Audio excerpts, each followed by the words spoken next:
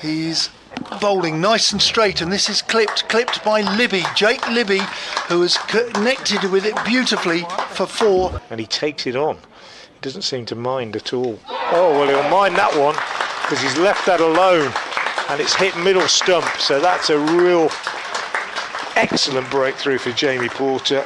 That would be my nickname for you. There's an LBW shout, and I was interested. Sam Cook was interested, and so was the umpire, the tall David Milnes. He was interested. Porter, Cook, Josh Hull. Porter to Jones, and Jones is gone, caught behind, turning into a disastrous start for Worcestershire. Full length delivery from Porter. Waits, and he is gone too. Pushing at that one from Jamie Porter, nipped away off the seam this one, and Worcestershire are in desperate trouble now. They won the toss and chose to bat. We're in only the 5th over.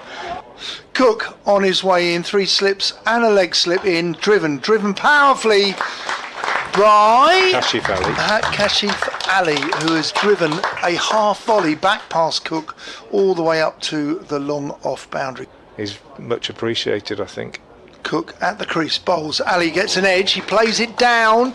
There's a dive of 3rd slip. Tore a hamstring and has had to go home.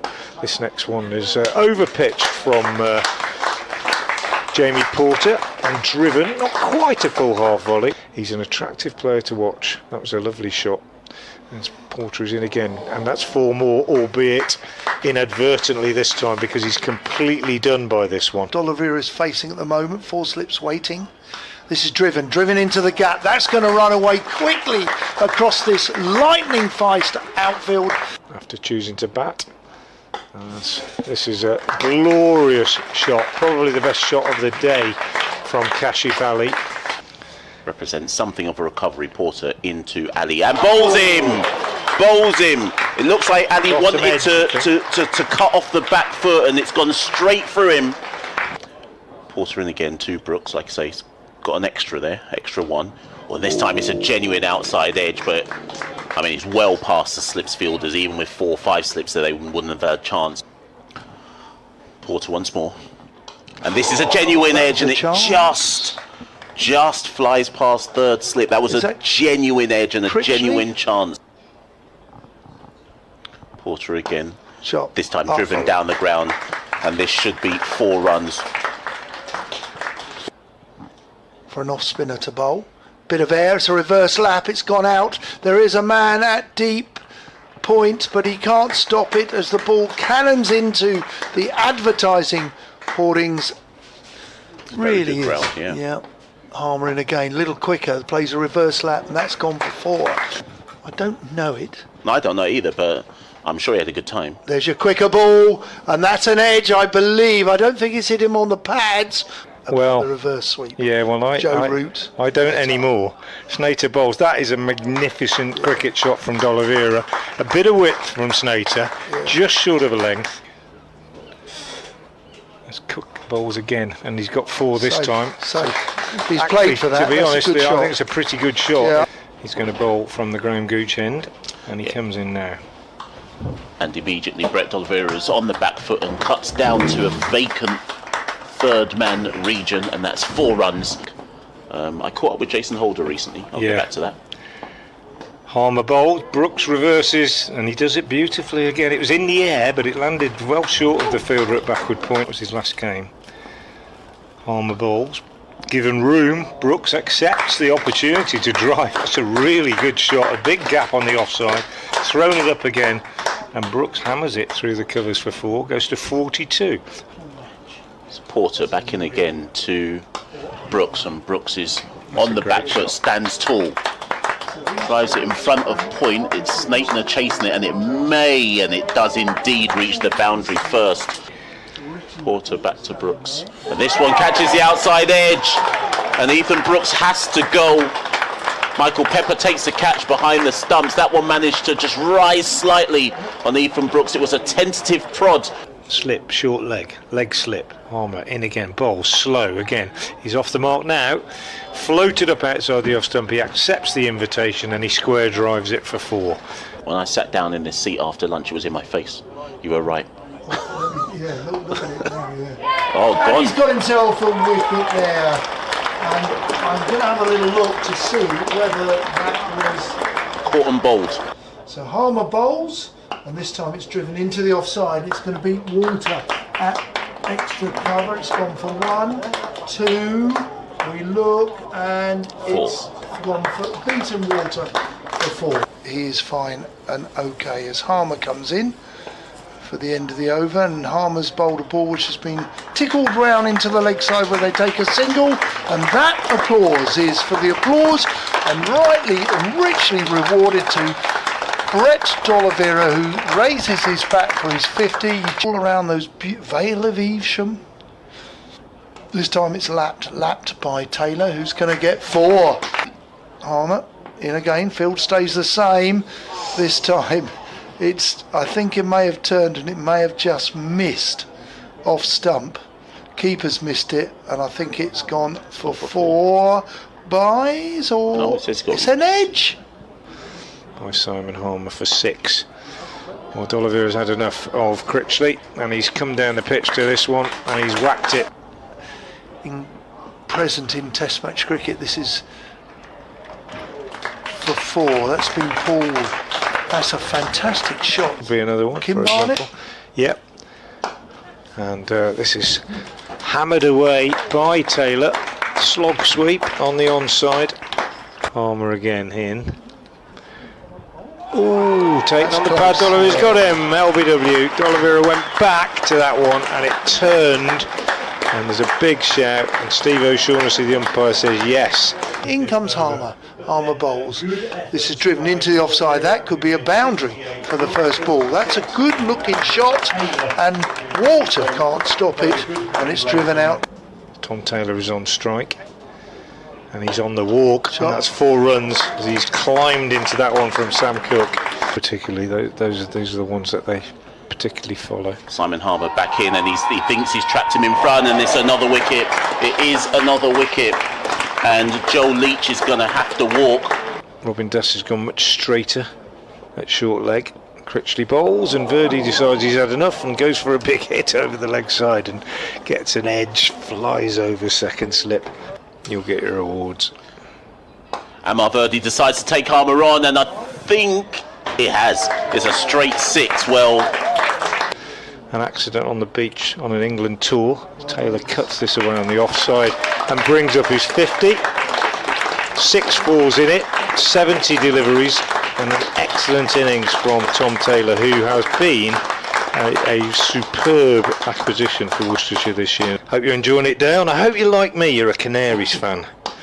and Verdi does take on Harmer, and this one just clears Tom Wesley. This is played into the leg side, and he's been caught. It was bowled quite straight by Slater, and Verdi has clipped it in the air, but it's been taken quite well at square leg.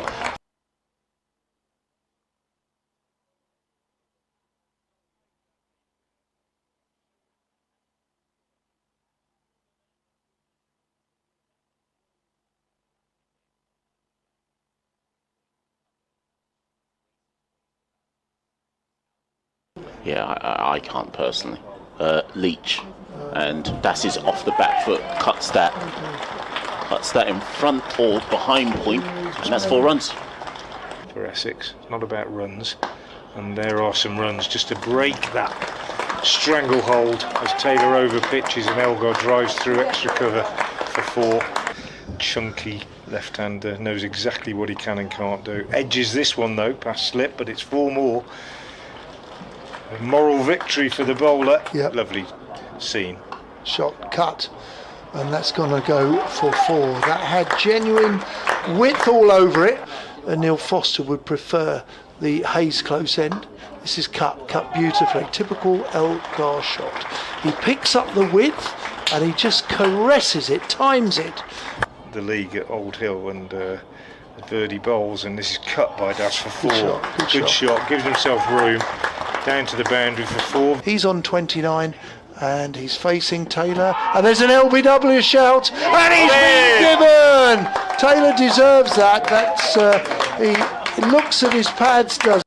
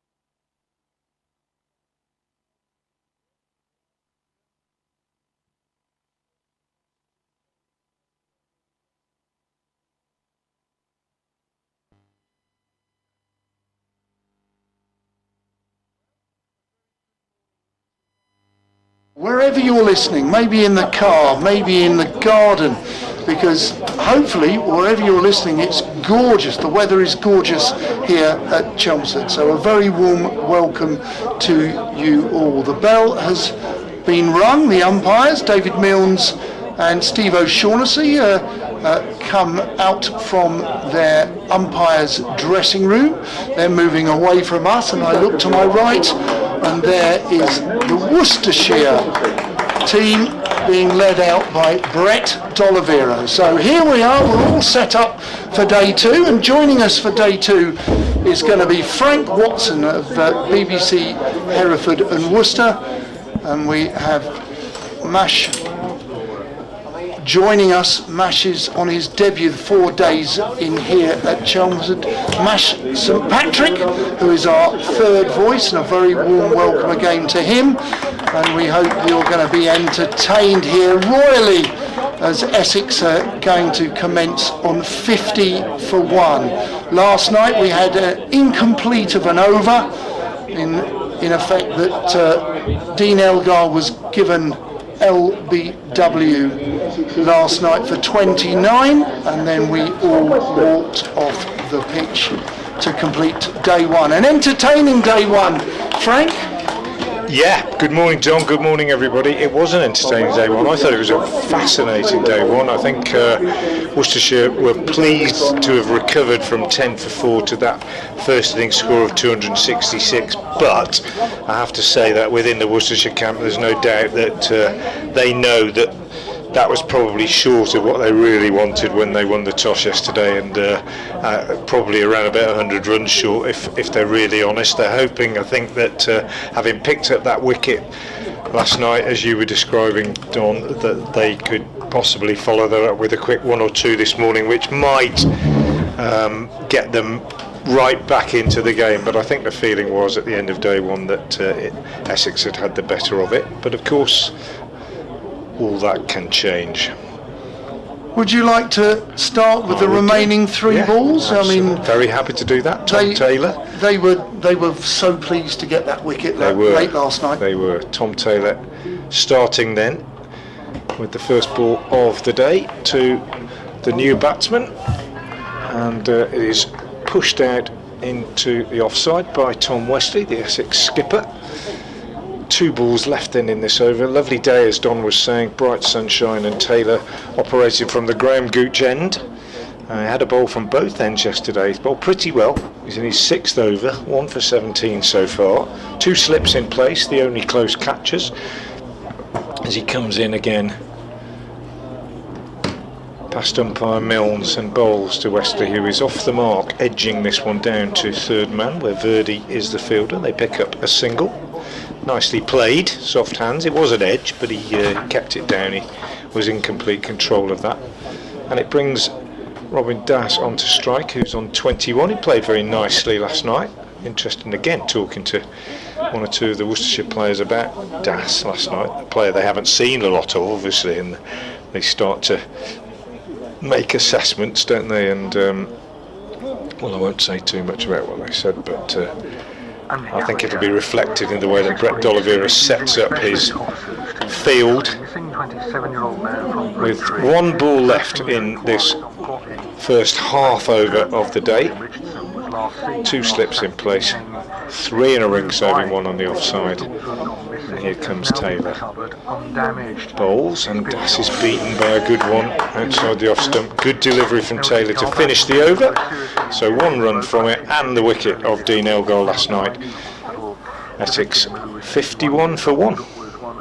Well, we have an update in a moment for BBC Essex.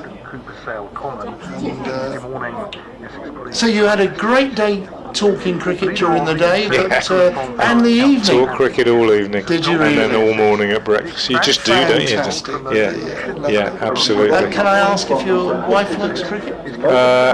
She's a convert. Yeah. Oh, wonderful. Well done. And my daughters too. Really, do they play? My elder daughter was the first team scorer at Repton for 4 years, as you can imagine. They don't play, but my grandson started now, and my daughter's able to show him a little bit of what to do because she remembers. He won't let me teach him anything, my grandson.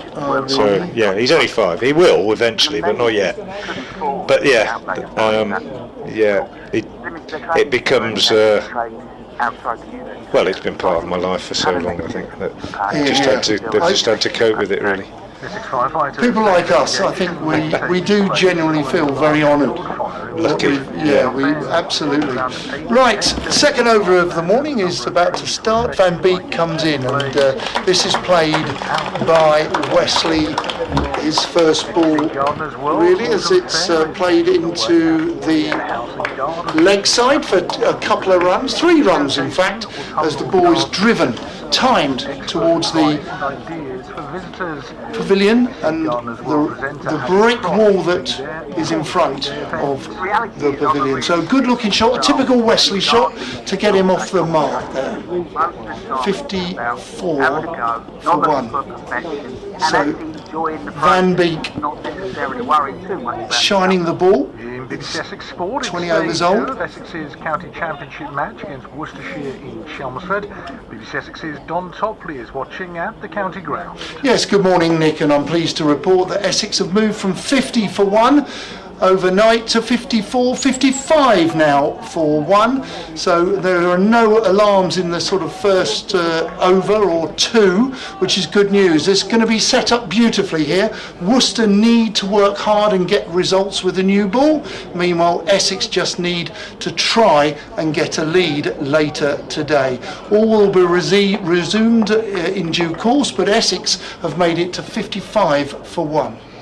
And commentary with Don Van Beek in, outside off stump, good delivery, a little bit of bounce there as it carried through to the keeper Roderick, where there is no run. A bit of bounce there, Frank? Yeah, the odd one yesterday, just the odd one, bounced a little bit more than we might have expected. Nothing like Bristol. I don't know if you've seen any of the footage from there, but quite extraordinary. Listen, you were some of the footage. You were a wonderful research assistant yesterday, finding out the answer to the questions. Outside off stump, good delivery, being particularly watchful there, the Essex captain, as he left it, and there was a little bit of an ooh and ah from the quadrant behind the wickets, but he survives well. Good watchful batting there from the number 3. Yeah, you did the research, and tell me, what have you found out? Well, all I know is that 2 players went off to hospital with hand injuries. I watched a little bit of footage on the coach on the way back last night. Van Beek in, drags Wesley forward, plays into the offside, bowler fields on his follow-through, there is no run. It was a hybrid pitch at Bristol that had been used a few times, and I understand. I'm not speaking with any great authority here, just what I've observed, and it started to break up, I think, and I watched quite a lot of footage. I saw 2 or 3 batsmen get hit quite badly on the hands. The last one in particular was quite nasty. Van Beek in, this time Wesley plays with an open face of the bat. It's safe, it goes down to third man where I think it's Joe Leach fielding, the opposite side of the ground to us, and Wesley takes a single. So it's the end of the over, I think it's 56 for 1, and it was Rob Keogh who got hit on the hand, and he dropped his bat, and I think that was the one where the umpire said enough's enough. And you look back over the footage of all the wickets that went down in the day, 12 went down, and you think, well, that's not anything to do with the pitch, he's just chased a wide one or whatever. But of course, the reason they're chasing wide ones is because when they weren't getting something at them, they were just throwing their hands at it, and I think it just became really genuinely quite dangerous, I think, and I suppose the umpires felt they had no choice. I'm sure there'll be inquiries. Tom Taylor starts a new over with an over-pitch delivery on leg stump, which Tom Wesley clips away for 4 just behind square. Nicely timed. I always say that ball over pitched on the pads to a professional batsman is just meat and drink, really. It's absolutely a gimme, and Wesley happy to oblige. Well, that's clips it away for 4. Part of his DNA. So he's scored 7 of his 9 runs so far. Is it 9? No, 5. 9. Yeah, 7 of the 9 through the there side. Yeah, which he is most famous for. Yeah. Taylor over the wicket, looking to straighten up, and doesn't. It's another beautiful shot, even better this time from Wesley, but absolutely, as I say, meat and drink, no effort whatsoever. It's almost a stimulus response if you bowl a ball like that to Tom Wesley. He's going to do it all the time. You could be 0 for 6, and if he got that ball, he'd still clip it through mid-wicket for 4. It was a beautifully executed shot. It really was. And that's where the challenge has for the bowler, because he wants to bowl straight on this wicket, like Essex did yesterday, learn from Porter and Cook. But the trouble is, if you bowl a little too straight, i.e. hitting middle, Wesley will look to put that and manipulate it into the leg side. Absolutely, that's better from Taylor. Just gets him more on middle and off, and he's pushed out on the offside. It's a funny one, isn't it? I always think you talk to kids about bowling straight and bowling at the stumps and everything, and then somebody will hear you say, but don't bowl too straight, and they think, what do you mean, don't bowl too straight? But that's what coaches mean when they say don't bowl too straight. If you bowl too straight, then a batter like Wesley is getting the ball exactly where he wants it. Taylor's just got to try and get it around about 4th, 5th stump, really, I think, with the danger of the odd one might nip back. He's in and he bowls, and that's exactly right. Wesley leaves it alone. Good leave, but it wasn't far outside the off stump. That's right. Good contest this morning. Worcestershire know this morning that if they're going to really compete in this game rather than just hang in there after that terrible start yesterday, and you're always going to be recovering really from that. They know if they're going to compete, they've got to pick up a couple of wickets in this first hour this morning, I would say. Essex Otherwise it could be a long day. Desperate for a lead. Any lead on this wicket will be invaluable. Taylor in, bowls, and Wesley is very nicely forward and pushing back up the pitch to the bowler. And I think, you know, it's hard, isn't it, to project forward in games, but I reckon that if you're Essex and you lose the toss yesterday morning, it probably would have batted first. You think, right, okay, we've lost the toss, we didn't want that, let's see how things develop. You're not thinking too far ahead, but when you pick up 4 wickets in the first 5 overs, so the team that has decided to bat are 10 for 4. I'll just break off as Taylor comes in and bowls now. Wesley drives beautifully through the offside. He looks in good nick this morning, the Essex skipper. It was a half volley outside off stump, but beautifully driven. So 3 boundaries in the over from Taylor. Good start for Essex this morning. 68 for 1 off 21. They've added 18 this morning in short order. What I was going to say is, when you get the other team in that situation, I suspect at 10 for 4, having lost the toss, already you're thinking we could get first innings lead here, even though we've lost the toss. They're 10 for 4. Whatever they do now, we are in with a chance of a first innings lead, and I suspect that that's the way the thinking went. Maybe not exactly in those terms, but certainly this first hour this morning could reinforce that position quite significantly if Worcestershire don't make a breakthrough, and they haven't made a good start, to be fair. Essex certainly would have batted first. Jamie Porter on interview last night confirmed that. Van Beek on his way in away from us. He bowls a bouncer, good bouncer, which the Essex opening batsman Das got underneath, and he's quite a small fella, so it was quite a big bouncer. That'll be certainly one for the over there, but as Steve O'Shaughnessy has just intimated to both the bowler, the batsman, and indeed his square leg umpire, and you know, they will want to lead, but this wicket won't get any better. Van Beek again, short of a length. Das goes back and across into the leg side. It's fielded out at mid-wicket, no run. So they will certainly want to get a lead. How they get it, you know, maybe if Worcestershire bowl well this morning, they be respectful, but there's quite a few stroke makers in the Essex side as well, and I think we're all excited to see the return of Jordan Cox, who probably will come in at next drop. He's been allowed to come away from the test match. This time it's a good length delivery. Das comes forward, plays with the full face of the bat into the covers. There is no run. 3 men in the covers there. Mid off, extra cover and backward point. Two slips, and then a very squarish square leg just in front. Mid on, which is Verdi, and a man who's actually in front of square on the hook in front of the dug-in sole pavilion.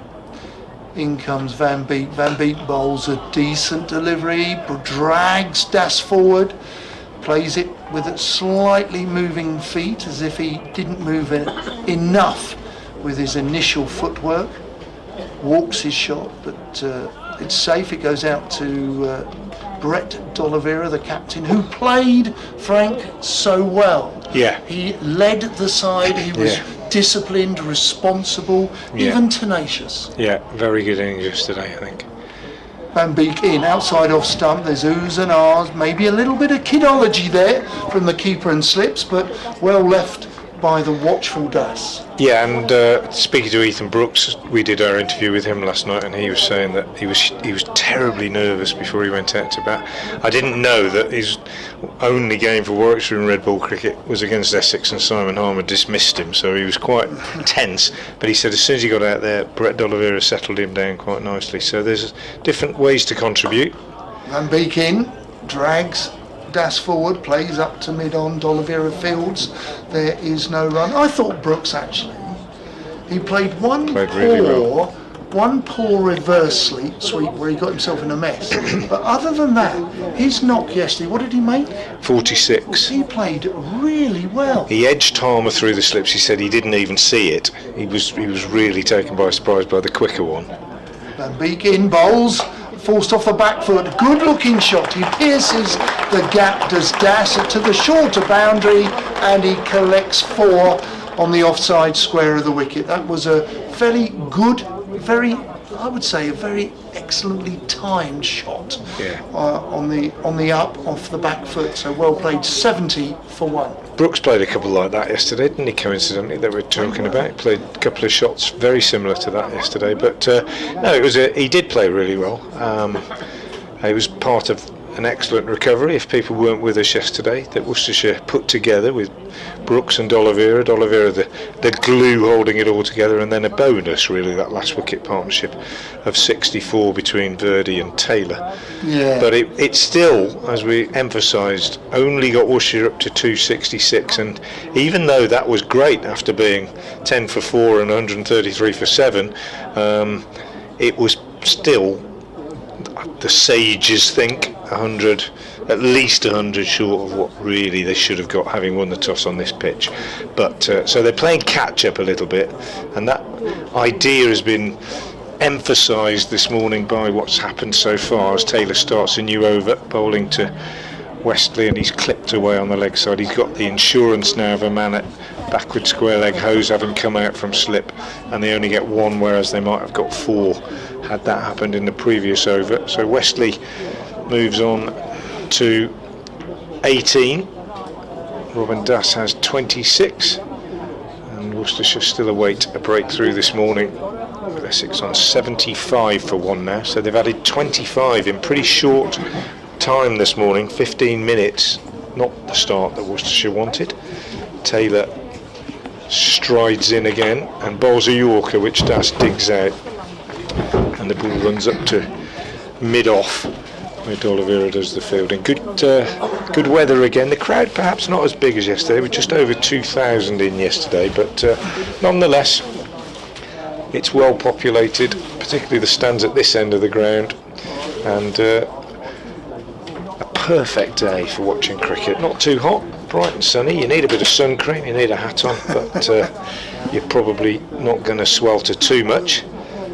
Taylor in again, bowls, and that's a good delivery, and Das just turned round a little bit by that one, less certain in his footwork, pushing out on the offside into the covers where Kashif Ali does the fielding. So everything to play for in this game, but we're just talking about that pitch at Bristol, the extraordinary to see a game abandoned on day one. We're all taken absolutely by surprise by that news at the end of the day, and I dare say there'll be some questions asked about how the points are allocated for that one in Division 2.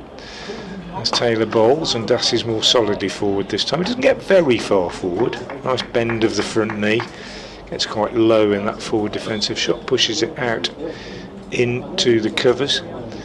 I've just heard that we might be struggling on the streamer or the website. Hopefully you're hearing us loud and clear, and if there's anything that Essex, the streaming TV broadcast unit on the other side, can just confirm by text that our commentary is going out. We hope there are no gremlins in the system. Taylor again down the leg side to Das, and he'll get 4 runs. Fine leg is quite wide, or almost long leg, and Das just getting a little bat on that. Little deflection, easy runs really. Taylor's error of line, meaning that if he got a bat on it, it was always going to be going for 4. And runs are coming fairly freely this morning for Essex, which is bad news for the visitors.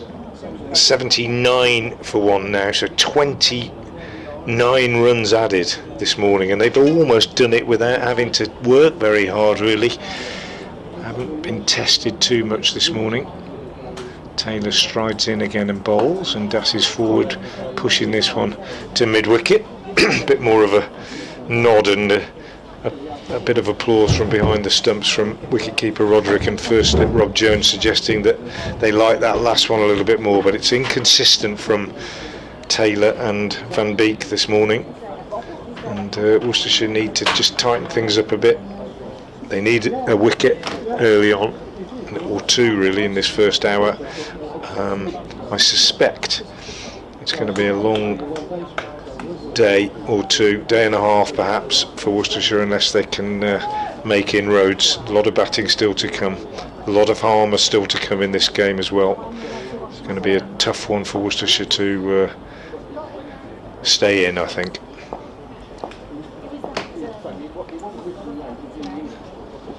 Van Beek in, and this is dragging Wesley forward, which he does, and plays it into the leg side to Verdi. No run. I'm told the sound is fine, Don. Excellent, thank you for that. And it's being hopefully heard on the streaming as well as the radio, online, on the apps, and indeed new this week, isn't it? Smartphone. Yeah. Ask your smart speaker. Ask BBC Sounds to play Essex v Worcestershire Day 2. Driven down the ground, well fielded by Verdi. Verdi can't prevent the singles. He dives to his left at mid-on.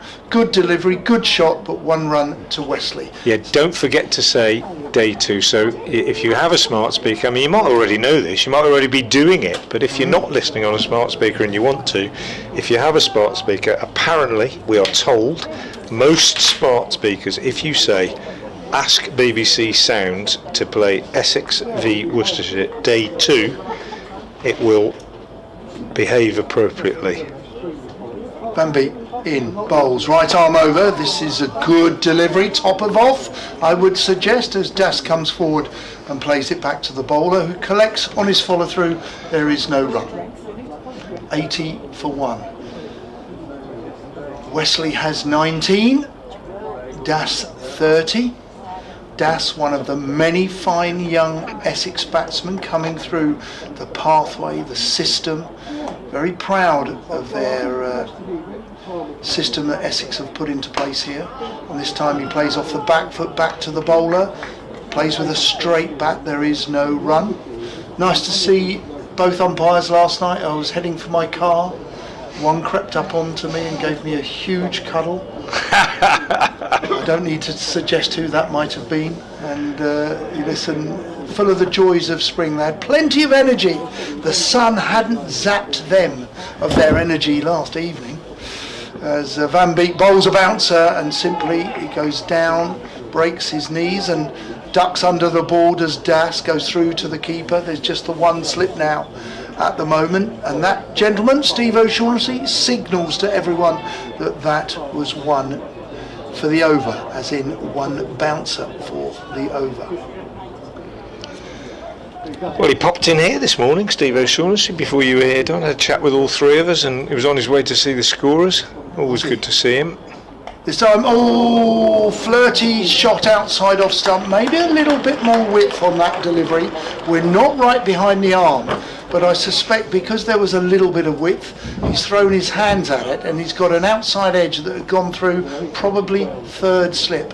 But it's gone for 4, but there was only the 1 slip in play. So 4 runs to Essex, 4 more to Dassey, moves to 34. Score at the end of the over, 84 for 1.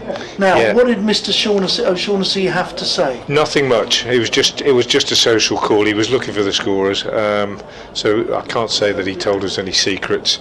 But always good to see him. He's such a nice chap, such a cheerful fellow. He used to play for Worcestershire, of course. Of course. Played against him for both. Yeah, and obviously Lancashire before that, but he's become a fixture on the umpires list now, and a very good umpire he is too. He was a decent all-rounder, actually. Tom Taylor bowls, and Wesley pushes this back up the pitch. Yeah, he was a hard-hitting batsman, wasn't he? He won that. Do you remember the Walter Lawrence Trophy for the fastest 100? I knew you were going to mention. He won it once, didn't he? But it was a real gimme, wasn't it? Yeah. Well, it was declaration bowling. It was if you crazy. remember, in 3-day cricket, we used to have to contrive the odd game to have a 4th innings finish on the 3rd day. Yeah, it's Taylor again. In to bowl to Wesley, who whips this one up to mid-on. Joe Leach moves away to his right to field, and there's no run. If he had been around today, he probably would have been quite a good T20 cricketer, because he would have been 5th stroke safety valve bowler with his medium. You know, it wasn't brisk medium, it was medium, and he would be quite a good timer of a cricket ball.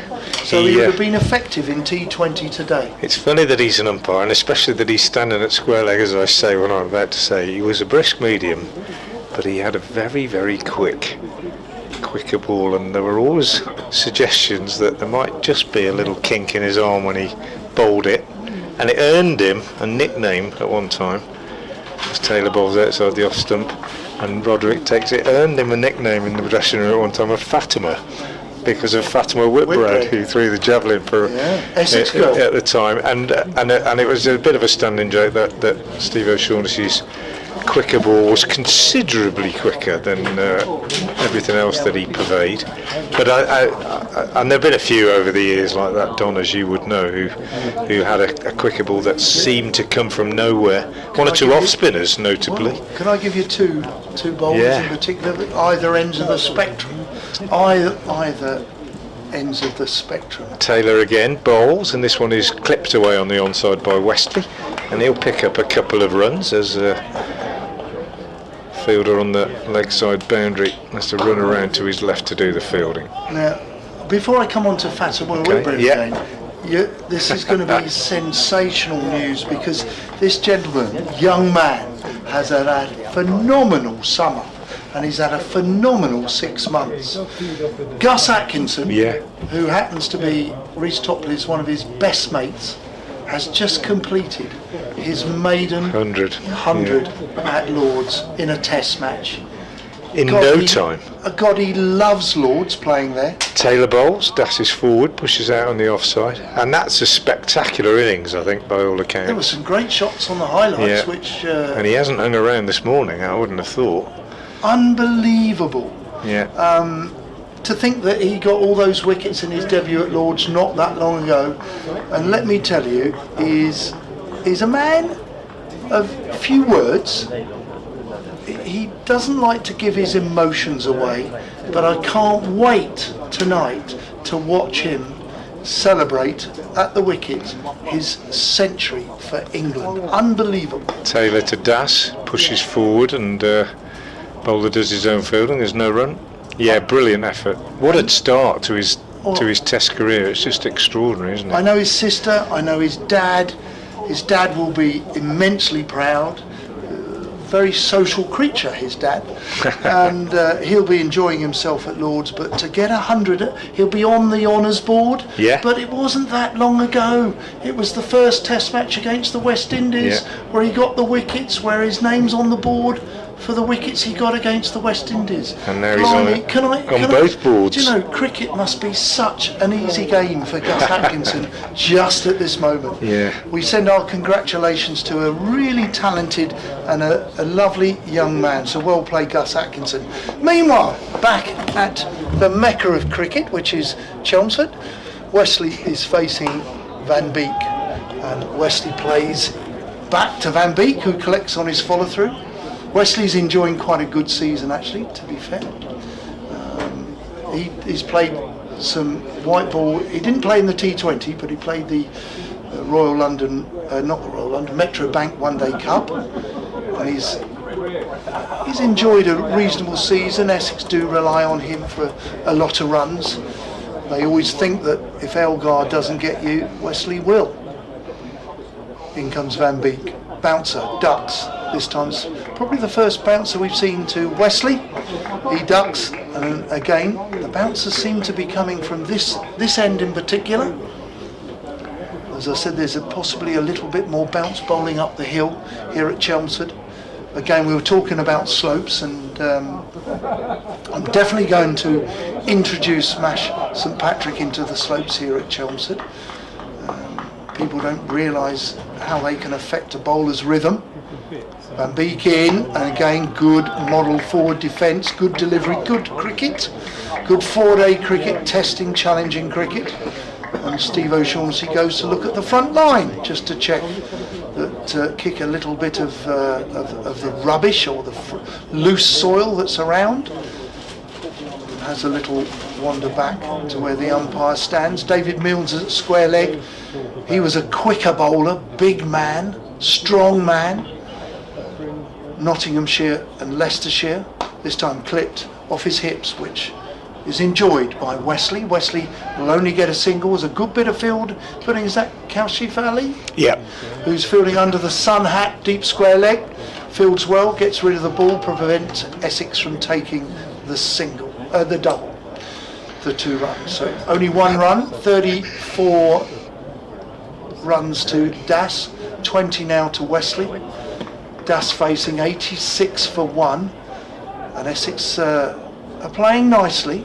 There's a little bit of pressure here as Van Beek comes in. Another good delivery, probably hitting top of off, which is a great saying from a previous Essex coach, Chris Silverwood, who was seen recently helping out in the 100.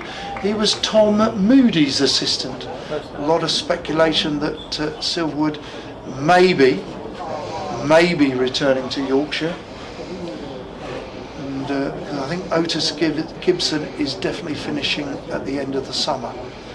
Van Beek bouncer to Das. Das gets under it, and it goes through to the keeper. End of the over, 86 for 1. Interesting, that last one from Van Beek, because his previous 2 overs, I think the last ball had gone for 4, and he was determined that it wasn't going to happen a 3rd time running, so he got out of the over, as they say, by banging that one in short and making sure that Das couldn't get anywhere near it. But it's probably a slightly disheartening first half hour for Worcestershire, I think, this morning, given that they would have started hoping to make an early breakthrough. They're turning now to the old warhorse, Joe Leach, at the Graham Gooch end. He is yet to pick up a wicket in this innings. 4 overs only in his opening spell. He went for 12. He was tidy enough, but as we know, liable to probably, I think he might well miss one of the next couple of games, Joe Leach. He's carrying this knee injury, with finishing for good at the end of the season, and will have a part to play in the last 3 games after this one as well at some point, but whether it will be in all of them I would rather doubt. Worcestershire will be nursing their seamers through in the next few weeks. Adam Finch won't be playing anymore. He's going to have knee surgery very shortly. Ben Gibbon is out as well. Matt Waite is fit again, so he will be able to bowl, I think, in the next game. James Hartshorn, the Kiwi, who's in for the end of the season, is here and practising this morning, not playing in this game. Here is Leach outside the off stump, left alone by Westley and taken by Roderick. So it's a case of managing your resources. I think it's often, and perfectly understandably, and I think I probably used to be the same. I think supporters look at teams and think, well, why isn't he playing, and why isn't he playing? And surely that best team would be.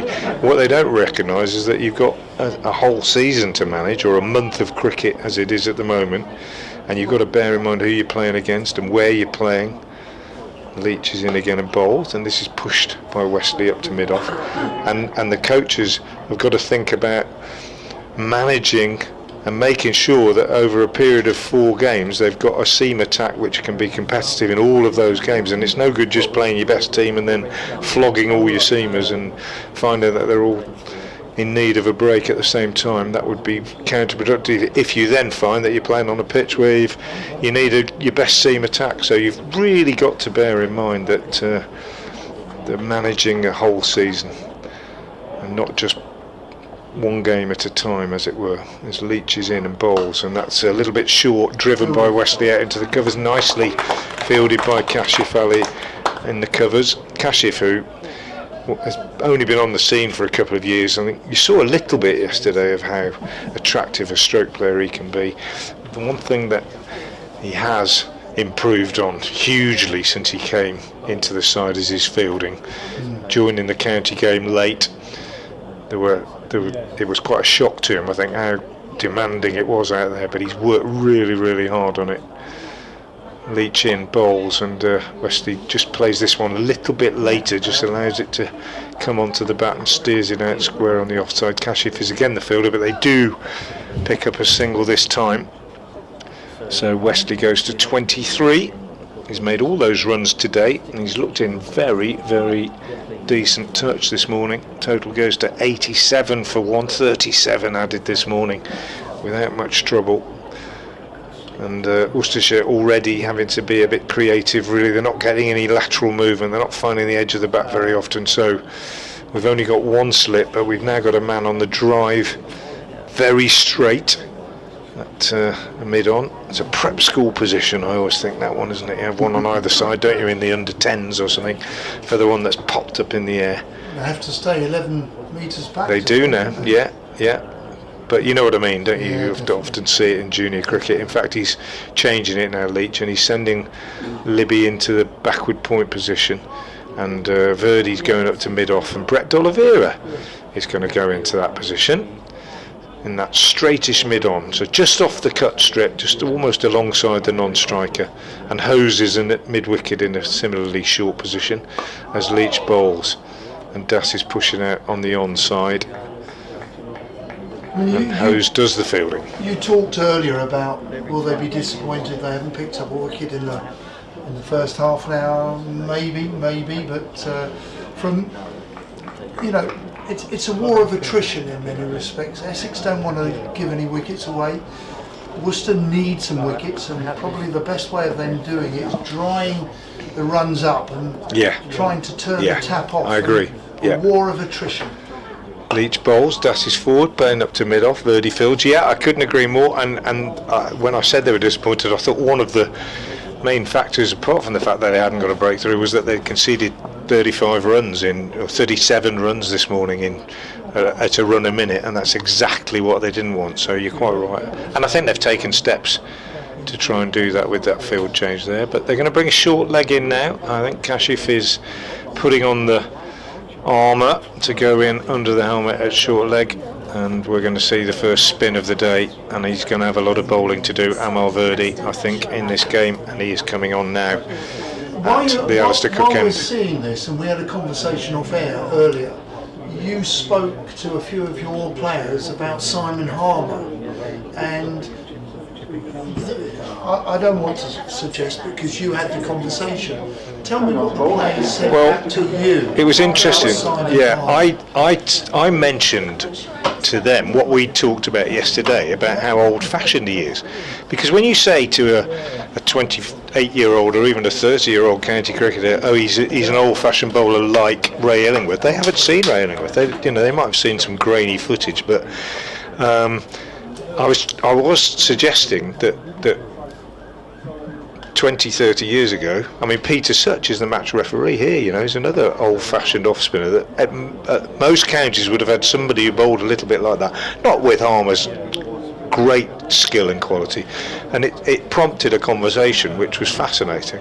And what they talked about, and what you can appreciate, I think you have to have faced certain bowlers of a certain level to get it, but they're talking about his dip, particularly the dip that he gets. Now, if listeners might not know exactly what we mean by that, I'll just try and explain it. Shall I carry on with this over? So Verdi bowls now, and his first ball is just clipped away on the onside for a single by Wesley.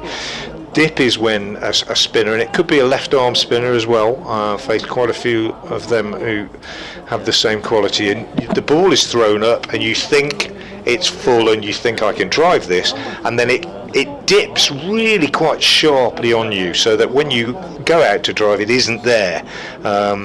And Harmer's a master of that, isn't he? John Embry had that. Yeah, of course. John Embry would be another one, and he was mentioned actually by one or two people last night. And you think it's there to drive and it isn't there, and that's how they do people through the gate and so on. And for players who haven't come across it, and Verdi bowls again, and this one's turned away on the onside by Das, it's very, very surprising, and you have to be aware and learn. And Ethan Brooks particularly was fascinated to talk to about it last night, because Harmer got him out in his one game for Warwickshire, I think, in red ball cricket. So when he went out yesterday to face Harmer, he was quite nervous.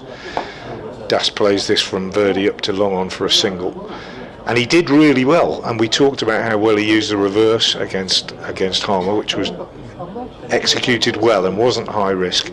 But it's just really interesting to realise that many of the challenges that are faced by young batters these days, and Verdi bowls and Wesley pushes out on the onside, they're no different from the challenges that were faced by young batters against top class spinners 20, 30, 40 years ago. The only difference is those top class spinners would have had wet wickets to play on. Of course, and the other difference, I guess, is that you can now reach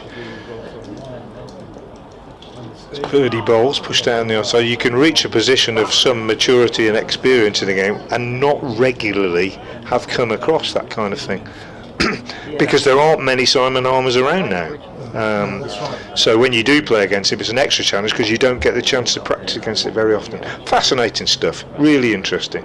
Verdi bowls turned on the onside by Wesley, fielded at short leg by Kashif. End of the over. And it's the end of me, because I'm going to Don. leave you Don's going to have a little break. Capable hands. And Mash is going to come in alongside me. St Patrick is going to come in with he's got a cap today, he's in shorts, he's properly every bit the professional commentator.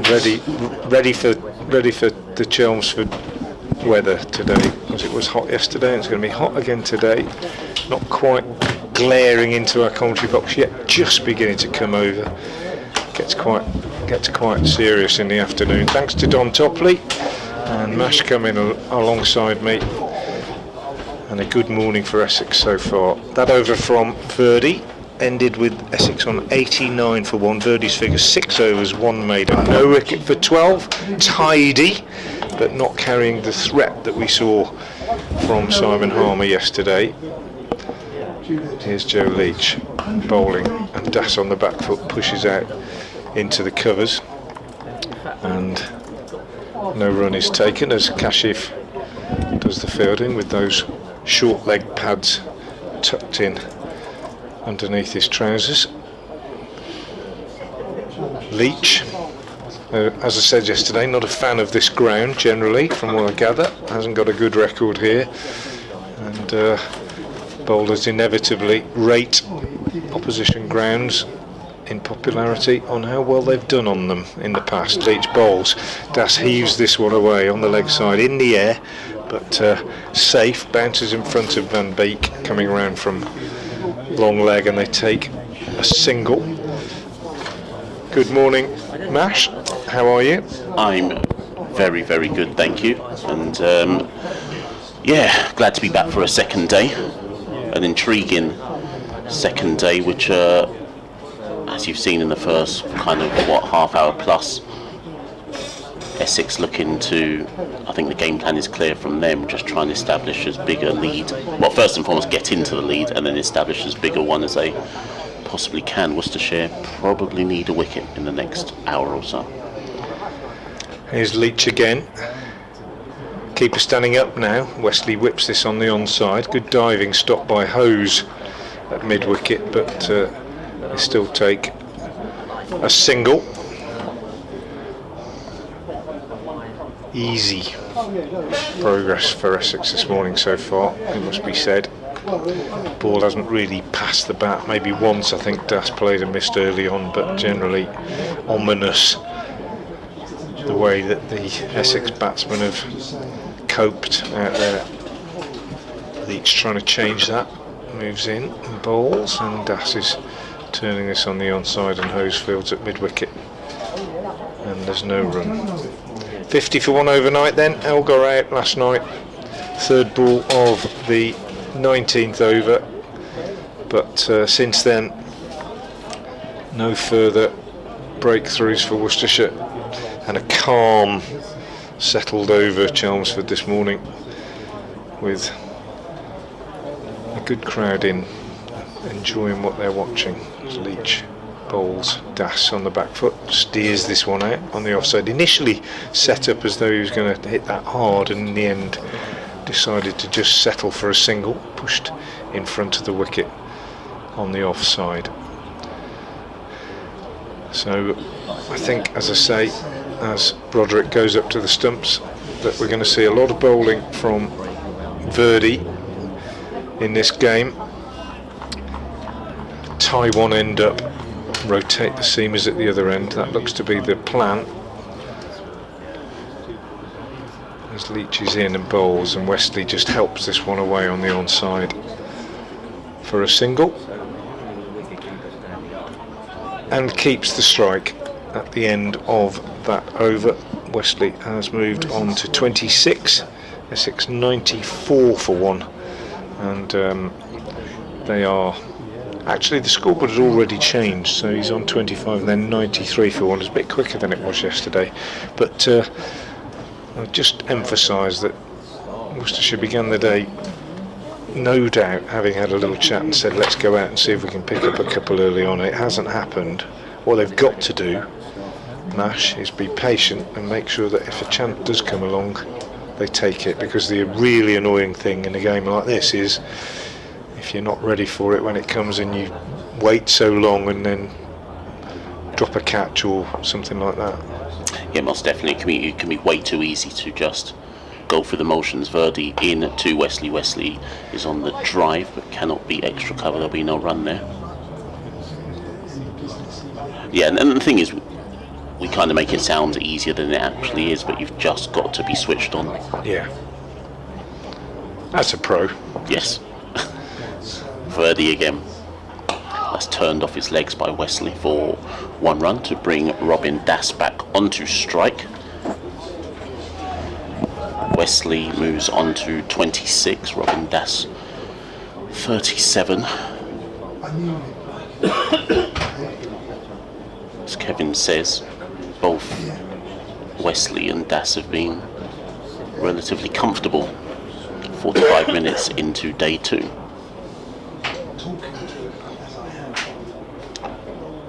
Verdi into a Das, and Das is forward, smothers that, no run.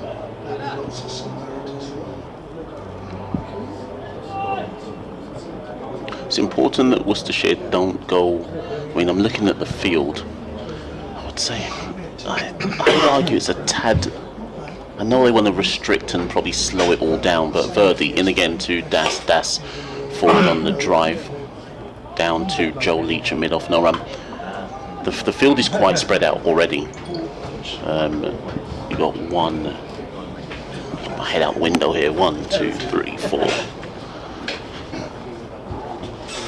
4 men outside the circle. there are singles available. Verdi into Das. Das again forward smothers. Yeah, I'm okay with the field at the moment, given that it's a turning pitch, and he's still got a slip for the one that might go on with the arm. He's got a short leg and a short mid wicket, so they are attacking positions, those three. D'Oliveira and Leach still in the circle on the offside if he plays against the spin. I think it's okay. It's going to be a long day. And Das forward again, no run, and that brings an end to the over. Only the 1 run off it. I think if Verdi can bowl his overs for 2s, under 3, something like that, that's going to give D'Oliveira an element of control. It is going to be a long day. I don't think that Worcestershire are anticipating anything other than a long day, and therefore the balance and the brains trusted together now, having a chat about it, D'Oliveira, Leach and Roderick, about what the strategy is going to be. But what they don't want to do is I mean, it's that balance, isn't it? It's a balance between trying to make sure that you can pick up the odd wicket and making sure that you're not going to let Essex get away, because you might concede a lead. It might be 100, 150 plus, but you don't want it to happen by the end of day 2. Yes. It's got to be managed, I think, really. It's how to attack without letting the game get away from you.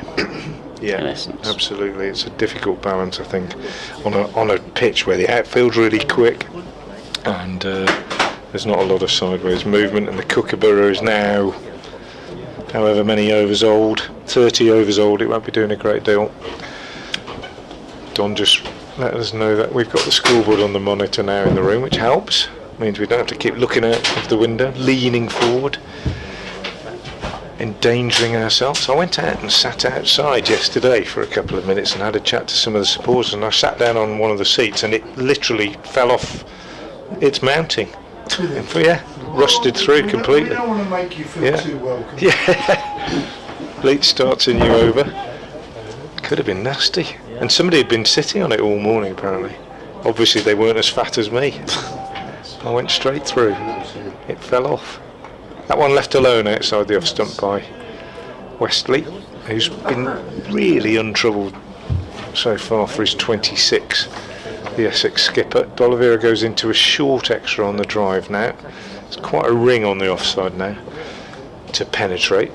That's the plan. Leach is going to be fairly full outside off stump. In fact, it's a little bit short outside off stump, but it's cut away. But Libby is the insurance out on the, not quite on the cover boundary, but nearly on the cover boundary, and they take a single. Field changes for Das. Very, very significantly different approach for Joe Leach to each of these batsmen. Hugely different. Das has D'Oliveira on the drive at mid-on, short mid-on, Hose at short mid-wicket, and a conventional mid-on. 1 slip, 3 in the ring on the offside. When they bowl to Westley, they've got a man out on the offside and 4 in the ring as well. It's a much more concerted attempt to keep Westley playing on the offside. Das lets this go outside the off stump. That's good from Joe Leach. So they're obviously feeling that Das, I don't know, maybe they're just feeling that he might just fall over one and lift his clipped shot on the onside a little bit. Less worried that he's going to smack it through the offside. There will be a plan, absolutely sure of that. That's partly what that little conflab was about before the over. Leach looking to put that plan into effect. He's in and bowls short, and well, if there is a plan, the short one that Das whacked away on the onside. Leach stands at the end of his follow through. It was a no ball called as he's overstepped, just trying to put that little bit of extra effort in. Das took it on. He wasn't in full control of it. It was in the air. It bounced in front of the fielder at backward square leg Ethan Brooks. They went through for a single and it was a no ball, but I think Leach, judging by his reaction there at the end of his follow through, almost came off. Yep. And if Das had not been in control of that a little bit more, just as well it didn't come off, because it was a no ball. He would have been livid. He's in again now, and he bowls to Westley with the field completely reorganised. outside the off stump, left alone. Grunt from Roderick behind the stump suggests it might have been quite close, but this field for Wesley totally different. Offside, offside. Man out on the boundary, on the cover boundary, a mid-off deep, a short extra on the drive, a conventional extra a little bit wider, and a backward point. So it's a 6-3 offside field for Wesley. Leach has to bowl to it, and bowls, and Wesley is forward and pushes to D'Oliveira at extra cover. Whereas we saw Wesley this morning against Taylor off to a flyer, courtesy of some over pitch balls that were too straight, and he whipped them through the leg side. Leach has challenged himself not to do that with this particular field, and so far in this over he has bowled to it. 98 for 1, 48 added this morning without loss by Essex. Leach in again, bowls, and Wesley drives but not with any conviction. And again D'Oliveira, the captain, is called into action at extra cover. That's quite a good over from Joe Leach, even though it contained a no ball. Bowled to his field, and at the end of the over, 31 gone. Essex replying to Worcestershire's 266 and 98 for 1. Just some scores from around the ground. Hampshire are playing in Manchester are 372 for 9. Fletcher Middleton 109. Liam Dawson still not out on 87. So they're playing against Lancashire. Try and get to some more scores around the ground as my computer updates as and when.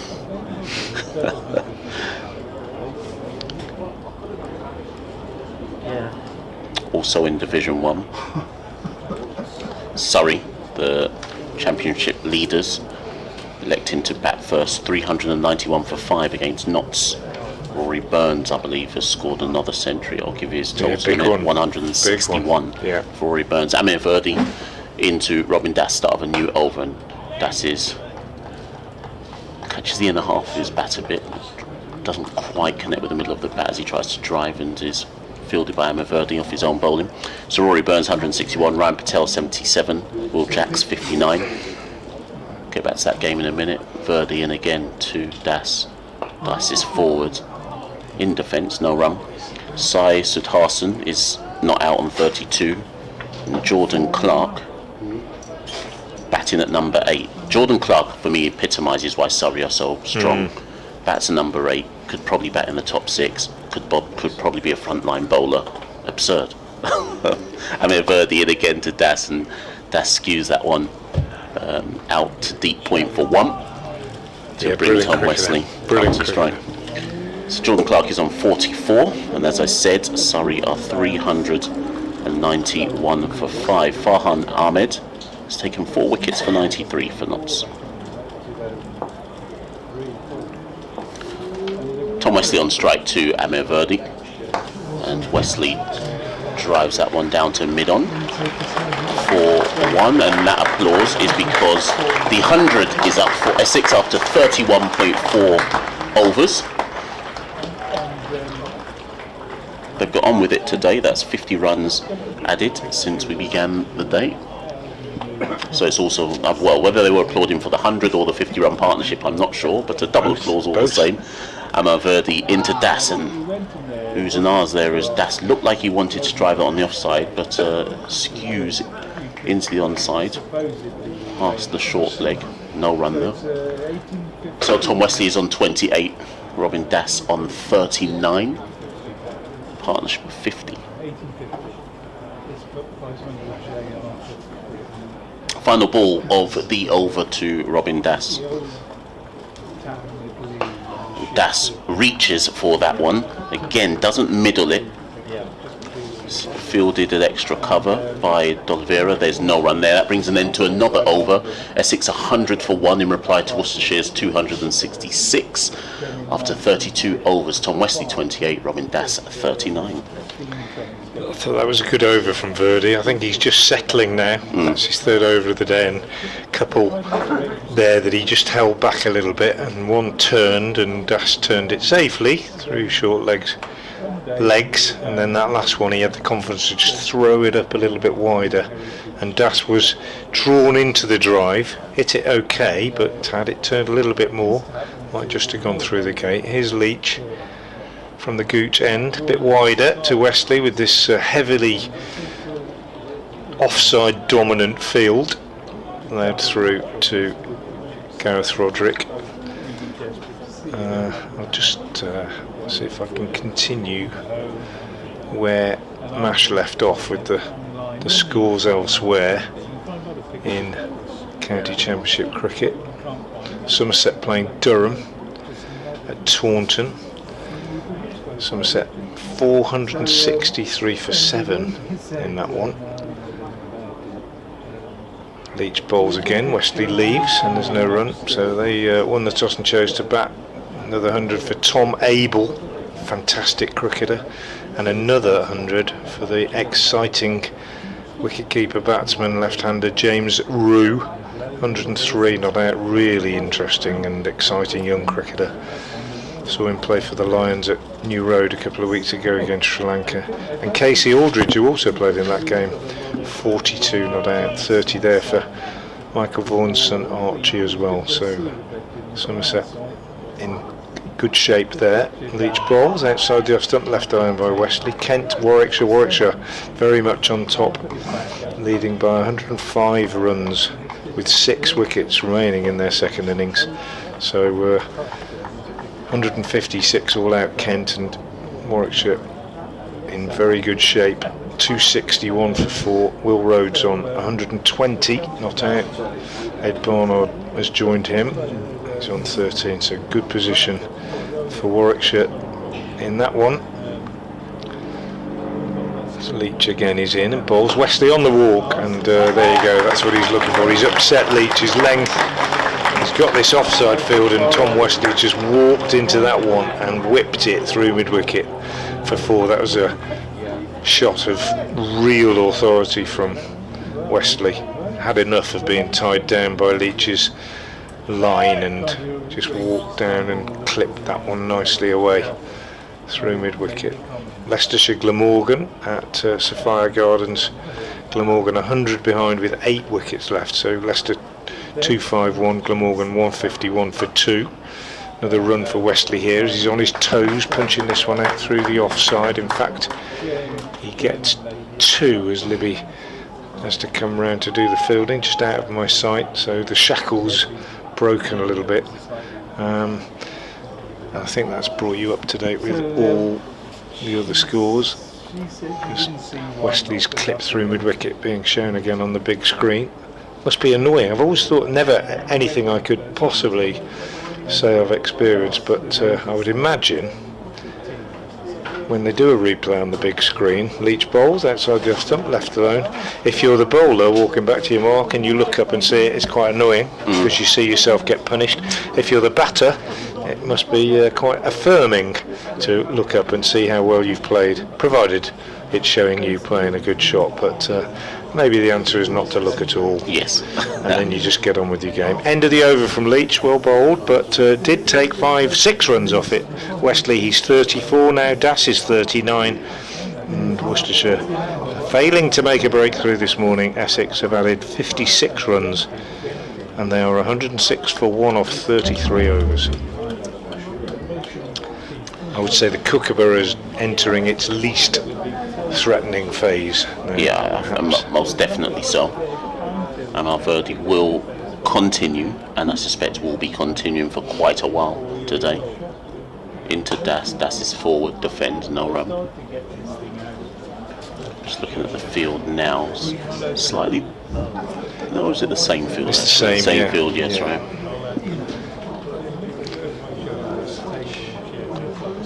Birdie in again to Das. That one's a bit more loop on that one. Yeah. But Das is to the pitch of delivery and drives it through extra cover for 4. Good shot, but at the same time I think Birdie might be reasonably encouraged by that, because he'd gone for the off drive. If it had been just a little bit shorter, if it just dipped on him a little bit more, and it should probably have been stopped by a fielder of D'Oliveira's quality. He doesn't often missed those. It would have been a good stop, but not a complete disaster for the bowler, that one. Possibly encourage the shot they probably actually want. So 4 runs added to Robin Dass's total. Verdi in again to Dass. This time Dass is forward in defence, and there will be no run there. Robin Dass has moved on to 43. Looking to score his first half century of the season. He has got a century, but not a half century. Verdi in again. Dass is able to punch that down to long on, 4-1. Moves on to 44. You said you were at that England Lions game. Did you see Josh Hull was playing in that? What's your... Good, impressive. It's quick. Is that the first time you've seen him? No, I've seen him a bit, and I've I seen know a him little for bit Leicester. about him, Right, because okay. Dean Headley was his schoolmaster at Stamford School. Interesting. Verdi into Wesley. Wesley looks to tuck that off his pads, but short leg stops. There'll be no run there. Yeah, so I was saying to Toppers yesterday that I've seen Josh probably twice, but obviously both times for Leicester. One at Kent and one at Leicester. I get why people think the potential is there. I get it. Whether that means he should be an England selection, well, Verdi in. This time Wesley is on the sweep, but actually doesn't go as straight to the field. Yeah. Goes straight to, which field was that there? Straight to... It was Taylor, Tom Taylor. At square leg, and there's no run, and that brings an end to the over. Essex 1-1-1 for 1. Robin Dass on 44. Tom Wesley on 34.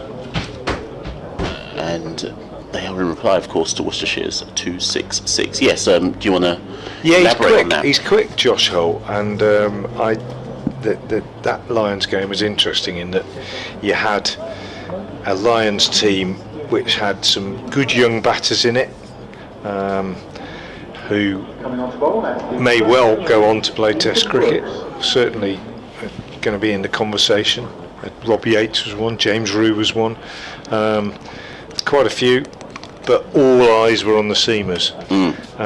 Josh Hull was one of them, and Singdale from Gloucester, another one, and Casey Aldridge. It was about England are looking for pace at the moment, and it's quite clear that the current management is looking for real pace, unlike what we're seeing here, because we've got a bowling change and Ethan Brooks is into the attack, and he is a genuine medium pacer. Keeper often stands up to him, but he's developing his game, as we've talked about quite a lot in this game. But going back to the Lions, England, the management seem to have made it quite clear that they want to win the Ashes away from home, and they think the way to do it, as Brooks is in again and bowls, this one's pushed up to mid-off by Das. The way to do it is to have a barrage of pace bowlers in Australia, the likes of Atkinson, Wood, and Hull is obviously the next one. Josh Tongue, formerly of Worcestershire, our quickest bowler for quite a few years, was picked up and played in Test cricket last year, since gone to Notts, sadly injured again. But it's all about pace as Brooks bowls, and this one is tickled down to fine leg by Das. Van Beek will be the fielder, and they pick up a single. His throw, a difficult one for Gareth Roderick, but expertly gathered on the half volley. As an ex-keeper, I can tell you they are not easy to pick up, and that one dipping into his toes and picked up. I don't know if you can see that there. Kashif Ali's down at third man with his pads on, or I assume they're pads. Yeah, he's the short leg. He's been he's under the helmet at short leg when Verdi bowls from this end, but the field has changed over. Brooks has got exactly the same offside lineup for Wesley as Leach had, and he lets that go outside the off stump. So Worcestershire, they've changed the bowler, but they haven't changed the way that they're going to go about bowling at each batsman. And Wesley, they're concentrating on trying to make him play on the offside. Occasionally he might walk across, I suspect, against the bowler of Brooks's pace and try to work the ball into his favourite area. Brooks is in again and bowls. That's wide enough for him to leave it alone, which is no problem. The only reason I mentioned Kashi keeping the pads on, now obviously he's at third man, so he probably only has to move a few yards to his right or left. But say he did have to put a sprint on. Yeah. Yeah. They are quite light, but they're still quite. It's difficult. They tuck them under their trousers. You even see some keepers now in T20s and white ball games wearing them like that the whole time. Brooks bowls shorter this time outside the off stump, left alone by Wesley, taken by Roderick. End of the over from Brooks, and end of my stint, I think, probably in the commentary box this morning. And for a brief break, I'll get Don Topley back in. It's 112 for 1 Essex. They've added 62 this morning without much trouble. Tom Wesley has 34. Robin Dass has a sedate 45, and Essex building their stranglehold, tightening their stranglehold, shall we say, on this game. And after more from Mash, it'll be Don Topley again. Yes, so Amir Verdi will continue from the Sir Alistair Cook end. This partnership now 62 runs between Tom Wesley and Robin Dass.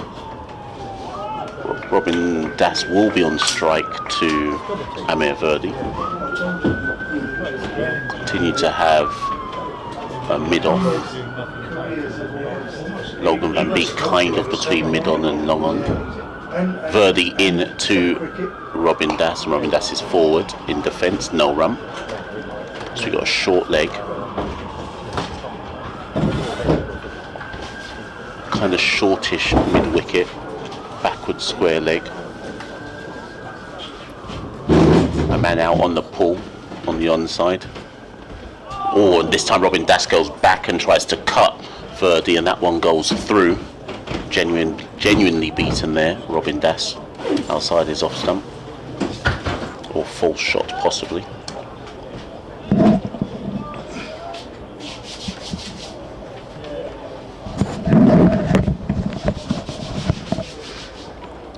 Verdi again. This time Dass punches it off the back foot. That will be fielded. Deep cover for 1 run.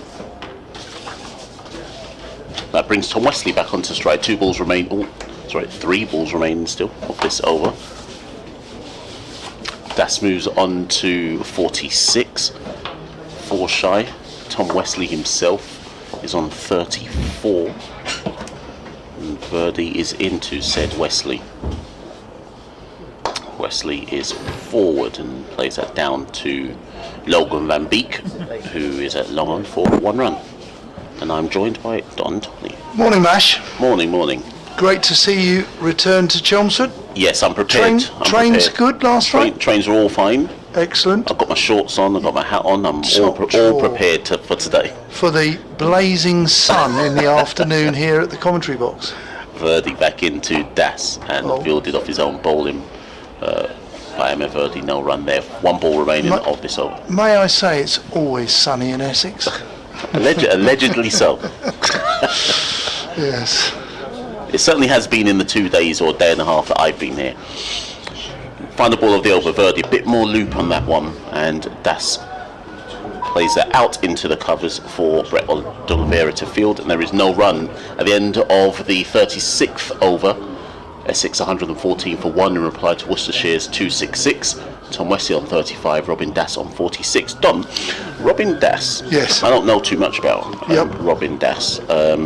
Is he in due to injuries, or is it a mixture of also he's a promising young player that Essex want to? Well, Feroz Kouchi, another one. Charlie Allison, another one. Noah Thane, yes, another one. Essex have traditionally have the conveyor belt. They really have, and it's impressive, their development and pathway programme, where they do produce so many young batsmen. We're seeing Ethan Brooks in now, driven by Wesley. Wesley on 35, he moves to 36 as it goes out towards the pavilion boundary. There is just the 1 run. Good shot, good delivery, good all-round cricket.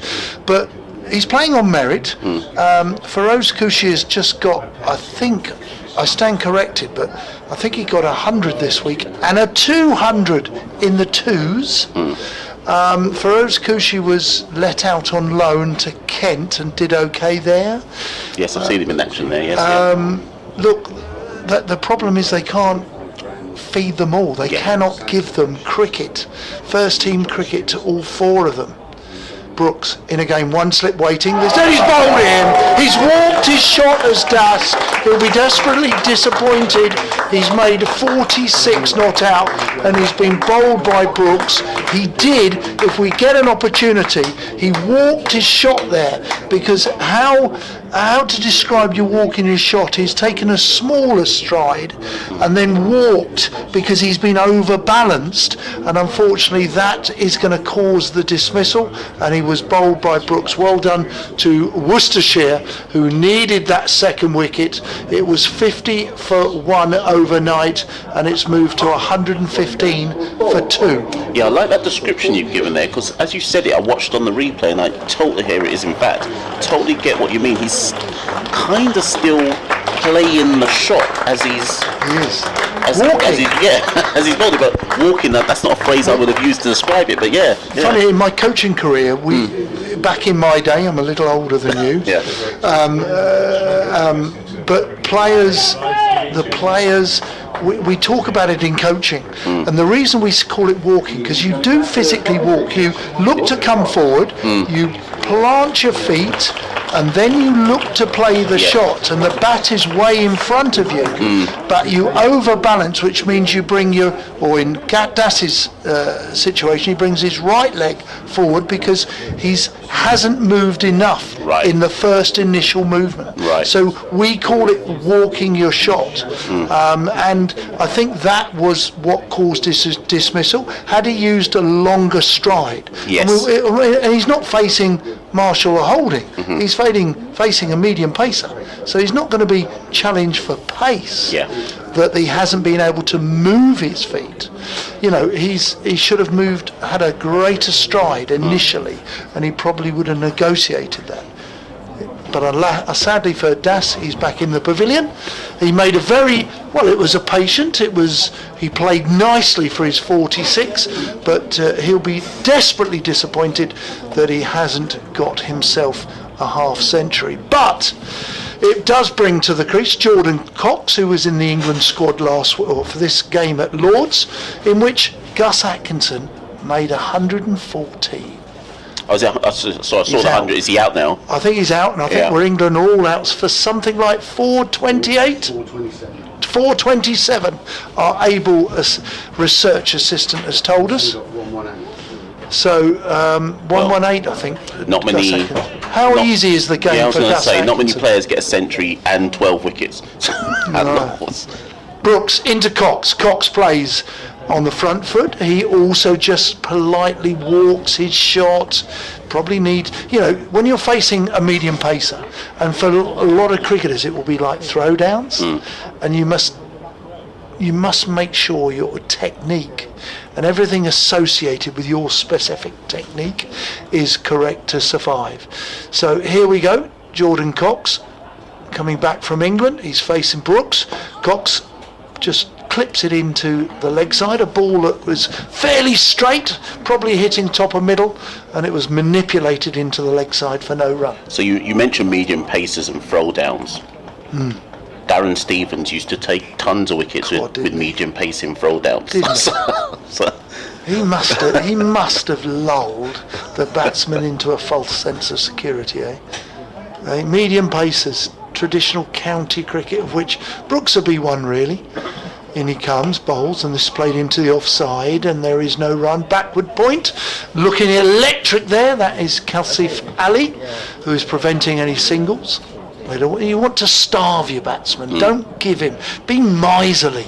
As a bowler and a fielding team, be miserly. It's not charity. Don't let them get a run. I used to hate getting people having. I wasn't a top class bowler, but I used to hate giving runs away into the leg side. He's off and running because it's wide of mid wicket, it's square of mid wicket, but he cannot prevent the single, And that concludes the end of a wicket taking over. The first one indeed for Worcestershire, and you can hear the Worcestershire faithful just in front of us. They're all sitting on the top of the Tom Pearce stand, and Frank's gone, but he found a broken chair yesterday when he was talking. I think he's gone out there to break another. But has Frank gone out there to chat to them? Has he? He probably No, he's not there. Not there at the moment, but they're all wearing their green Worcestershire hats. Some are fading green rather than a bottle green. But it's good to see them come to Chelmsford and enjoy the sun here in Essex. Always sunny in Essex. Start of a new over, the 38th over. Amir Verdi continues. This will be his 11th over. What's his figures? 10 overs, 1 maiden, none for 22. And he is in to Cox, who is forward. Drives out to Brett D'Oliveira in the covers. There's no run.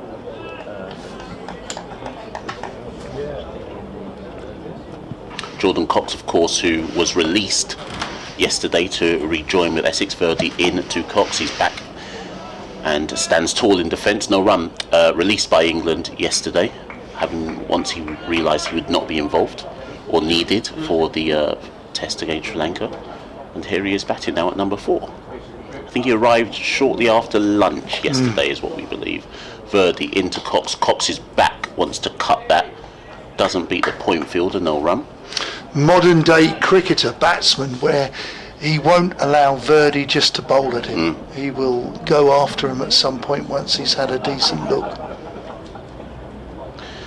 The decent look tends to get shorter and shorter these days. It does, Samir Verdi into Cox again. Yeah. Cox is back in defence. Verdi fields off his own bowling, no run. There's an increasing amount of cricketers, not necessarily in, England, not necessarily in red. Actually England, because how many times now do we see Crawley and Duckett score a 4 or 6 in the first over? So, Verdi. Bit more pace, bit more loop to Cox there. Cox drives that down to a shortish long on where Logan Van Beek is fielding, and there's 1 run. Interesting, you've got 3 experienced coaches here. I don't know your coaching background. And one non-coach. And one non-coach. But back in my day, we're all a lot older, we're all in our 60s here. The best shot in the book used to be the leave, shouldering arms. You wouldn't, kids don't want to do that anymore. Verdi to Wesley, and Wesley defends. Short leg fields, no run. That's the end of the over. Essex 117 for 2. Tom Wesley on 36, Jordan Cox on 2. And being brave in the game today is an interesting perception. Going back to the great days of the West Indies, being brave was facing Croft, Marshall, Holding. Every county had a fantastic fast opening bowler. Being brave today is actually not so much facing a fast bowler. Being brave today is going out there and hitting your first or second ball for 4 or 6. So I'll tell you a quick story, because you talked about the leave, and we were having a discussion before play today about the leave. And Kavem Hodge, who batted number 5 for the West Indies on tour last month, I'll come back to that point in a minute. As Brooks is on his way in. Again, this is played like a dabbing late cut down to backward point. Ali is fielding there, and he made sure there was no single. Field placing here, just to remind before you carry on. Slip, then we've got a ring on the offside, saving 1, and then we have a shortish mid-wicket, but a very straight shortish mid-on, and then a conventional mid-on, which has just moved a little squarer in between the short 2 catchers on the leg side. Brooks in, and this has played it into that aforementioned mid-wicket that is catching. Sorry, I digress. Yeah. So I said to Kavem Hodge, this was, I think he scored a century, was the second test, Trent Bridge, scored a century in the second test, and I said to him after that century, when I was interviewing him, I said, what have you found hardest about playing in England, his first tour in England? Yeah. And his exact words were, how hard it is to leave on length. in England. Those were the words, the phrase he used. Brooks in. This is clipped to mid-on, the conventional one, which is Verdi. He's not catching, but it's gone in the air because it's probably just gripped from Brooks, where there isn't the great pace. He's a medium pacer, of which Cox has just clipped in the air, slightly mistimed it, slightly dangerous, but he survives. The three men that are in that arc, mid-wicket catching, very straight, almost probably about 12 yards away, and then the conventional mid-on. And it's number 15, so that's D'Oliveira, the captain, fielding in that very unusual position. Just explain that again about Hodge. Yeah, so because we were talking about the differences about playing in the Caribbean versus West Indies, and the first thing he said was actually in the Caribbean at the domestic level you're guaranteed 2-3 bad balls and over, which is a lot in and of itself. I'll continue in a minute. Brooks in, bowls, Cox plays into the leg side, finds the fielder catching at square, sort of mid-wicket, there is no run. Then he said what he had experienced since playing the Test series in England was, one, as it should be, how few bad balls you face at the international level, but how, and again just using his phrase, that it was hard for him and for the other batters to adapt to leaving on length inning. So I'll come back again. Brooks in, and this is nice and straight and respected by Cox, who plays back to the bowler, collects on his follow-through. End of the over, and the score quietly now is 117 for 2. Not many runs in the last couple of overs. Now bear in mind his touring experience up to that point had been Australia. Pace and bounce. Right, where obviously West Indies had won that surprise test in Australia, 1-1 draw. Where was that test? Gabba. It was. They'd drawn in Australia and then obviously had the England series, and he said that England, it was very hard to learn how to leave on length given his lack of international experience. I just found that quite interesting in the context of you talking about the leave and... Yeah. I mean, I did, when I started my coaching career all those years ago, you know, what's one of the best shots? Well, it's the leave to ensure you have a good look as Verdi comes in. Starve a new over, and there's a big... interested. I thought they were going to be more interested for potential catch, but actually they were up first and foremost for a potential leg before wicket call. Come off his pad. Yeah, they've gone for the early call, maybe. Not entirely 100% certain it was an LBW, but there was a bit of interest because the ball ballooned off his pad and it was well caught by the short leg, but it did not have any wood on it. Verdi again to Wesley. Wesley is back this time in defence. There is no run there. We talked about outside the line, was it? We were talking about the leave. These days, as you highlighted about Crawley and Duckett, they're looking to score.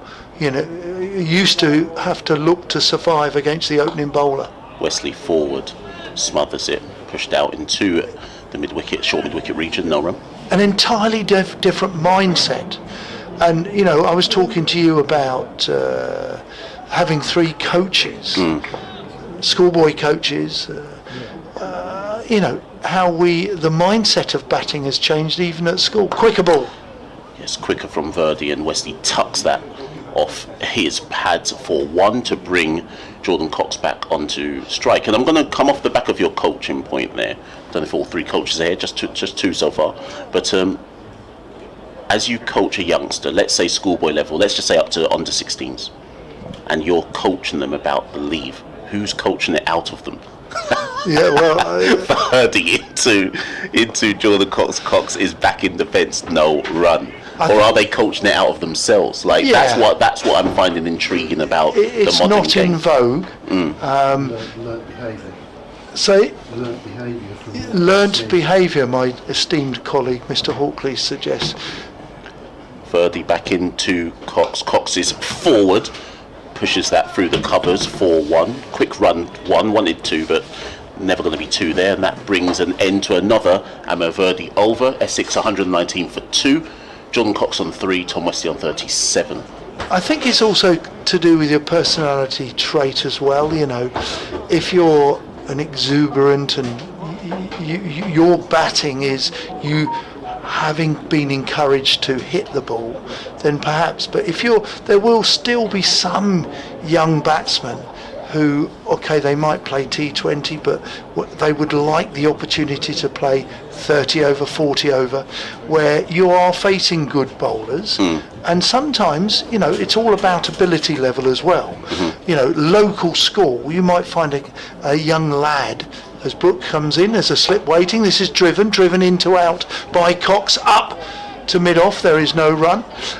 You will find that there are some people that go, hang on a minute, this is a good fella, so I'm a good bowler who I'm going to have to leave some balls because I am challenged by scoring runs against him. So, I think it's all relative to the context of the game, and in particular what abilities you have individually as a batsman. Brooks in off the back foot, this time Cox just dabbles it into the offside, there is no run. Interesting, Cox here, he's faced the best part of 19 balls for 3, so look, he's taken his time, he's known as an aggressor really, so he's just getting himself in, probably checking out the wicket, what shots he can play. He's only got 3 runs in 19 balls. This time again, it's a no ball from Brooks, so he's going to have to bowl another delivery. So this is quite interesting. I said this last season, and I think it's even more pertinent now this season. So let's move away from bowling to batting for a second. With this modern iteration of an England team, do you have to bat like Jordan Cox to be noticed? Okay, yeah. Joe Root. Yeah. We'll come back to that. Brooks in. This time it's clipped and he's been caught.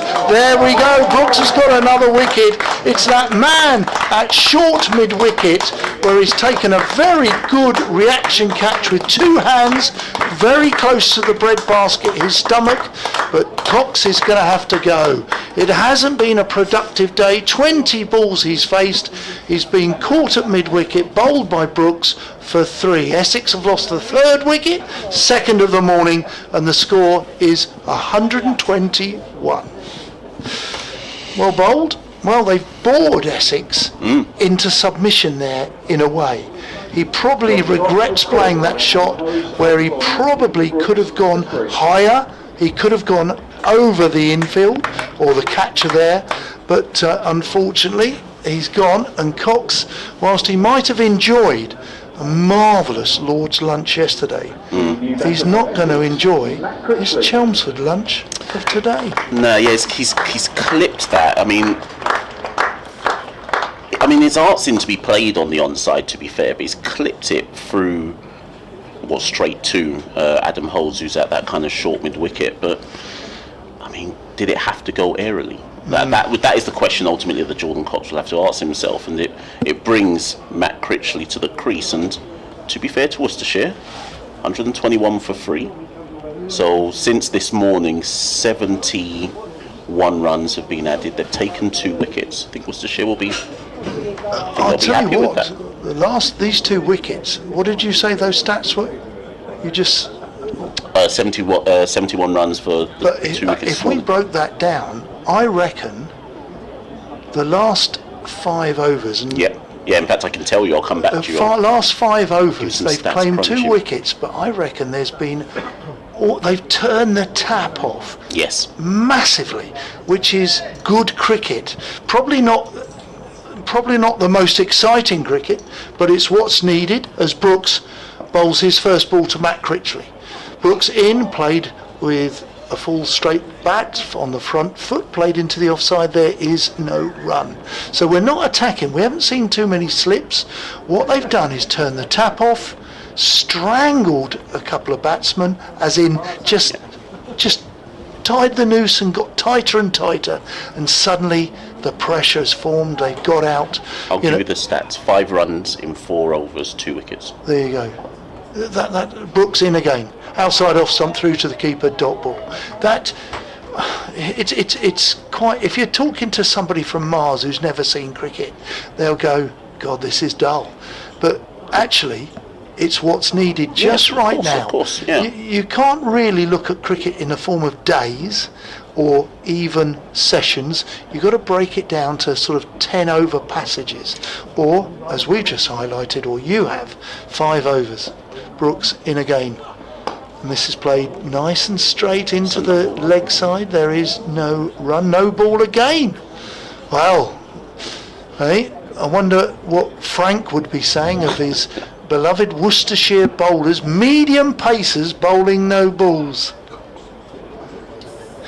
Maybe he's medium fast. I don't think he's medium pace. But let's see Frank. Really? He's Brooks isn't. As Frank walks back into the Frank's ears must have been burning. I don't think Brooks is medium pace. I think he's a bit quicker than that. Do you? You reckon he's medium pace? I'm giving him medium. Right, shall we go? There's slow, there's medium. The applause here is for the end of the over. 123 for 3. Brooks has done a fantastic job here. My co-colleague suggests that he might be. There's medium fast, fast medium, fast, very quick, or ridiculously quick. I think at least his run-up suggests he's more than medium. So whether he may be medium by the end of the delivery, but I think the run-up is. Frank, would you like Ethan Brooks? How would you describe him, please? Medium, medium fast, fast medium. Whilst Frank gives us that, Amar Verdi is in, beats the forward defensive prod of Tom Wesley, but there's nothing doing there. It's high, no run. Mash? We've all said medium. You're outvoted. Do you think he's medium? I think he's medium, not much more. Okay, when he's back on for the next over, I'm going to have a proper... If he's medium fast, then I was quick.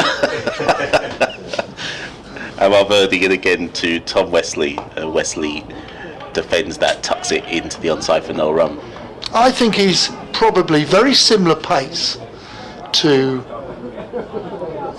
He's not as quick as Newport. He's similar pace to a gentleman that played here, an all-rounder called John Stevenson. Verdi in again. Wesley's forward, defends, no run. Frank, does he describe himself as medium? Oh, okay. In that case, I will accept defeat on this particular claim I'm making. I thought the keeper would be standing up actually to him, personally. Verdi again. Wesley's shoulder arms, puts the pad out, leaves that alone outside the off stump, no run. The first half an hour did belong to Essex, but this second half an hour, and in particular the last 6 overs, has belonged to Worcestershire without any shadow of doubt. Verdi again, quicker, flatter. Wesley turns that off his pads for 1. Moves him on to 38. I think Amar Verdi's played an underrated role here, though, because he's keeping it tidy and inexpensive at the other end. Did you say 10 overs for 22 earlier? So what's he got now? 12. Well, at the end of this over, will be 13, possibly for 25. We'll see how many. Which is 26. He's dried the runs up. He's done a great job. Verdi again. And Critchley is forward, pushes that out to Brett D'Oliveira, no run. When you saw Harmer bowl yesterday, he looked as if it was quite challenging at times. I think the Essex batsmen haven't been tested as an off spinner. He hasn't looked dangerously that he's going to get plenty of wickets. But he's not letting them get away with anything. Correct. Yeah. He has been, while Brooks has picked up the wickets, the pair of them have bowled in tandem, which is so important. Partnerships in cricket, we always gets the glamour side in batting, but you've got to have partnerships in bowling, and it's so important this now. So Brooks is going to continue, and Brooks's bowling figures are 4 overs, 1 maiden, 2 for 7. By the right arm medium fast bowler. I'm watching, as you commentate, I'm going to watch this over now. Keeper should be standing up. In he comes, right arm over, outside off stump, and it carries through, outside off, but through to the keeper. There is no run. Now, I'll ask my esteemed colleague, Mr. Hawkley, quickly Google Ethan Brooks. What does it say his pace is? It says right arm medium fast on cricket. I reckon his mother wrote that. Ethan Brooks, man of the moment, 2 wickets in his spell this morning, only introduced into the attack this morning. In he comes, outside off stump, an identical ball which Essex are very happy to leave alone. Tom Wesley, the captain, who is known for his patience. Tom Wesley, let me have a look at his season. He's doing all right, if I remember rightly. Yeah, I've got the figures in front of me Have here. 425 runs. Averaging at? Just shy of 31. Okay, in he comes, and Wesley leaves alone again. He's going to certainly settle into bat as long and as far for his team today, leading the team just like D'Oliveira did yesterday. Tenacious. It would have been interesting when they were 10 for 4 and you were watching yesterday, and then D'Oliveira got dropped just on lunch, didn't he? Yes, Had Essex had snaffled that was Elgar at slip. Had they snaffled him then, the whole day might have panned out differently. Some will suggest a boring line where he just bowls outside off, it carries through to the keeper. Wesley knows that it's going to be difficult to score with that ring of 4 on the offside to pierce that. He's not going to give his wicket away here. And not being funny, Brooks is happy to bowl Wesley at that line, because we saw Taylor this morning bowl straight and he was manipulated through the leg side. So this is sensible cricket by Worcestershire. Outside off stump again. Nothing wrong with it. Do you see the carry on that? A bit of bounce. Yeah. Is he a tall man? It's not pace, that's mash. Hey, there's a little bit of bounce there. Okay, he's a tall man. He's a tall 6 foot. 6'1", isn't he? 6'1".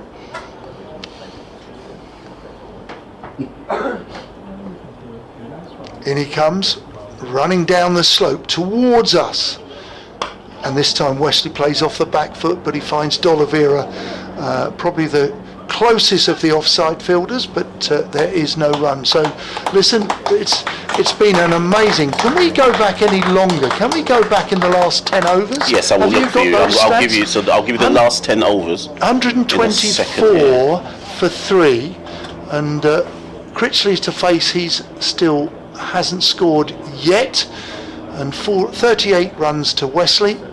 Wesley has really dropped the anchor here. He's faced the best part of 71 balls. Okay, I'll give you the... So the last 10 overs, go on then. 13. How much? 13. 13. See, that's where, and 2 wickets. I love it. I know it sounds boring, but it's great cricket for Worcestershire. 32, Critchley, and Critchley gets off the mark with a bit of a bottom hand slap down to long on for 1 run. And talking about kids, as we had kids in the studio yesterday, West Essex District, and I said I would give them a royal welcome and message to them. Thank you for coming to visit us. I hope all 40 West Essex age group cricketers enjoyed their day at Chelmsford and the sunshine with their parents watching some 4-day cricket. Great to see you boys. 30 to Wesley. Wesley is forward in the drive, and that's beats Brett D'Oliveira at cover, and 4 runs, and probably the first shot in anger for quite some time. Tom Wesley moves to 42. Yeah, super shot. Just saw there was a little bit of width, slightly fuller forward. Tom Wesley's a tall man. He got his feet to the pitch of the ball and caressed it through the offside. That was a really gorgeous delivery, a gorgeous shot to see, to witness. 30 back in. Oh. This one's just beats the bat, but will tuck off the pad and actually goes all the way down to the Leg boundary buys. for leg buys. 4 more added to the total, but that one... Thomas, was through his shot there, but did not connect with it. But he was looking to play leg side, wasn't he? He mistimed, and therefore he missed the ball, and the ball cannoned, or a little flick off his pads down to fine leg.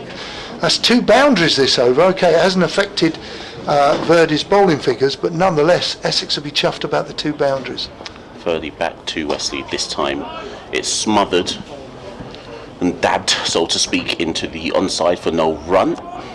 So Tom Wesley is on 42, Matt Critchley on 1, Essex 133 for 3. I was going to say, and there might be a change at the end of this over, but Amir Verdi in again to Wesley. Wesley brings out the sweep, beats the fall in short leg, but there is a man at backward square leg, and that's 1 run.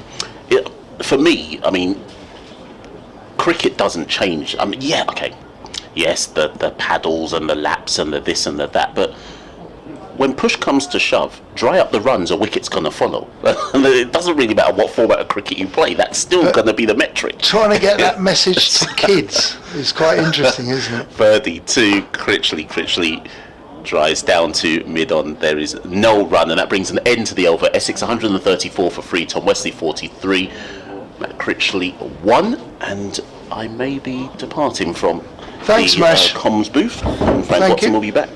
You're absolutely right about the kids, and when you try and educate the children into understanding, especially when the field just dry up, and if you bowlers can work together in tandem, so there is, there's no runs are scored, and you bowl maidens and it creates pressure. I mean, that is the voice of experience, but trying to instill that into children is part of the great challenges that coaching brings to you, because when you're a young man you haven't got that experience, and to learn from other people's experiences and to learn how to captain a side to do it is part of the art. In comes Brooks, and Wesley is driven into the offside. He beats the inner field there is a man back on the boundary, so to Wesley, Worcestershire's game plan is to bowl outside off stump, try and starve him of runs, don't allow him to play through the leg side with his strength, and they've done that really well. Frank Watson, welcome back, sir. You must be really pleased that this passage of play, we worked out 10 overs, very few runs were scored, and indeed a couple of wickets were taken. Yeah, I think you can pinpoint the moment it changed. Brooks in, this time Critchley. I knew it was a Lee on the end of their names, Critchley and Wesley, but Critchley played that into the offside, looking to try and get a quick single. He's on 1 not out, Wesley's on 44 not out. It's when Joe Leach came into the attack, and they had a little meeting between D'Oliveira, Roderick and Leach. I think Adam Hose might have had a little input as well, and it was when Worcestershire were not making any inroads. Brooks in, forward defensive, no. Right, Frank, you're chuckling away. You obviously are aware what we were discussing. I wasn't, but I can guess now. Yeah. A medium pacer who's only bowled 5.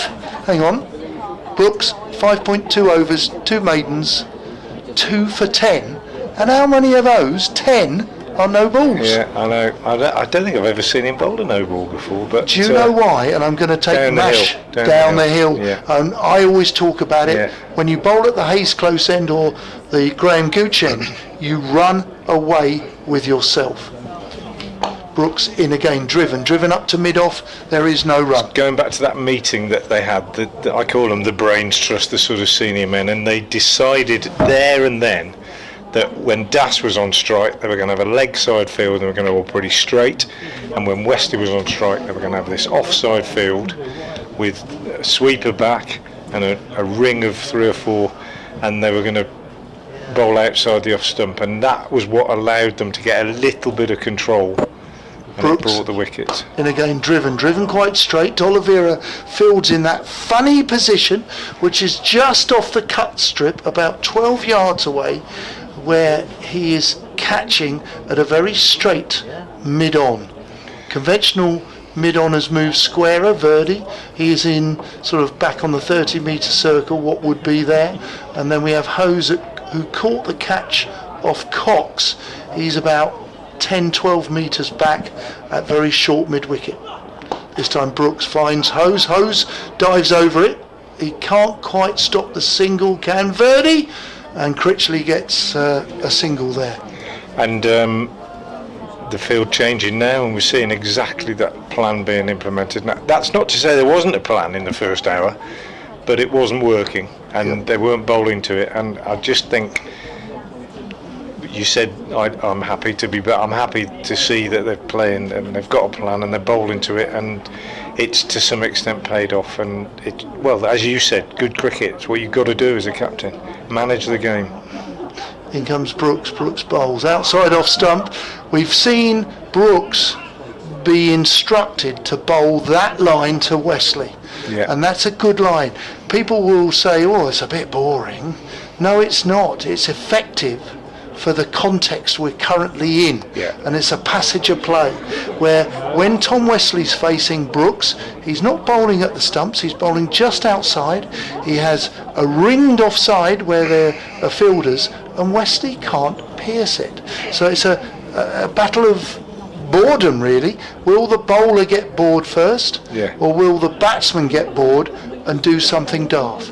It's really going to change. Cricket. Yeah, really good cricket. It's been great. It's been really good cricket. It's going to change because I think Van Beek is going to come into the attack. Brooks is going to be given a rest, and he's done a great job, Ethan Brooks, for his captain. But he's probably got quite a bit more bowling to do, and he's not used to it. He's not a bowler. He's not bowled many first-class overs in his life. It's a new aspect to it. He's bowled 6. I think he's going to have a blow as Verdi starts a new over. And this one is clipped away on the onside, albeit not in complete control of that shot, Matt Critchley, and it goes up to mid-wicket, Adam Hose. Verdi again to the right-handed Critchley, floats this one up and Critchley drives it nicely, but straight to Leach at mid-off, and there's no run. Likes to get on with it, Critchley. He'll be looking to be positive out there as much as he can. 2 off 13 so far.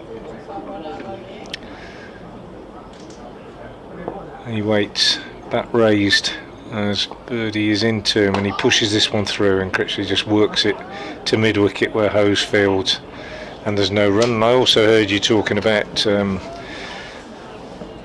Verdi and his role, and I think he's done a good job too. It's not been attacking bowling. He's not as an attacking and off spinner as Harmer. Very different in stature, but he's bowled tidily. And this one is again worked to mid wicket, and it's a massively important aspect of the plan, dare we call it that Worcestershire have implemented. That Verdi is bowled tidily at the other end, because what you're doing at one end, as you said, is completely tied up with what you're doing at the other. Bowlers bowling teams. This is the one that Verdi floats up outside the off stump, and Wesley accepts the invitation to drive. Doesn't really pierce the field, but wide enough of Leach at mid on to allow them to go through for a run. Leach is sort of half-hearted, shy at the stumps at the non-striker's end, but Critchley was always going to be home. Logan Van Beek's warm-up down below us becomes more intensive by the second, and Verdi with a slower one, which Wesley works away on the onside. 1 off the over, tidy from Verdi, not particularly threatening, but he's been tidy, as I say, an important aspect of that plan that Worcestershire have implemented this morning. And he's now bowled 15 overs, 1 maiden, no wicket for 33. And we are going to see Logan Van Beek reintroduced at the Graham Gooch end. So Ethan Brooks's tidy spell concludes his figures: 6 overs, 2 maidens, 2 for 11. Wait for this. 2 for 11. Okay. And 3 of them were no balls. 3 no balls. Yeah. Which means if you take 2 the for 3 5. twos, he's gone actually 6 overs, and he could have had quite a few maidens. I love maidens. And he could have had 2 for 5. For 5. Yeah. What a transformation that would have been. But I think he'll still be quite happy. Yeah, of course. To be honest with what he's of course done. he will. And so will. But Mr. so Richardson, your coach, yeah, I think will probably have the same philosophy as me. Yeah, but he'll be happy as well. He was a bowler. He was, but he'll be happy as well with 2. The fact that his 5th seamer, if you like, has come on and got 2 wickets. Yeah. Not 5th seamer in this game, but 5th seamer in the pecking order really has come on and got 2 wickets is a bonus. But it's not an entirely unexpected bonus. But it's a bonus nonetheless. Anyway, Van Beek, who has not played much red ball cricket recently, he's played a lot of white ball cricket, and I think that has possibly shown, is going to come in from the Graham Gooch end. Same field though. In he comes. He's at the crease, right arm over, driven powerfully by Critchley. It's gone along the floor, it's beaten or burst the hands. It wasn't a catch off D'Oliveira, who's fielding at that very strange position, very straight, just off the cut strip on the leg side, and he's prevented 4 in effect really, because Leach has to go to collect the parried ball, and Essex take 2 runs to Critchley. 139, or is it ticked over? 141. This time is a slightly not quite as full from Van Beek, and Critchley plays it back to the leg side where D'Oliveira is, and there is no run. D'Oliveira working hard on the ball. 141 for 3. It was this morning, overnight 50 for 1, with the loss of Dean Elgar late last night.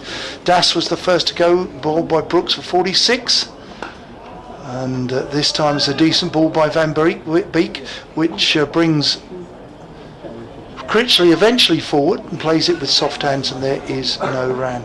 And the last man out was Jordan Cox, who we all enjoyed, and in the knowledge that he had a nice Lord's lunch yesterday, but he won't enjoy his Chelmsford lunch today because he only made 3. He was caught mid-wicket with a good catch, good hands of Hose off the bowling of Brooks, and Van Beek is in, and he drives it back to D'Oliveira at that same position. Van Beek, Critchley and D'Oliveira are playing their own game this over. The ball going to D'Oliveira each time. Still bathed in sunshine. There's a little bit more cloud, perhaps hazy cloud as well, a little bit of blue sky. It's bright, there's no wind at all out there. The flags are drooped. This is short, it's bounce, and it's going to go for 4 as it's been pulled by Critchley. That's the attempted short ball by Van Beek, and it was dismissed very well indeed by Critchley, who collects his first boundary of his knock today. Yeah, he's banged it in short, and he is capable of a decent bouncer, but it's such a slow surface, this, isn't it? That you've really got to have a serious pace to trouble the batsman with a bouncer, I think, on this pitch, and Critchley was onto that pretty quickly. Don't think there's any of those bowlers on show. Driven, almost yorked Critchley, but Critchley digs it out into the leg side, and it goes into an area where there is no fielder, so he takes a single and he keeps the strike as he moves to 10 score, 146 for 3. Quickest bowler in the game, probably Steve O'Shaughnessy's quicker ball out there. Hey, do you know what? He would love to hear that. We were talking about the odd bowler having a quicker ball. We got interrupted, didn't we? We did. 2 bowlers that I can think of yesterday's era. One was Dermot Reeve. Yeah. Dermot Reeve used to have quite a quick bouncer. Yeah, he did. Some suggested there was occasionally a bit of a kink in the arm, but the other one was a little more frightening. And Sylvester Clarke of Surrey, he used to have. Wow. He was just quick. He was a killer, wasn't it? He then had had one bouncer, and then he had a quicker bouncer. Yeah.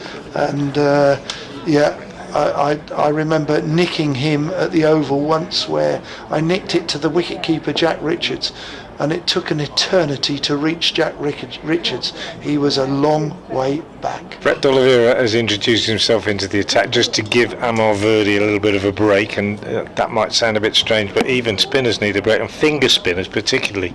Fingers get a little bit sore, so I think this is good cricket from Brett D'Oliveira just before lunch. Coming in again now, bowls, and this one full and clipped back to the bowler. A couple of others to think about. A player that, and this is purely for Worcestershire listeners because he didn't play much cricket. I played a lot with him in league cricket after he left the staff, a brilliant all-rounder, one of the best fielders I've ever played. D'Oliveira's got a wicket. So there we are, end of my tale. I'll finish it later because D'Oliveira has just rushed one on there, a little bit quicker. He bowls this sort of flipped slider, really, I think that was, and it's just hurried on a little bit, and it's caught Matt Critchley in front, and he's been given LBW by the man we were talking about, Steve O'Shaughnessy. So that is a real bonus for Worcestershire, with D'Oliveira picking up a wicket. And I tell you what, they wanted, I would say, 3 this morning, and now they've got that third one. I think they'll feel that after getting off to a pretty disappointing start in the first 45 minutes or so this morning, they have now struck 3 times, and it's turned into a reasonably satisfactory morning for Worcestershire. With that wicket for Brett D'Oliveira, a real bonus in the last over before lunch. Critchley gone for 10, 146 for 4.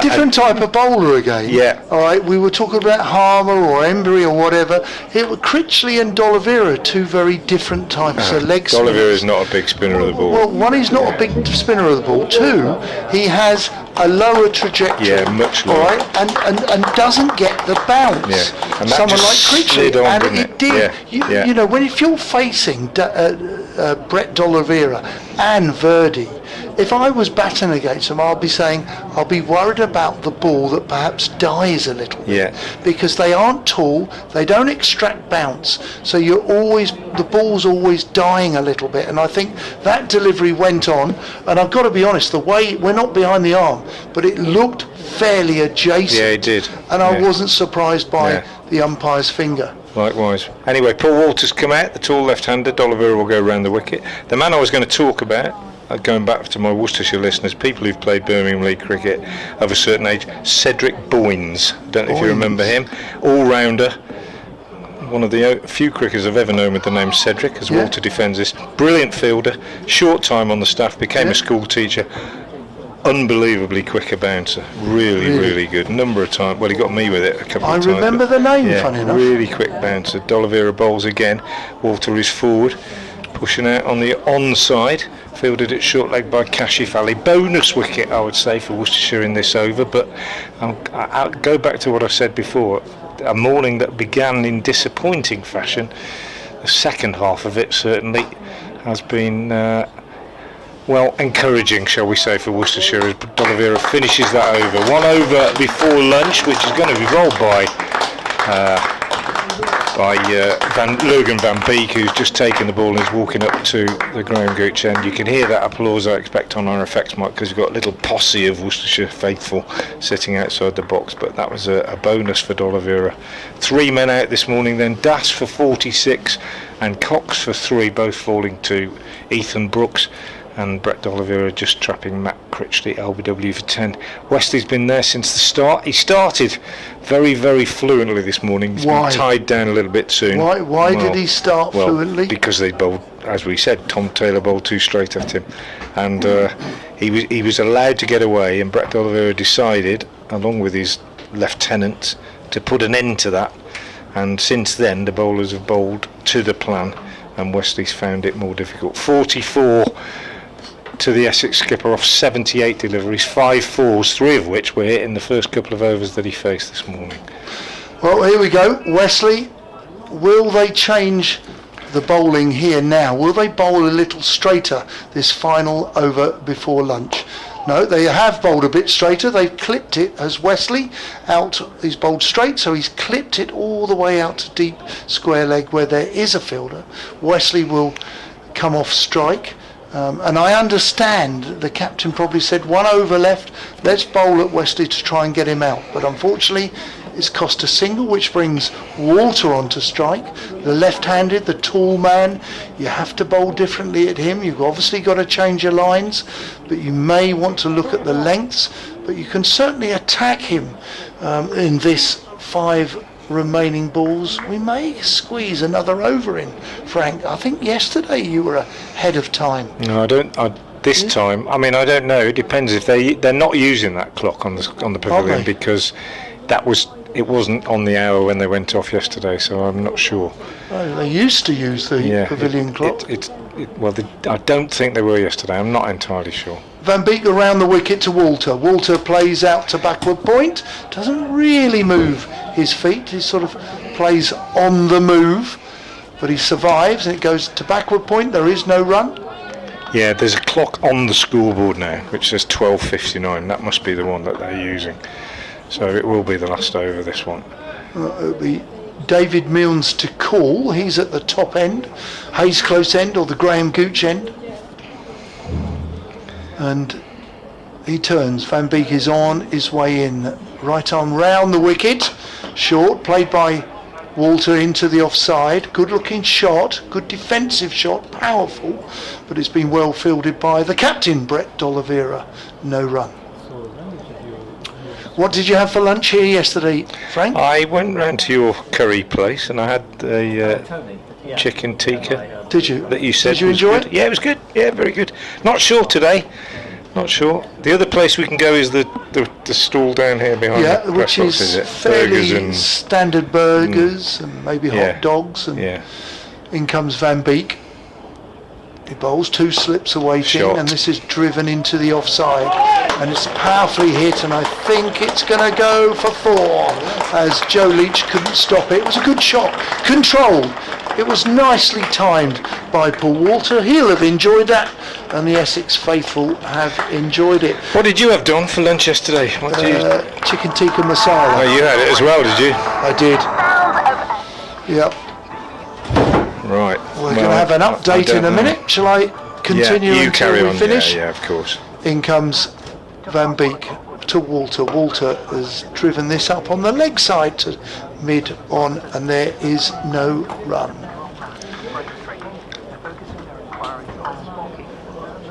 Two lads catching next to the keeper, Roderick. A ring on the offside, 2 on the leg side, and fine leg, and a third man in place. For Paul Walter, had a mixed season with the 100 at Manchester Originals. They themselves as a team had a terrible time. In comes Van Beek, driven by Walter. Back to Van Beek on his follow through, and that indeed is lunch. So at 151, where Essex have scored 101 in this morning's session, but for the loss of 3 wickets, it will probably be suggested that it's a Worcestershire morning taking the 3 wickets. 4 in total, 151 for 4, and we will be back after lunch in about 40 minutes. Thank you.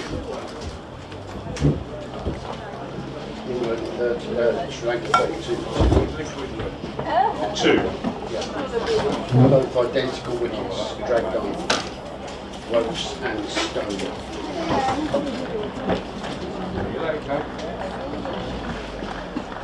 About morning's work. The old Hill boy looks right. I like Stone, big Norwich fan. First one, long story. He came to our to Dom's festivals. He's in it. County again?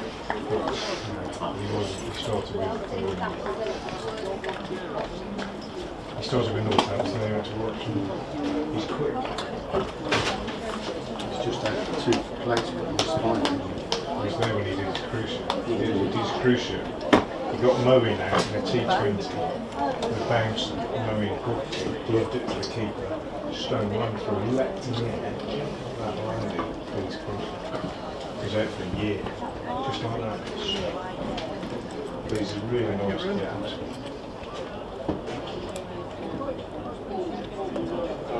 When he came to the festival, he cried and cried. Did it?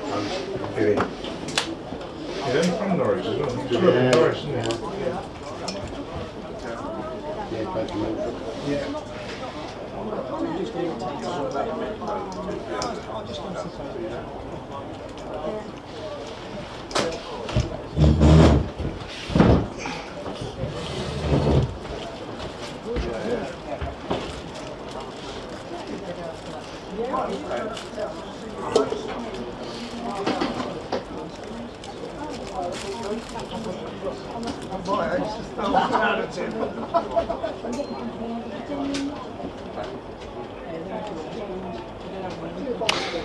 Recommencing overnight on 50 for 1, Essex played nicely till 116 for 2. Das played very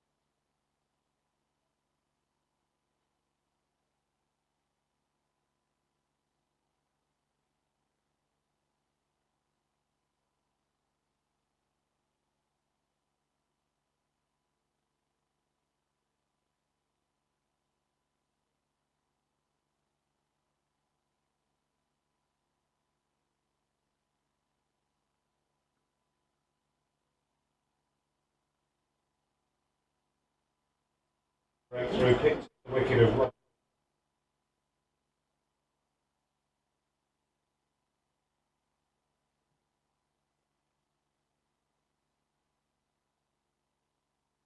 over. He managed to trap Matt Critchley, LBW, for 10. Tom Westley, the Essex skipper, still there on 45. Paul Walter is on 4, but Worcestershire took 3 wickets.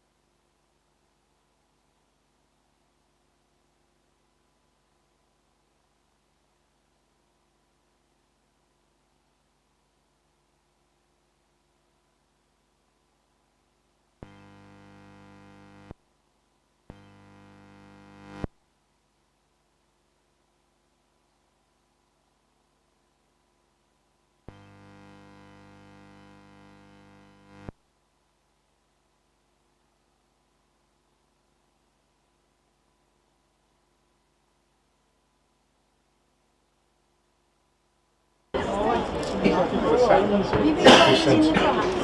afternoon, welcome back to the county ground in Chelmsford, where play is about to start. Session 2, day 2 of this game between Worcestershire and Essex. And the situation is that Essex still trailing Worcestershire by 115 runs, or 101 for 3. I beg your pardon, we're 101 for 3 in the morning session, they're 151 for 4 overall because they were 50 for 1 overnight. This morning 3 men were dismissed, Robin Dass for 46, Jordan Cox for 3 and Matt Critchley for 10. Ethan Brooks took 2 wickets, Brett D'Oliveira 1. And the attack for Worcestershire to be taken up from the Alistair Cook end in the post-lunch period with Amal Verdi, the off-spinner, bowling to Tom Westley. A slip and a short leg in place, a man on the drive at short extra and one at fairly close mid-wicket. The rest of the field fairly well spread. The Essex skipper on 45 started very fluently this morning, was tied down a little bit more later on by some tidy bowling, and Verdi starts with a good delivery which he plays defensively down on the offside. I'm Frank Watson from BBC Hereford and Worcester, and alongside me I have Mash from the Caribbean Cricket Podcast, and of course we will be joined later by Don Topley of BBC Radio Essex as Verdi bowls again and Westley turns this one away to hose at mid-wicket. Bright sunshine, decent crowd. I think probably not as many as yesterday, maybe about 1,500 in the ground today, but they're enjoying an intriguing game of cricket. Worcestershire, remember, 266 all out yesterday as Verdi bowls. That's a good delivery, nicely bowled, much more flight and a little bit slower, and it just turned out of the roughish stuff just outside the off stump. Good leave though by Westley, but it was close as it came back in to the gloves of Gareth Roderick just outside the off stump.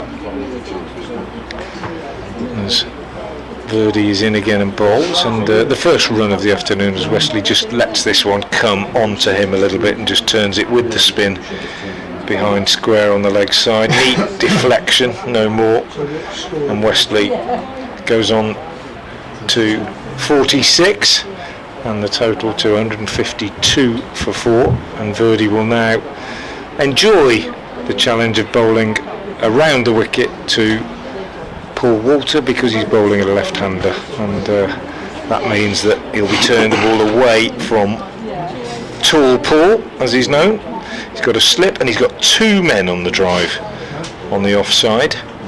He comes in and bowls, and Walter is watchfully forward and pushing away on the leg side, but certainly optimism from Worcestershire with Verdi bowling on a turning pitch at a left-hander. Get it in the right area, and he will be asking some questions of the batsman's technique. He's round the wicket here. He bowls, and Walter is clipping this one away up to mid-on where D'Oliveira feels. That's the end of the first over after lunch. 1 run came from it. Verdi now has bowled 16 overs, 1 maiden, no wicket for 34. Walter is 4, Westley is 46, and Kent still trail by 114. Afternoon to you, Mash. What do you make of this morning's session? Yeah, it's a bit of a weird session, that, in so much as for the first hour, if if anybody had arrived in that first hour and then disappeared, you would have said, well, Essex are going to make 350 plus here and put on a really healthy lead. But credit to Worcestershire, they put the brakes on that kind of key moment halfway through the session where Ethan Brooks and Amal Verdi just dried up the runs, and sometimes I wouldn't call it defensive cricket because it wasn't as simplistic as that, but patient cricket led to chances, and you had asked for in the morning.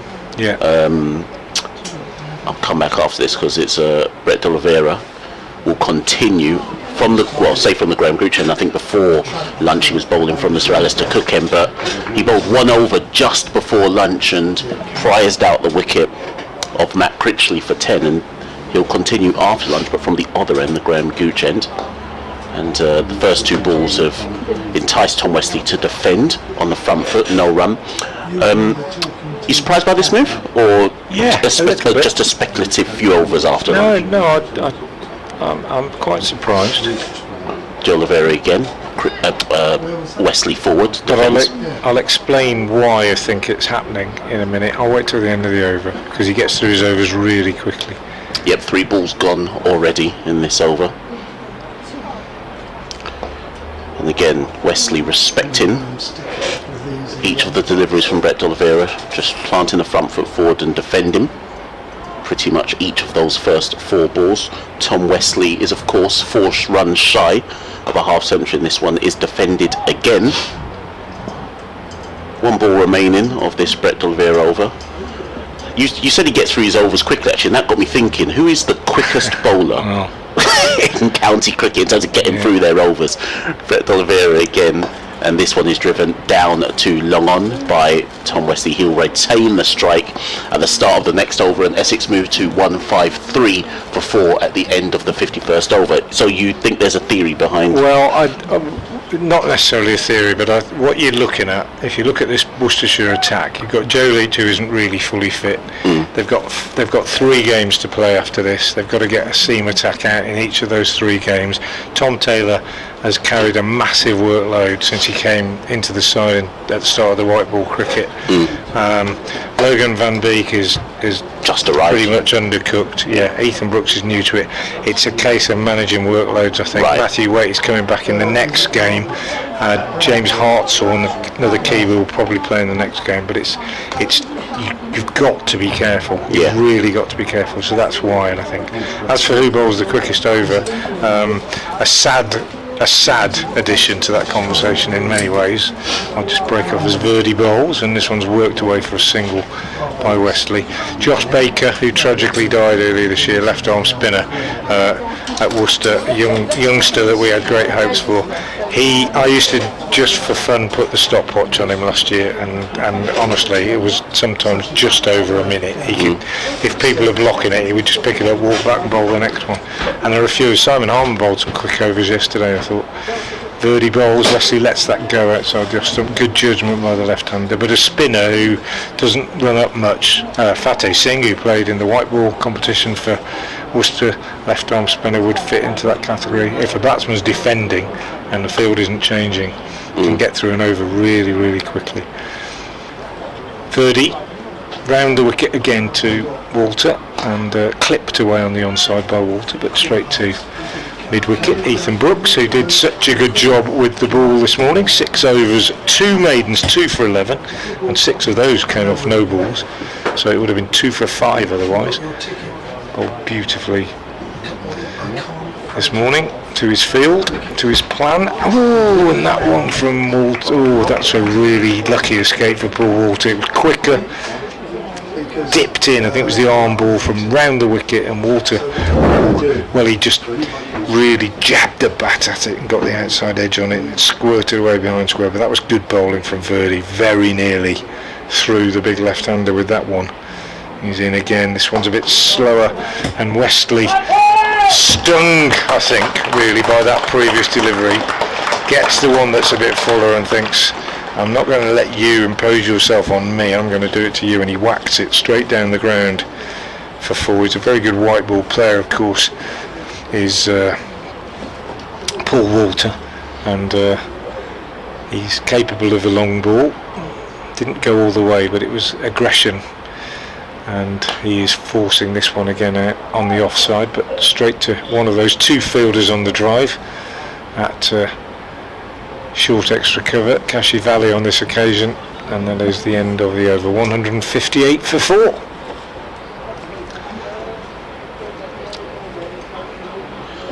Yes, and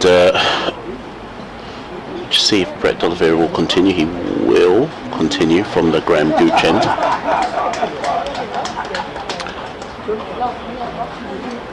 Worcestershire, as we were saying just at the start of this session, I think doing a very good job too. I wouldn't say they're on top, no, but they're in the game, which is fair enough, the key thing. Brett De Oliveira in to Wesley, who again is forward in defence, and D'Oliveira picks up off his own bowling, no run.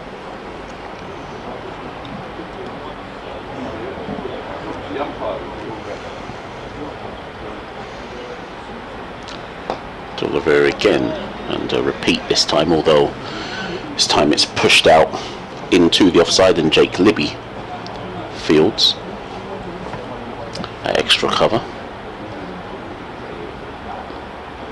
This time Wesley goes back and punches that off the back foot to mid-off for 1. Verdi fields there, and that moves Wesley onto 49. One more run to get close to his half century.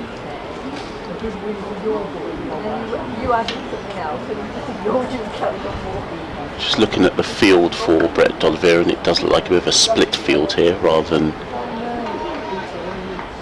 might have to sneak out the window, just see who is on the boundary, possibly in front of us. Paul Walter on strike now, and he punches down to long on for 1 to bring Tom Wesley back onto strike. Just want to look out the window, see if there's anyone. No, I don't think there's anybody down there. No, there is not. Tom Wesley back on strike and defends forward and defends, no run.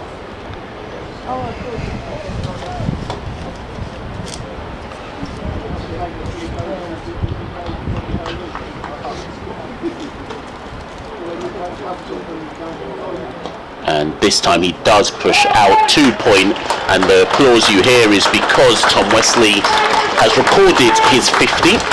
That is his 450 of the season, and Essex moved to 161 for 4 at the end of the over. That Tom Wesley's 50 coming off 95 balls, and he's looked relatively comfortable, I would say, since he's come to the crease, almost playing at the moment a similar role to what Brett D'Oliveira played when Worcestershire were under far more pressure. They bowled him in a bit, didn't they, this morning? He got away nice and early on this morning, a couple of half volleys, clipped them away, and he was on 15 before you blinked really when play began this morning. Verdi bowls, first ball of a new over, turned away by Wesley on the onside, so that helps. But since the application of the more attritional plan by Brett D'Oliveira after about 45 minutes this morning, and the field setting, which was specific to Wesley, Verdi bowls, nicely bowled, pushed out on the offside by Wesley. Since that, he's just played each ball on its merits. He's been patient, there's no rush whatsoever, and he's put together a nice 50.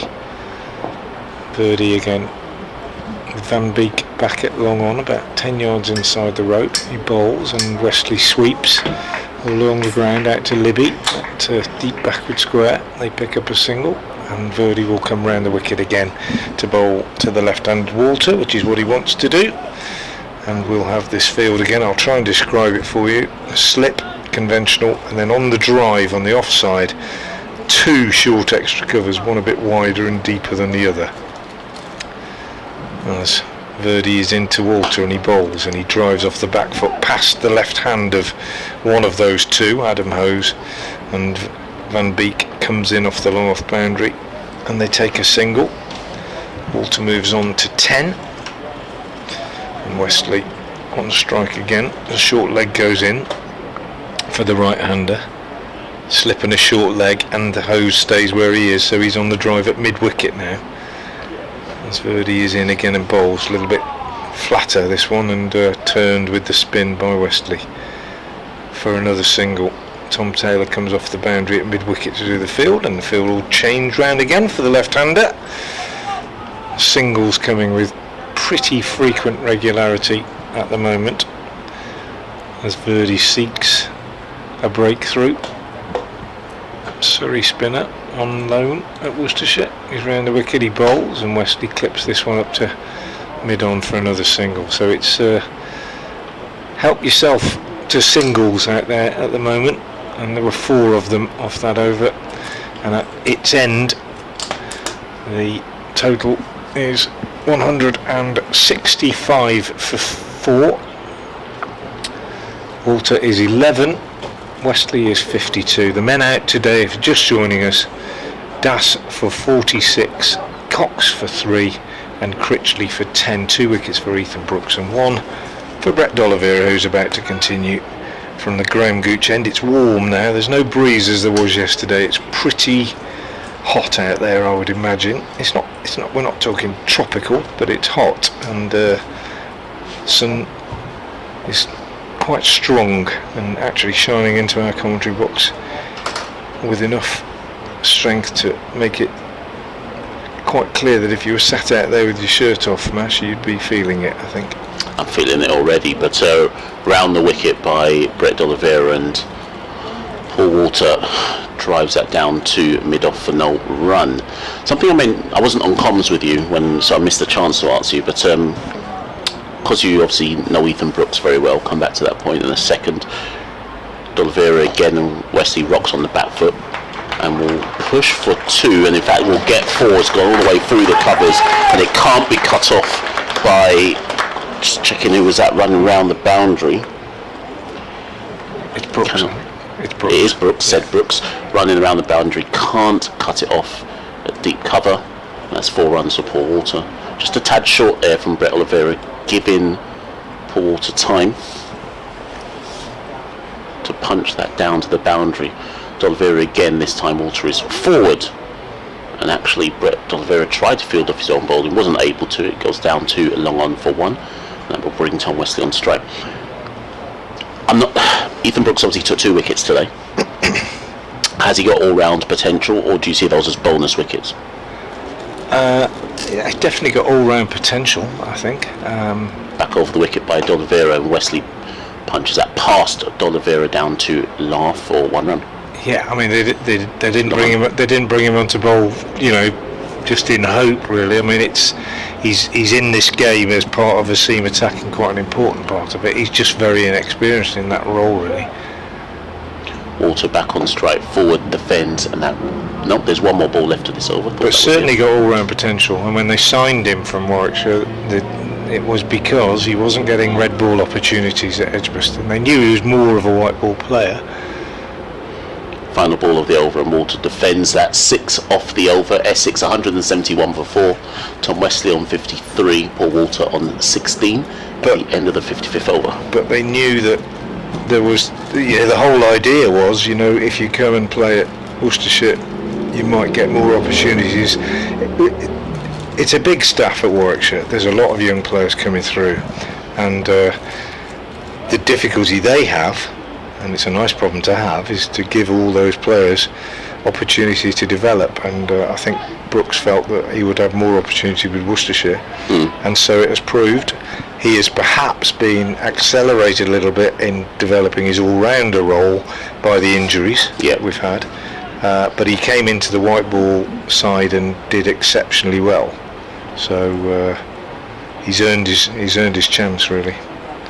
Verdi bowls, sweep from Wesley, the ball hits him on the pad and lobs out on the offside, and there's no run. And it's been, I think many people would say, the signing of the season, really. Tom Taylor's also really started well for Worcestershire, but they've become important players very quickly.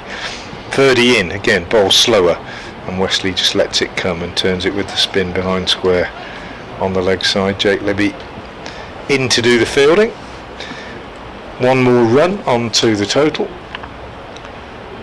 Another one of those little quiet periods developing here, where Essex are quite happy to chug along at 4 or 5 and over, and Worcestershire need to break this partnership, ideally to get rid of Wesley. Walter, the left-hander, drives up to Van Beek at long off, and they take a single. I was just doing I was attempting to do some stats crunching to give to the listeners, and as I was about to do that, a news item flashed across my screen, which I'll get to in a minute. Involves Surrey. Over the wicket, Verdi of Surrey, and that's clipped by Wesley through short leg for a single. Probably in the air, but you can't call that a chance. Occasionally you see a short leg just stick his hand out, or it just sticks somewhere in his midriff, but not on that occasion. So I'll try and read this and get back to it after this next ball. Shakib Al Hassan is set to play one county championship game for Surrey. I'll get on to that in a minute. Verdi in, bowls, clipped away on the onside by Walter, no run. Before Bangladesh's tour of India next month, Surrey will be without all of their England players as the round coincides with the end of the ongoing Sri Lanka Test Series and the start of the Australia White Ball Series. His Verdi bowls, floats this one up to Walter and he just drives it up to Van Beek at long off, and another over that yielded a number of singles. I'll tell you just how many in a minute. 1, 2, 3, 4, 5 I think, and that's nice for Essex. No real dangers, going along quite nicely, and Worcestershire hoping to just keep it tight and entice a mistake right back to Surrey. So Shakib will fly in for the match against Somerset in Taunton, which will be played from September the 9th to the 12th, and then will immediately fly out to India to play the Test match. Fascinating. I think you know, part of you says, goodness me, Surrey with all their resources surely don't need to do that. They've got all these internationals, etc. But that is a double-edged sword, isn't it? Because the fact is that they are without a lot of players because of England's selection. Brett Oliveira continues from the Graham Gooch end, and Paul Walter tucks that into the onside for 1 to bring Tom Wesley back on strike. And they are able to do it. They've got the money to do it. They've got the resources to do it. They're in such a strong position. I don't suppose Somerset will be thrilled. Oliveira, back into the back over the wicket, and Tom Wesley defends that back down the track.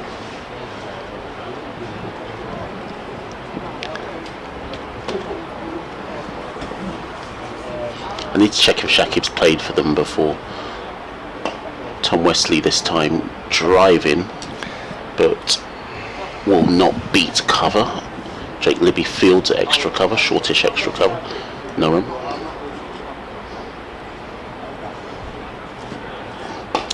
Drive again by Wesley, this time down to mid-off. Well, he was trying to scamper a quick one, and it goes through, I think, Joe Leach, who was at mid-off, and they will actually come back.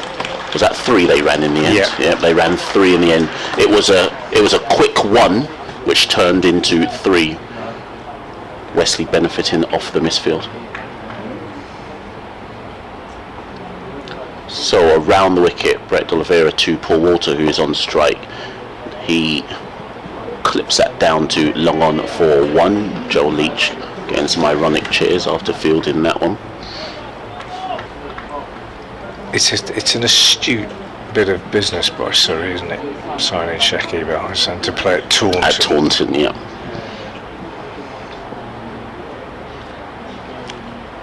Oliveira, Wesley back on strike, and he clips that one down to long on for 1. Bit of milking going on at this moment. He played for Worcestershire, Shakib, in 2010-2011. I don't think he's played for Surrey before. Okay. It's a bit of a one-off, I think, but it's a clever move. I think he's a super bowler, very experienced, of course, and you would expect the surface at Taunton to be conducive. Well, not dissimilar to this one, you might say. So yeah, good bit of business, I think. But it won't have been cheap. I wouldn't have thought. That was my next question. Nice bit of chance for him to play, because they're about to play a Test series, aren't they? I think Bangladesh. So easily the best, most famous cricketer Bangladesh have ever produced. And well, it was kind of the sort of thing you expect from Surrey, and I don't mean that disrespectfully, but they're able to almost take their pick, aren't they, in terms of overseas players. But I can understand why they will feel the need to do that. 181 for 4 as Amon Verdi comes into bowl, and it's clipped away on the onside by Westley for a single. Just to clarify, was the Verdi loan deal a deal where you can't recall the player? Yeah, I don't know. You mean dizzy thinking, what on earth's going on? That could have been me playing at Taunton, but no, I don't know. He's not played for Surrey for a while, has he? He's in now and bowls round the wicket, and Walter has time to just turn this one away on the leg side, and they'll pick up one. They probably could have got two if they'd run a bit quicker, because Joe Leach and Ethan Brooks both kind of reacted late to that, but Leach got there and they go through for a single. But yeah, I think Verdi, he seems to have dropped down the pecking order a little bit at the Oval. He's a good bowler, isn't he? He's bowled tidily in this game so far, and maybe not with quite the threat that Harmer posed yesterday. Bowls this one a little bit quicker, turned away on the onside past the diving hose at mid-wicket for a single. Slightly worrying now that they're just picking him off, really, aren't they? And that might be a concern to Brett D'Oliveira and Alan Richardson, but it's tidy enough. He's in his 20th over, conceded 50 so far, but they are just nurdling it around at the moment, just milking him for singles. He's round the wicket again now to Walter, and he's forward to that one, just pushes it back up the pitch, and there's no run.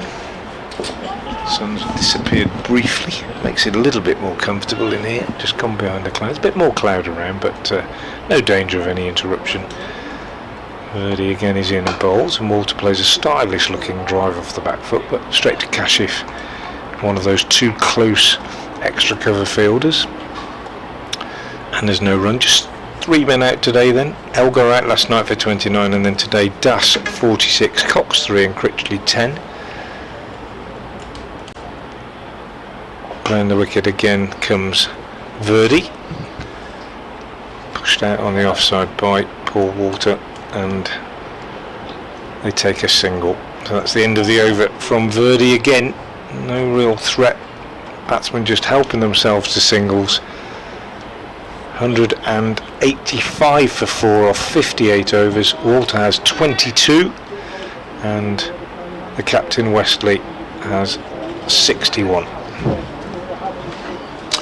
Over in the Test match, England earlier today were bowled out for 427, and Sri Lanka are 56 for 3 in reply.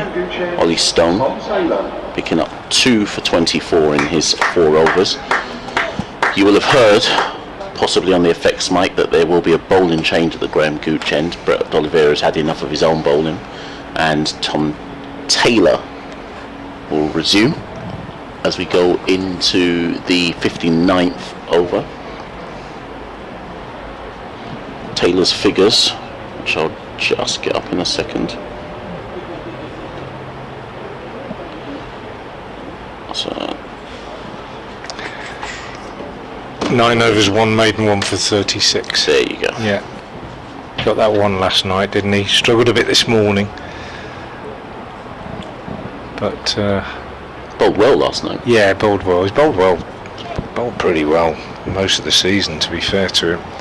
He's played a lot of cricket. He's carried a lot of weight, a lot of the burden of the bowling attack, the seam bowling in both white and red ball cricket has fallen on his shoulders, and that's in his first season with the club. So he's been admirable in many, many ways, really, and he will always try.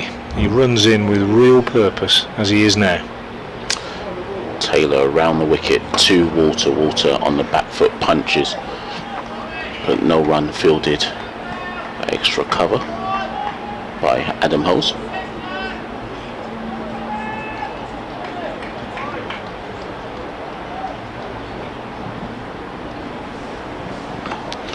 So Worcestershire still keeping a slip in, which I think is important. The game isn't by no stretch in a situation where they have to go defensive at this specific moment. Taylor again round the wicket to Walter. This time Walter tries to flick it off his pads, shy at the stumps at the end that Walter, at the Graham Gooch end that Walter was running to, and actually I wonder if that had hit. Close. I think it was Ethan Brooks with the pick up and swivel and throw, and judging by the oohs and ahs, I think that was a lot closer than certainly from our vantage point. We were watching Walter run to the non-striker's end. I'm waiting for the replay to show me just how close it was.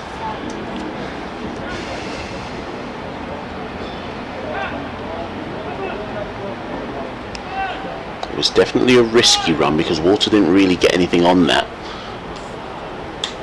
And Ethan Brooks was on it like a flash.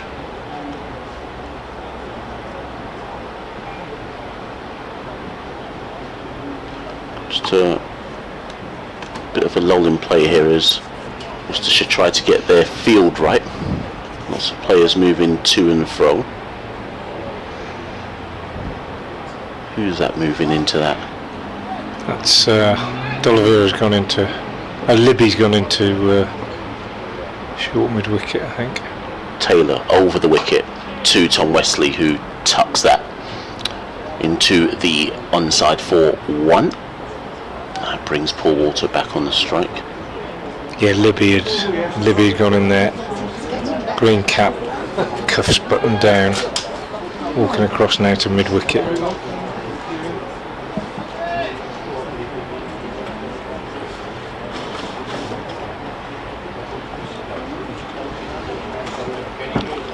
Taylor will resume going over the wicket to Paul Walter. Got an extra cover and a very short mid-wicket and conventional one. And Walter defends that down the track to mid-off, no run.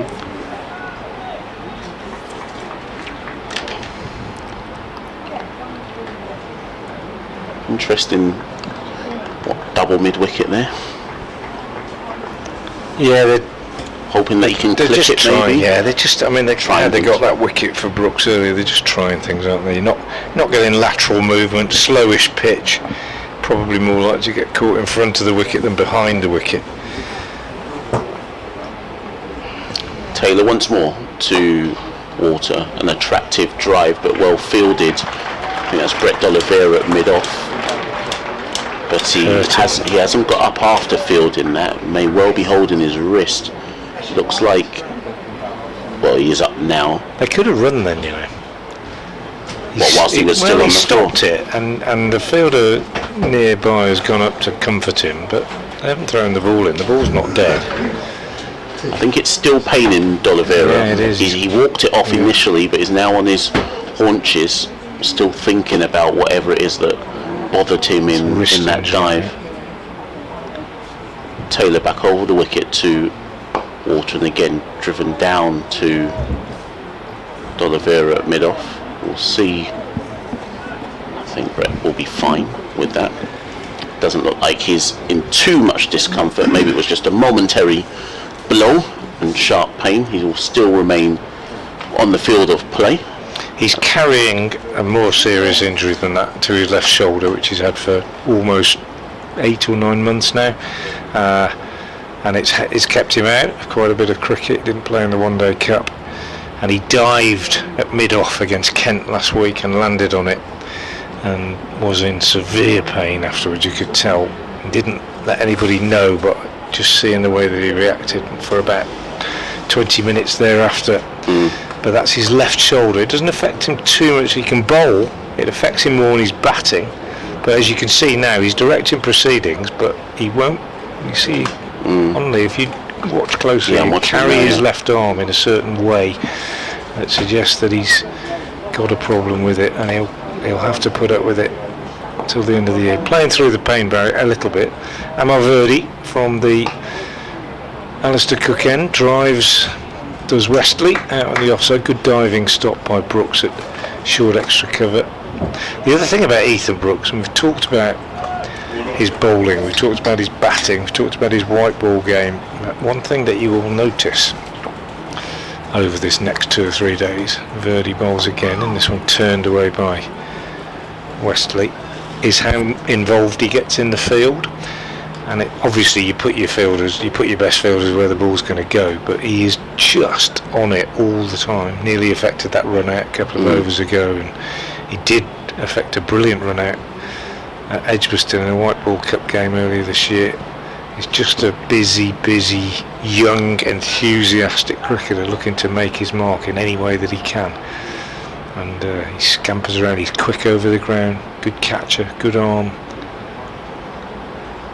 And I'm not getting too excited about it because there's a long way to go and it's early days, but He's a young cricketer that has, at this stage, would appear to have made the most of the opportunities that have been afforded to him by the move that he made. This one is clipped down on the onside, sharp piece of fielding at short leg by Kashif Ali. And there's no run, 187 for 4 then at the end of this over. I'll leave you with Mash, and Don Topley will come back in alongside him.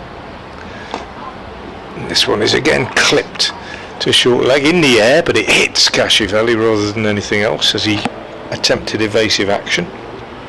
Drops down at his feet, and there's no run. And Verdi then getting through his over pretty quickly over the wicket to the right-handed Westley, and bowls, and Westley is forward and pushing this one out on the offside, and there's no addition.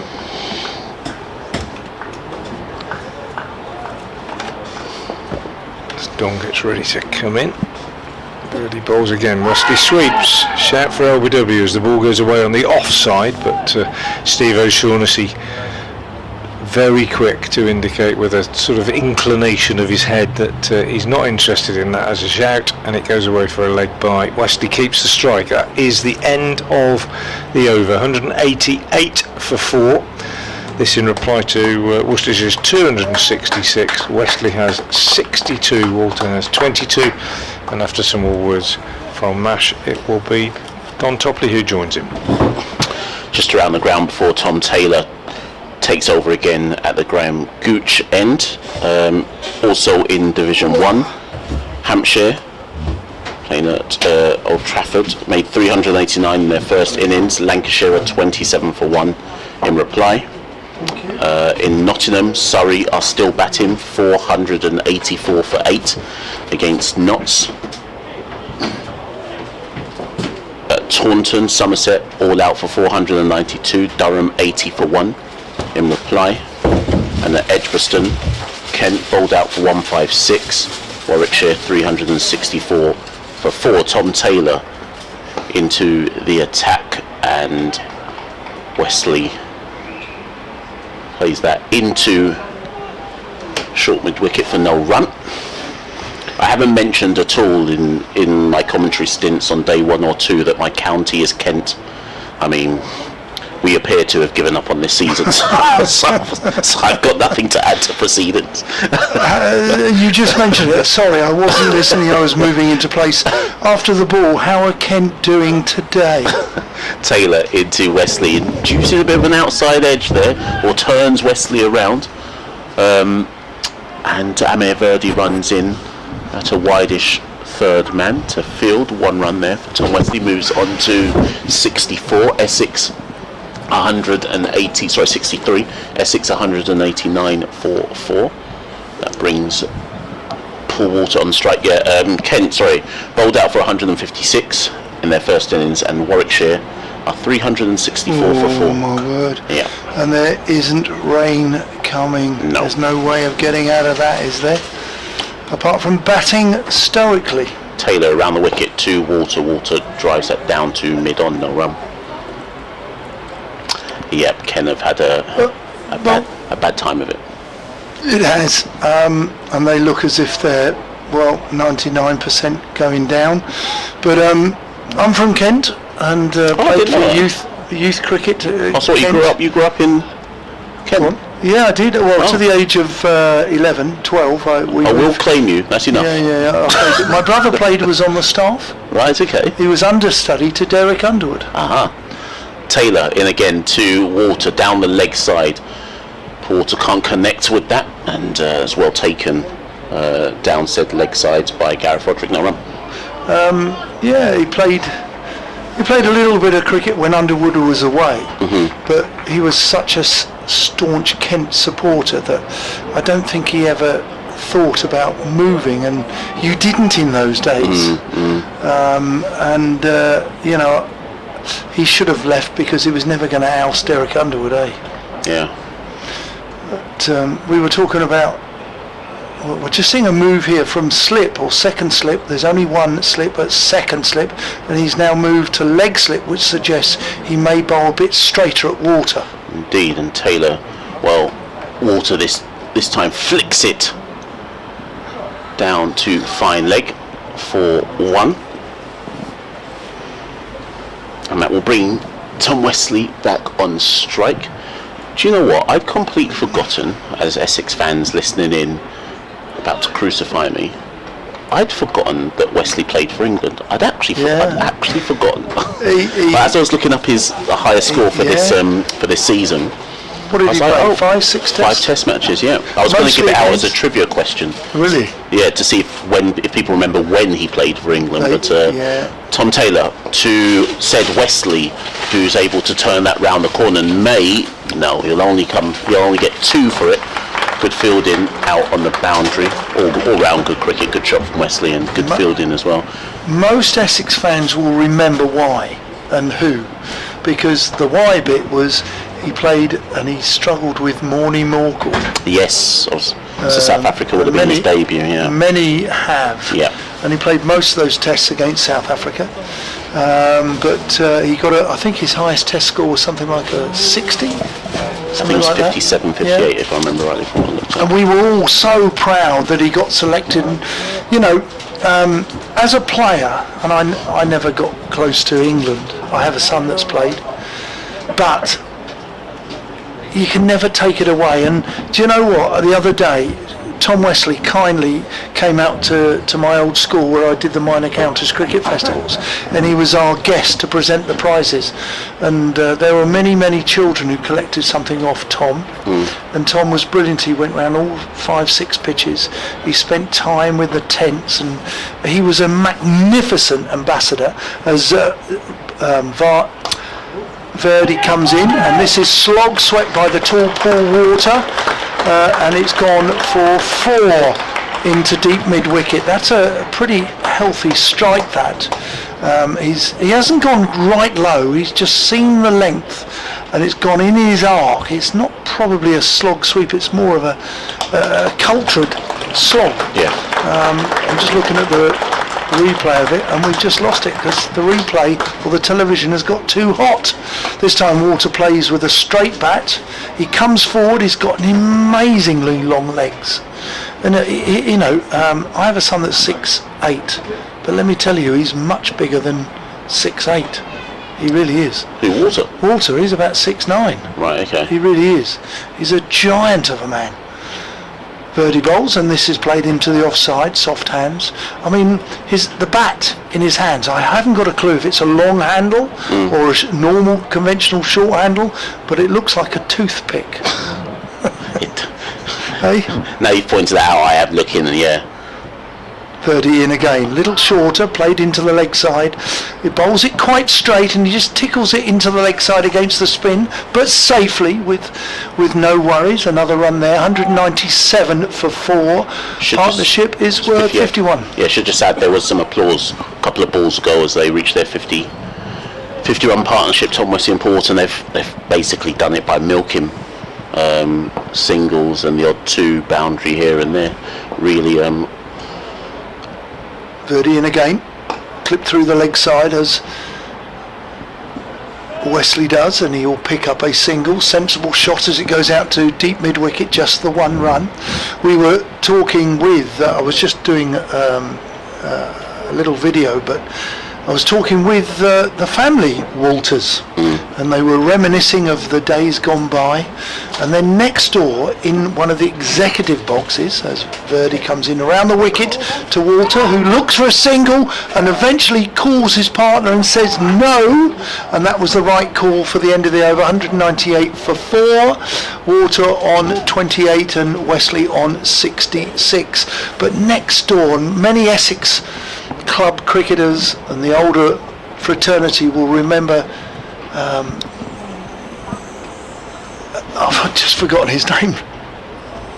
Who did we meet up with? John Stuck. John Stuck, who's in the executive boxes, who's a very old-fashioned cricketer. He's played for years. He must be close. He must be in his 80s, and he's only just retired. He's taken up umpiring, but let me tell you, he knows every bit of stats of his club career, and he's played all over. He even played for Suffolk in the minor counties, but he's very well known. But they are enjoying the Scorers and Umpires Association have got a day here at Chelmsford, courtesy of the ECB, the Essex County Cricket Club, and the ACO. So Taylor to them. Into Wesley, defended out into the offside, no run. Yeah, I've met a few scorers in my time. Have you? I think Frank was saying his daughter is a scorer, was a scorer. I reckon that's a very serious business, scoring. I can't believe Frank wouldn't have paid her to do the school scoring. Do you reckon he did? He must have done. He must surely. have done. Eh? I thought, listen, when I was at school recently as a schoolmaster, we had to bribe scorers to do it. Eh? Is that right or wrong? Well, Taylor into Wesley, and he swivels and pulls that one, but there is a fielder out at where is that? Behind square, deep backward square, and there is no run, or one run, sorry. Yeah. We'll find out how much Frank paid his daughter later, shall we? Do you want to ask, or shall I ask? He must have, surely, because when the scorer who I'm thinking of, when they actually took me through the meticulous nature of it all, it's not an easy job by any stretch of the imagination. Taylor round the wicket to Walter, defends down to mid-off, no run. I think down the bottom end of our media box up here is the scorers, and there's two. There's a young lady from Worcestershire, and there's Paul Parkinson from Essex. Both have been donning white floppy hats because they've been in the sunshine like us. But there are so many jobs and facets to their role, responsibilities and stuff. But as we've highlighted here, the last one they do is the scoreboards, the two scoreboards here, but they have to do the old-fashioned pencils and pens as well as the electronic scoring. Taylor to Walter, and that leg slip fielder nearly in the game there. Turn around the corner, it was never going to be a catch. Does drop short, but you can, first time we've seen the leg slip in, and there's a round of applause because that brings up the Essex 200. Essex 200 for 4, Wesley and Walter going along serenely. This partnership is now 54, Tom Wesley on 67, for Walter on 29.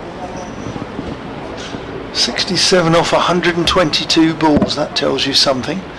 But just going off the back of that, that's why I was glad when you were taking around those groups of youth cricketers yesterday. You'll remind me of the West district. Essex district. Yes, I'll come back to that. Taylor round the wicket over the wicket, to Tom Wesley, who tucks that into the leg side for 1. I thought when you were doing it, in my head I was like, yeah, this is good that they're seeing the other facets of cricket, because I think sometimes, and this can go for any sport, I think sometimes people get too preoccupied with the sport is what you see on the field, and there's so many facets to what makes a sport, and I do think it's important that people see what commentary looks like, what scoring looks like, what, just to understand there's more than, because not everybody will play on the field. Taylor around the wicket to Walter, who looks to try and punch that through mid-wicket, but it's well fielded by Brett Oliveira at short mid-wicket, no run. You're absolutely right, and I did. They all came into this box, and there's just the 3 of us in here. And then we went next door to the written media, and I occasionally said to them that the photographers come in here and they can download by the pitch, or they can come up here and download. And then you've got the cricket liaison officer, or what we call him, the referee in cricket. And then beyond them are the 2 professional scorers. Did you show them the scorers? We didn't go in there, but they saw them. Well, yeah. Because I've not been funny.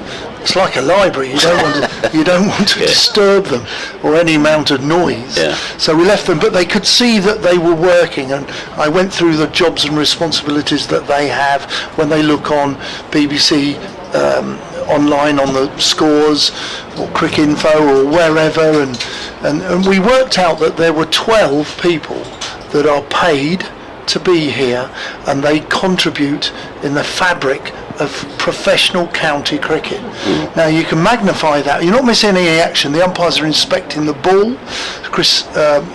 David Milnes and Steve O'Shaughnessy, but we were talking to them about who else. There are stewards, there are cooks. Suddenly you realise that the business, the fabric of it, is massive, is big, and there's a lot of jobs here. Yeah. Which, if you like cricket, I remember there was a very famous schoolmaster at my old school called Ron Evans, and he was a staunch Yorkshireman, but worked in Suffolk at one school. He retired, loved his cricket, and I introduced him to the chief steward down here at Essex in my playing days. Yeah. And lo and behold, next summer, there he was as a steward. And his role was that he always wanted to watch a bit of cricket, but he didn't mind doing a stewarding role before the game started. But if he could manage it, he would like to do a stewarding job that watches the cricket, if that's at all possible during the game. And your stewards, obviously there are a lot of retired fellas ladies who enjoy cricket. Birdie in, bowls. This is now cut off the back foot. Wesley picks up the length well, but he finds the fielder who parries the ball, but there is no run. 201 for 4, Wesley 68. Birdie throws his bowling arm in the air, comes in, bowls, tickled round the corner. There's a man, a square leg, who's fielded very well. Who is that? It was a good bit of fielding. Can't see his number. He's wearing I want to say it's Rob Jones, but I could be wrong. Yeah, I think there's 2 lads wearing Worcester short sleeve sweaters. Verdi and that square leg. As Verdi comes in, this is a nick, and he's been caught! Wesley has to go! He looks devastated. He knew he nicked that straight away because the keeper kept his hands there, and it went in top edge into the gloves playing the cut shot, and Verdi has got his man. That is such a significant and important wicket of the afternoon. Tom Wesley, the Essex skipper, has gone caught by Roderick, bowled by Verdi for 68, and Essex have lost their wicket on 201 for 4. 5. Wow, for 5. Good catch, standing up, but he's gone for the cut. It may have just bounced, but from a keeper's angle, he'll be chuffed, Will Roderick, with that catch. Verdi will be absolutely pleased, but devastated that the Essex captain has to go on his score of 68. Played very, very well. Yeah, I think Tom Wesley is upset with himself more than anything else because he'd done all the hard work. Yep. And I'm speaking for him here, but I think he'll think that that's a shot 9 times out of 10 he either is cutting, whether to the boundary or for 1 or 2, and I think he'll think it's poor execution on his part. But I think Verdi deserves that. I think he's bowled manfully and kind of kept at his task. And actually, I think it was a good catch. It was a good catch. I think it was a good catch by Gareth Roderick. Potentially it was a run-scoring ball, potentially, but he hasn't quite executed it properly. But that partnership has come to an end. It was worth, let me just look, it was worth 55. So Essex will be, Paul Walter's got 29 of those. Wesley played really well. The left-handed Walter is still there, and it brings Michael Pepper to the wicket. He would have been impressed, I'm sure, with Roderick's catch just then. The Essex keeper who's now got the bat in his hand. How will that change this game? We will soon find out. As Verdi comes in, first ball to Michael Pepper, who this one just possibly turns back to the right-handed batsman. There's a little bit of a shout from Verdi, more from Verdi than the keeper Roderick, but the umpire Shaughnessy is not interested, not out, he says. Yeah, I think I might have just turned ever so slightly. Just waiting for a replay, if at all, if it does come up. to allow us to see. Over the wicket, Verdi. This time, Pepper comes very far forward. Tall man, Pepper. Tall man for a keeper. And he certainly smothers the spin, plays it with the full face of the bat. Slipping a bat pad in on the leg side, as they've had most of the time today. Verdi in again, and it's played back to Verdi for the complete his over, and a wicket taking over, and it's a first wicket for him. Verdi 1 for 57, and I think he's bowled 23 overs, and the Worcester faithful offering him some congratulatory applause in front of us. There's a few Worcester fans in. I'm guessing about 50. Yeah, and as you can hear them right now on the effect light, right in front of us. They'll be here for all 3-4 days, however long, I would assume 4 days, that this game will go on for, and they've been very appreciative of their team's efforts. And when we were on commentary earlier, I remember Mash, you saying to me, and I asked you, said, how many runs then? He's bowled 10 overs for 22. That was his first 10 overs, and it was tight. It was okay. I'm not saying he looked as if it was going to turn square and he was going to rip a player out. He wasn't, but he just turned the tap off, and Essex. And then Brooks was the beneficiary at the other end, picking up 2 wickets in his 6-over spell. There's a conflab going on now before Mash is going to introduce the next over, but it's between 3 players, Joe Leach, Brett D'Oliveira, and indeed, is that Van Beek, 67? It is indeed. I was going to say it must be Tom Taylor, but they are going to make a bowling change. It's Logan Van Beek who is going to replace... What do you reckon his nickname is? Logan Van Beek. Berry? Logan Berry? No, that's terrible, isn't it? That's terrible. What do you reckon his nickname is? LVB? Van Beek? Nosy? I don't know. Well, he's round the wicket to Paul Walter, and Paul Walter has clipped it just over. I'll find out who that was at shortish mid-wicket, Kashif Ali. Shortish mid-wicket, and for a minute there I thought he was going to actually be caught. I'll need to see the replay, see just how close it was. It's 4 runs. Yeah. I'll look at this one again, see just how close this came to being caught. Well, maybe if Paul Walter was there fielding off his own shots, he would have been out. But it's 4 runs for Paul Walter. He moves to 33. He certainly played it in the air, and he needs to be very sensible here. Smart, don't want to lose his wicket. Van Beek in again, this time Walter goes back and cuts this out.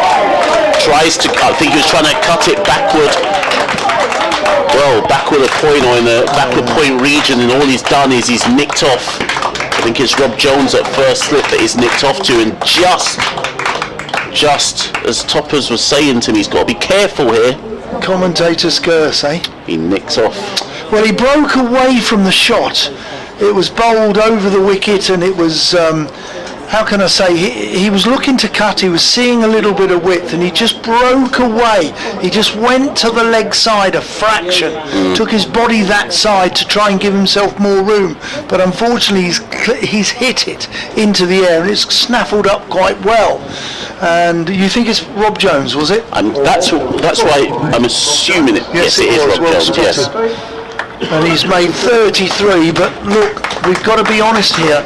Essex have lost 2 wickets in quick succession, and they can ill afford that. And look, bit of, I've got to be honest, a bit of sort of, Wesley's wicket, which was disappointing. 1 has cost 2, and now we've got Simon Harmer, who's a capable batsman. Probably could do with some runs, but he's a capable batsman. But we are being brutally honest now. We're getting towards Essex's tail. Pepper's on naught, Harmer's on naught, 2 fresh players at the crease, and it really is going to be a difficult time for Essex now. 205 for 6. Where can Essex go? They have got to get parity. And I'm saying that because there's a chance they may not. They've got to get to parity, or, being greedy, get a little lead. Well, do you know what? I'm gonna give credit to the Worcestershire bowling here, because they've just kept Yeah. in the game, chipping away, and more importantly, they haven't given away what I call freebie overs. Think how many times can you remember in the course of today where you've seen that over's gone for 8, that one's gone for 6, that's gone for 10. Just early doors when they Taylor bowled at Wesley. Yeah. When they tried to get him out early doors by bowling straight. Van Beek into the new batter, Simon Harmer, who just tucks that into the leg side. That is the only time this morning, and then they got together and said, hey, we're not doing this anymore, we're going to dry everything up, bore Essex into submission. And ever since then, they've chipped away. Yeah. That's 2 bad wickets for Essex there. Now 146 for 3 it was. Van Beek into Harmer again, and Harmer getting in a portion of the bat into the leg side, fielded at mid wicket, no run. Now, the hopes and aspirations of the team now with 205 for 6, or Essex want a lead, as I just highlighted. It's an important lead, would be significant in this game. Meanwhile, Worcestershire, Essex are still 61 runs behind. This one's defended on the front foot by Harmer. Logan Van Beek fields off his own bowling. And if Worcestershire have a bit of luck, they'll say, hang on a minute, we could have a little lead here. Yep. This game is nuggety. It's not like a T20 blast, which is entertaining a different way. This is quality 4-day cricket where you need patience. Yeah.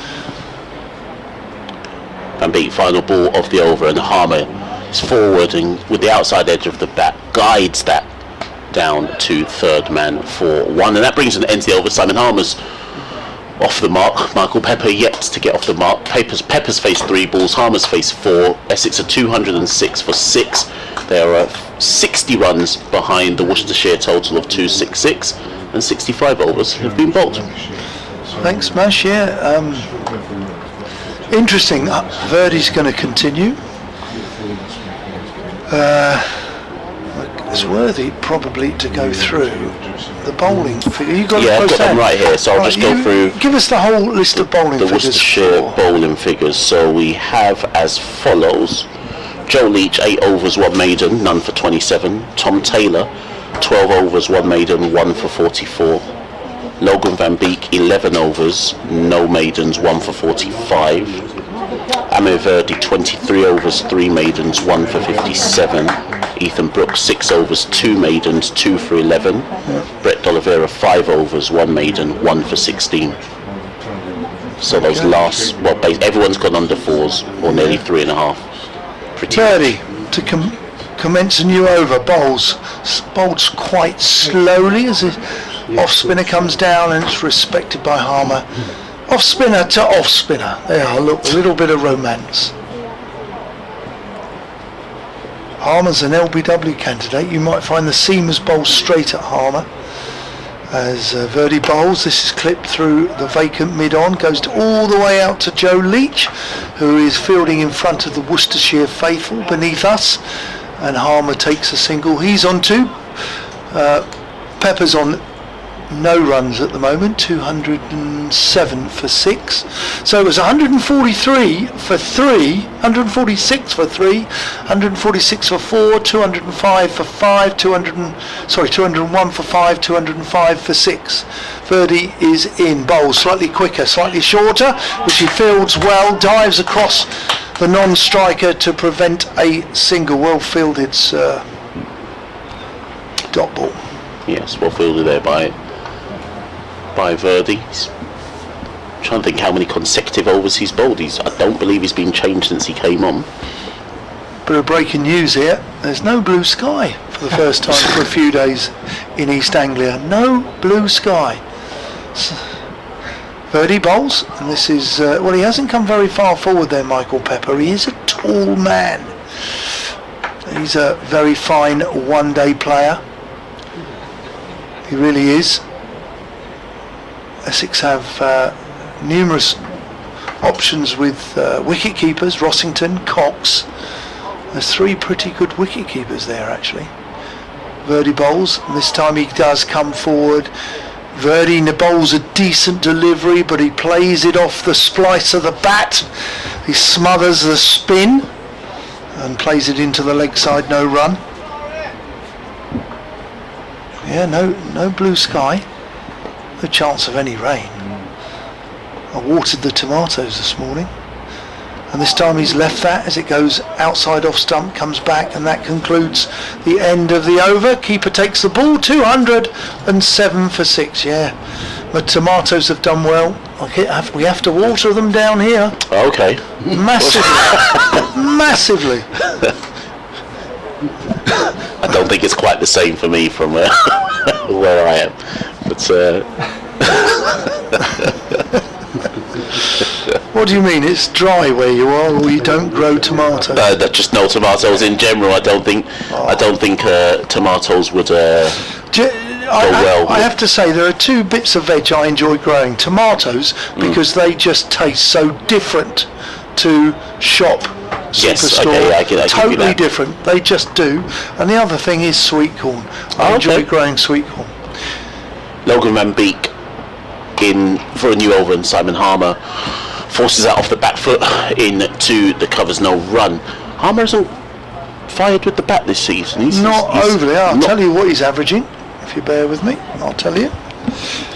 He's a good, on form, he's a good number 8. He is a capable all-rounder. But he is an LBW candidate. Seriously.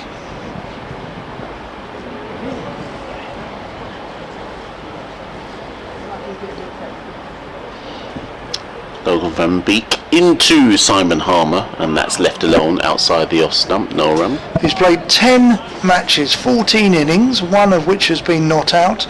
He's aggregated 148 runs. His highest score, this is unusual, he hasn't made a 50. Yeah, see, yeah. His highest score has been 44, averaging just 11.4. So I think politically the term would be underwhelming with the bat. Capable, needs it now. He's forward in defence, down to mid-on, no run. Made him play there. Yeah. And whilst we were chatting here, deciding or deciphering the plans for Wesley, my plan here, and I think Worcestershire's would be the same, is they're going to bowl dead-eye straight at Harmer, because he needs to keep playing straight. He mustn't try and whip it. He is an LBW candidate. And Beak and on the swivel pull, but will not be. I think that's. My eyes deceive me. I think it's Tom Taylor. No, not Tom Taylor. Sorry, Jake Libby. I remember Get on. Harmer playing at the Oval, and my distinguished colleague and friend in the commentary box today was at the Oval because we got on the tube with Simon Harmer after he made a century at the Oval. It was a flat wicket at the Oval, and Essex do very well at the Oval. Okay. Over the years' history. And Beak to Harmer this time. Well, he nearly had a single there. Michael Pepper was interested. It was a kind of push into the offside, but Ethan Brooks was in on it very quickly. So the attempted single was aborted. Simon Harmer's played abroad, obviously for South Africa, the old Northern Transvaal or the Titans, but recently he's played his cricket. He played in the SA20 for Durban Super Giants, but he also played for Eastern Cape. This one's tucked into the mid-wicket region, the run, yes. In the Eastern Cape, in the SA20, yes, which was a very, very good white ball franchise competition. And Eastern Cape, who is coached by Adrian Birrell, Sunrisers Eastern Cape, and Simon Harmer's been a winner for the last 2 years with Sunrisers Eastern Cape, so he'll be going back there to defend his title this winter, January, February. Does he? Well, I'm actually off at the. I'm actually off right now. But when I come back on, does he still have international aspirations? He's an overseas player here, right? Okay. Where he didn't used to be. He used to be a coal pack. Exactly right. But Yes, he has. I'm sure if South Africa came calling, if they play in Pakistan, India, Sri Lanka, Simon Harmer would be close to being selected. And I'll leave you with that and join you shortly. Thanks, Mash. Lovely to hear from you. Verdi's in, and this time it's smothered by Pepper, who kindly fields the ball as well with his bat, because he does it to stop the wicketkeeper going further to collect the ball. And we're going to welcome back Frank Watson, BBC Hereford and Worcester in a moment. Verdi in. This is nicely played, well bowled. And we've got a very important question which was devised by Mash. Oh no. He was. Mash came up with a great question, but now he's not on air. I'm going to ask on behalf of Mash. Did you used to pay your daughter to score? Yeah. Ah, yes, we knew that, Frank. Only Birdie in, played onto the offside off the back foot, good looking shot out to the defender on the boundary where there is only just the one run. only what I would have paid any pupil of the school to do the scoring for the first 11, which is what we did. It was about £5 or something. Was like it? that, Was it? for a whole day on a Saturday. And probably a She McDonald's learned on a at the end of the day. tour. She learned on a tour by sitting alongside the Brilliant. scorer, and Brilliant. and what it has done is it has made her enjoy the game still, which is good. Verdi in bowls, and this is played off the back foot. It's smart. He's played it nicely, straight bat, not looking to play cross bat, and he's looking quite good here in defence. Worcestershire are not allowing Essex any runs here, any easy runs. They're having to be patient. Verdi in again. This is a lap. He's missed it. It's cannoned off the front pad, but keeper was half-hearted, but I think O'Shaughnessy suggested it was not out quite early and the appeal died. In comes Verdi. Harmer facing. Harmer plays with a straight bat back to the bowl, end of the over, and the score remains on 208 for 6. Well, both batsmen here are in single, but 1 and 2. Essex have lost the two men. They put on a healthy partnership. Wesley was caught behind off a ball that he tried to cut off Verdi. Did it bounce? Should he have played it? But nonetheless, it was caught by Roderick, the keeper, bowled by Verdi, and he had to go for 68. And basically, the next over, Paul Walter has not backed away, but just leant to his leg side to try and give the ball more room on the offside, and he's hit it to backward point where Peter Jones took a good catch off Van Beek for 33, and Essex went from 143 for 3 to 201 for 5 and 205 for 6. Listen, and Worcestershire can claim that credit, Frank. Yeah, really good. I'll talk about those two catches a little bit as we go through this over. As an ex-keeper, I thought Roderick's catch was really quite a good one. Yep. Bounced a little bit more and he rode with it and took it very nicely. Deserves a bit of credit. Van Beek in to bowl, and Harmer is forward pushing out on the offside. And the Rob Jones catch at slip was quite low. He took it fingers upwards, which is an odd thing to do, but he does favour that. He's turning himself into an important slip catcher for Worcestershire. Caught 4 against Kent last week in one innings, and it was a good one. And another reason, and I'm sure you will go along with me with this, Tom, that both of those catches were quite important, is because just break off as Van Beek bowls down the leg side, taken by Roderick. But on this pitch, there hasn't been a lot going past the bat. There hasn't been a lot of lateral movement, and you can easily lose concentration. I know as a keeper, and you get a little nick, and you've waited all day, and you don't hold on to it. It can be very frustrating. But in both cases, Rob Jones has been out there all day at slip. Nothing's come his way. When it did, he got hold of it. It's 2 good catches. And Worcestershire, they've done really well, I think, after that first hour or so this morning. Van Beek in again and bowls. And Pepper is playing defensively up to mid-on, and there's no run. If you don't mind me saying, Essex would have approached this morning. There is a very sure chance that we could bat. If we bat well, we will have a lead.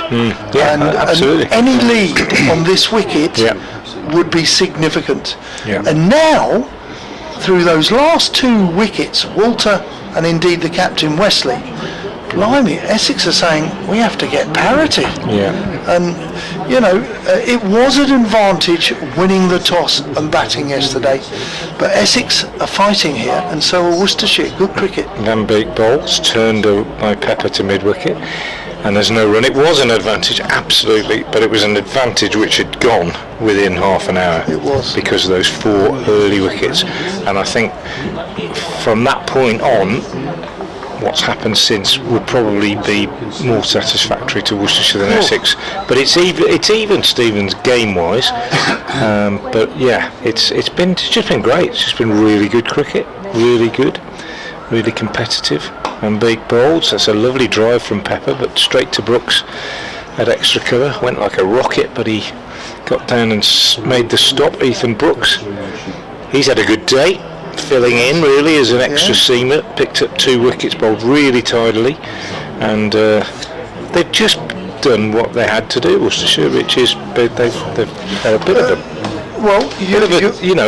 the seam attack is not firing for various reasons of injuries and so on, and Beek in bowls. That's a good shot from Pepper, wide of Brooks this time. Won't go for 4, but he'll pick up 2, and only 2, because Brooks is really quick over the ground.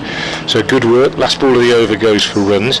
At the end of the over, it's 212 for 6. I beg your pardon, it's not. The score was a lot quicker today, Don. 210 for 6 at the end of the over.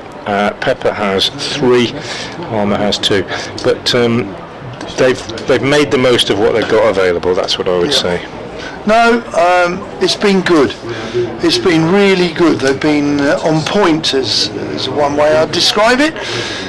Just looking at the 6 wickets to fall, if I'm an old nuggety old pro, and I talked to you about Ethan Brooks's no balls. Yeah. Right, but just being honest about it, I look at some of the dismissals as Verdi's going to bowl again. Elgar last night, he was LBW, fine.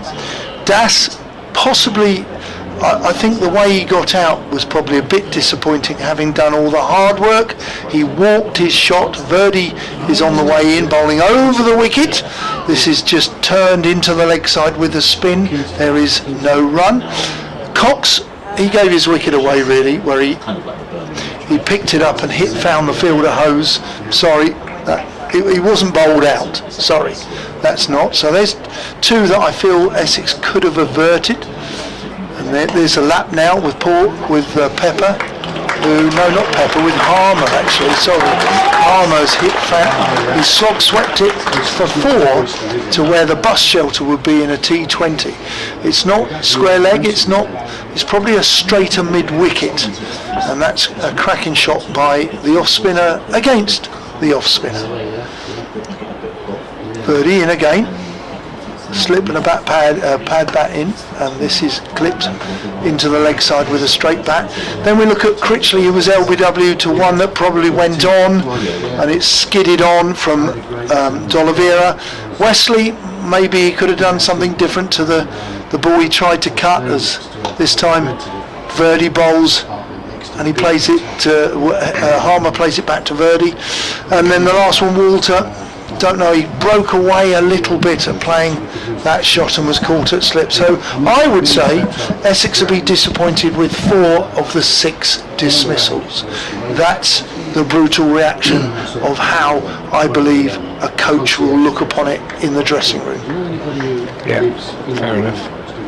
Which is harsh, but Verdi bowls, and this is, I think we all dot ball into the offside, no run. even if you haven't played at the highest level, if you've played at a decent level of cricket and you're a batter, I think you know that there are many times, quite a high percentage of times really, where you walk back to the pavilion having been dismissed and you know you've played a part in it really. Yeah. Verdi in, it's played off the back foot by both batsmen here for Essex, are tall, Pepper and the striking Harmer. That's the end of the over as he finds mid-off and there is no run. 214 for 6.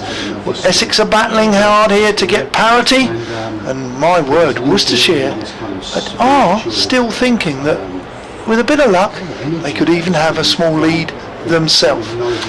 Yeah, you walk back and you know, there are sometimes it's nice, it's quite reassuring if you get done by an absolute beauty and you think, well, if I face that 9 times out of 10 I'd get out to it, I'm not going to lose sleep over that. But most of the time, if we're honest, I think even at this level you walk back to the pavilion thinking, well, you know what, I could have done a bit better there, why did I do that? And it's all about the mental game, it's all about making sure that what you do is appropriate to the ball that's bowled at you, and obviously that depends on the game situation, but that's what it's all about.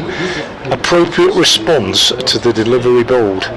Van Beek bowls, and the appropriate response to this one from Michael Pepper is to get in behind it and push it up to Brett D'Oliveira at mid-on, and the score remains 214 for 6. And it's been a really good competitive day's Division 1 cricket here. No quarter given or asked, and both teams properly going about their work. Van Beek again bowls, and Pepper works this one to mid-wicket where Kashif Ali, under the sun hat with the big short leg pads tucked under his trouser legs, does the fielding. So we've got one slip, Rob Jones has been there all day, and we've got 2 men close-ish, one on the offside, one on the leg. Otherwise it's a fairly well spread field as Van Beek comes in and bowls, and Pepper is pulling a short ball down to Joe Leach at long leg. Didn't quite get hold of it, but gets a single. This kookaburra is now 70 overs old, and they don't keep their hardness perhaps as well as the Duke. The seam will certainly be a lot flatter, and I dare say, well, I don't know, maybe not 100% sure, but I dare say that when the new ball's available they will take it. That'll be another 10 overs if they're still out there. These two looking to just rebuild after the loss of those 2 wickets post-lunch. Van Beek bouncer, Harmer lets it go over his shoulder through to Roderick. Those 2 men out since lunch, Westley for 68 and Walter for 33. All of this, remember, I'm sure you don't need reminding, but you might do if you're joining us late, is in response to Worcestershire's first innings, 266. Van Beek again from the gooch end, bowls and worked nicely by Harmer, away on the leg side, but straight to fielder Jake Libby, and the second of 2 mid-wickets, slightly deeper than the other, slightly squarer. No run. We're talking about that Jake Libby innings yesterday that lasted for days, and I got confirmation from my old friend John Curtis that it was the second longest innings in the history of county cricket, and the only person who's batted longer, Van Beek bowls again, and it's played out on the leg side and there's no run. The only person who's batted longer was Jason Gallion, who played an epic innings as well, but Libby, what was that for? That was for Notts, I think. It might have been his Lancashire days, I'm not sure, but Libby didn't have it all his own way obviously yesterday when he was only here very briefly, so he's had both sides of the coin on this ground. End of that over from Van Beek, 215 for 6. Worcestershire still lead by 51, and Harmer has 6, Pepper has 4. Yeah, that was a collector's item to get Libby out for that kind of a sum of runs. Very good. And in that way as well, really. Not playing a shot, error of judgment, but you've got to allow a batter who plays as many deliveries as he does in a season to make the odd mistake, I think. Birdie to continue. In he comes, passing the umpire O'Shaughnessy, and this is swept very well by Pepper. One of his shots, but what he's done there is a man at backward square leg, but he's up on the 1 really. He's now going back towards the boundary, but they do have a man for the slog sweep in front of square. So square leg's gone back to deep square leg, backward square leg. And Pepper does like to play the sweep, and indeed the reverse sweep. Verdi in again. This time it's a gentle sweep, a paddle, which has gone fine, which that man who has just been moved from square leg out to deep square leg has had to chase the best part of 40 metres, dives, pushes the ball back in and prevents any more than the 2. Good intelligent cricket there. There's a proper full-blooded sweep for 4, and then slightly a paddle, a gentle finesse sweep which went fine. And the man has come out of bat pad on the leg side and he's gone in with a helmet at leg slip, so a conventional slip and a leg slip for Verdi. In he comes. This is just driven and the fielder misses it, and Essex will get a freebie run. Number 54, who was that? Adam Hose. He's just dived says over without the looking. ball. There you are. He just dived over the ball. Eh? Yeah. Yes. It's gone for 1 all the way out to... Now fielding change for Harmer. The bat pad comes in from leg slip for Harmer. Harmer plays into the offside.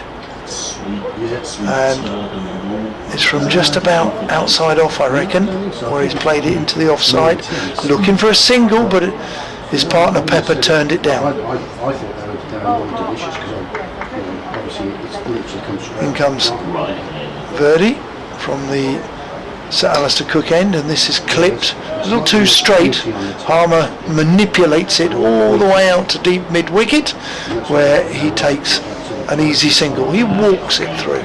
2, 2, 3 for 6. Pepper 11, Harmer 7. Round the wicket now to Pepper. Leg slip in. Gives it a lot of area. Goes into out onto the offside, and he will collect 4 runs with the Essex faithful applauding that shot. He's come from around the wicket, probably bowled a little bit too off stumpish, where he was able to go into out to ensure he got to the pitch of the ball against the spin and collected 4 runs. Good looking shot that, Frank. Yeah, 2 4s in the over, and that 2 is expensive over in terms of the context, because you look at the lead. I'm saying Worcestershire still 50 ahead, and suddenly they're a lot closer in it. Only needs one more good partnership to get that parity that you're talking about. Worcestershire making another bowling change. Ethan Brooks, hero of the morning to some extent, coming in to bowl from the Gooch end now, and that over from Verdi. I don't know, there was just something about his body language in that over that suggested to me that he was just tiring a little bit. That little pickup that he got from picking up that wicket a few minutes ago, half an hour ago, has just disappeared a little bit. He's had a long day. 27 overs, 1 for 75. Yeah, there's Brooks is in from the Gooch end, bowling to Harmer, who pushes out on the offside. So yeah, 27 overs, 1 for 75. He's gone for under 3 and over, which is pretty good. Simon Harmer went for 3.8 and over, but he obviously was much more threatening, much more attacking than Verdi has been. But it's been a good effort from the on loan Surrey off spinner.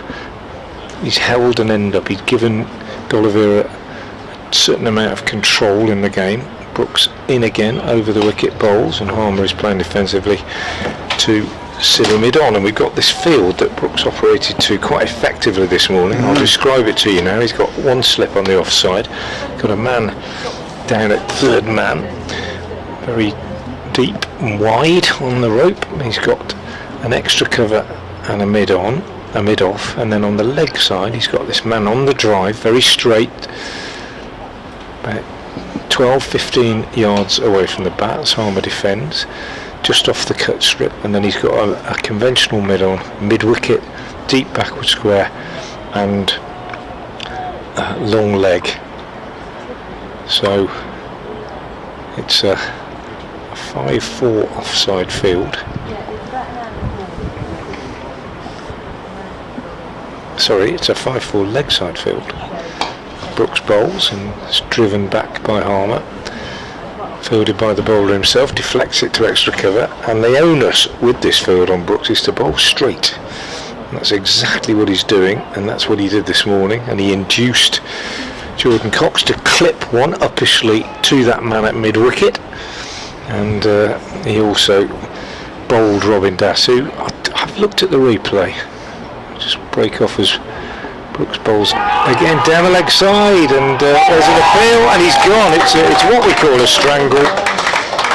I've had long discussions this year with various people who disagree with me and say I shouldn't call it a strangle. There's nothing wrong with it. It's a wicket that the bowler's got. My argument is, well, he's not actually bowling for it, but be that as it may, it's a catch like any other. The batsman hits it, the keeper catches it. Simon Harmer can't believe it. If he'd have got a thicker edge on it, he'd have got 4 down to finally. As it is, Ethan Brooks has got a 3rd wicket, and just when you think that Essex are just building a recovery, they lose another wicket. 227 for 7, and Ethan Brooks' day just gets better. It was Dean Wilson, Don, down at the Oval, who took issue with me calling it a leg side strangle and said it's just as legitimate as any other dismissal. And I said, well, even a bowler will say, yeah, it is, in the sense that it's hit and it's caught, but it's not part of a plan. You're not bowling for a leg side catch by the wicketkeeper. Sorry. So I'm not having that. But it's a wicket nonetheless, and Harmer's had to go. He looked devastated. He's averaging, we worked it out, it isn't a great average. He hasn't made many runs. Essex have needed him to score runs, particularly today, and he's gone caught, strangled down the leg side. I'm afraid I'd take issue with Dean Wilson, formerly of the Mirror, and I think he wrote for the Express as well. Yeah. But and he's excellent co-commentator, and I really enjoyed his company. It was just one of those things that one of the such dismissals happened, and I called it a strangle, and he said, I don't like that expression because it suggests that it's kind of a lesser wicket, and he didn't think it was, but I genuinely think it is. I got one of the West Indian Knights caught down the leg side.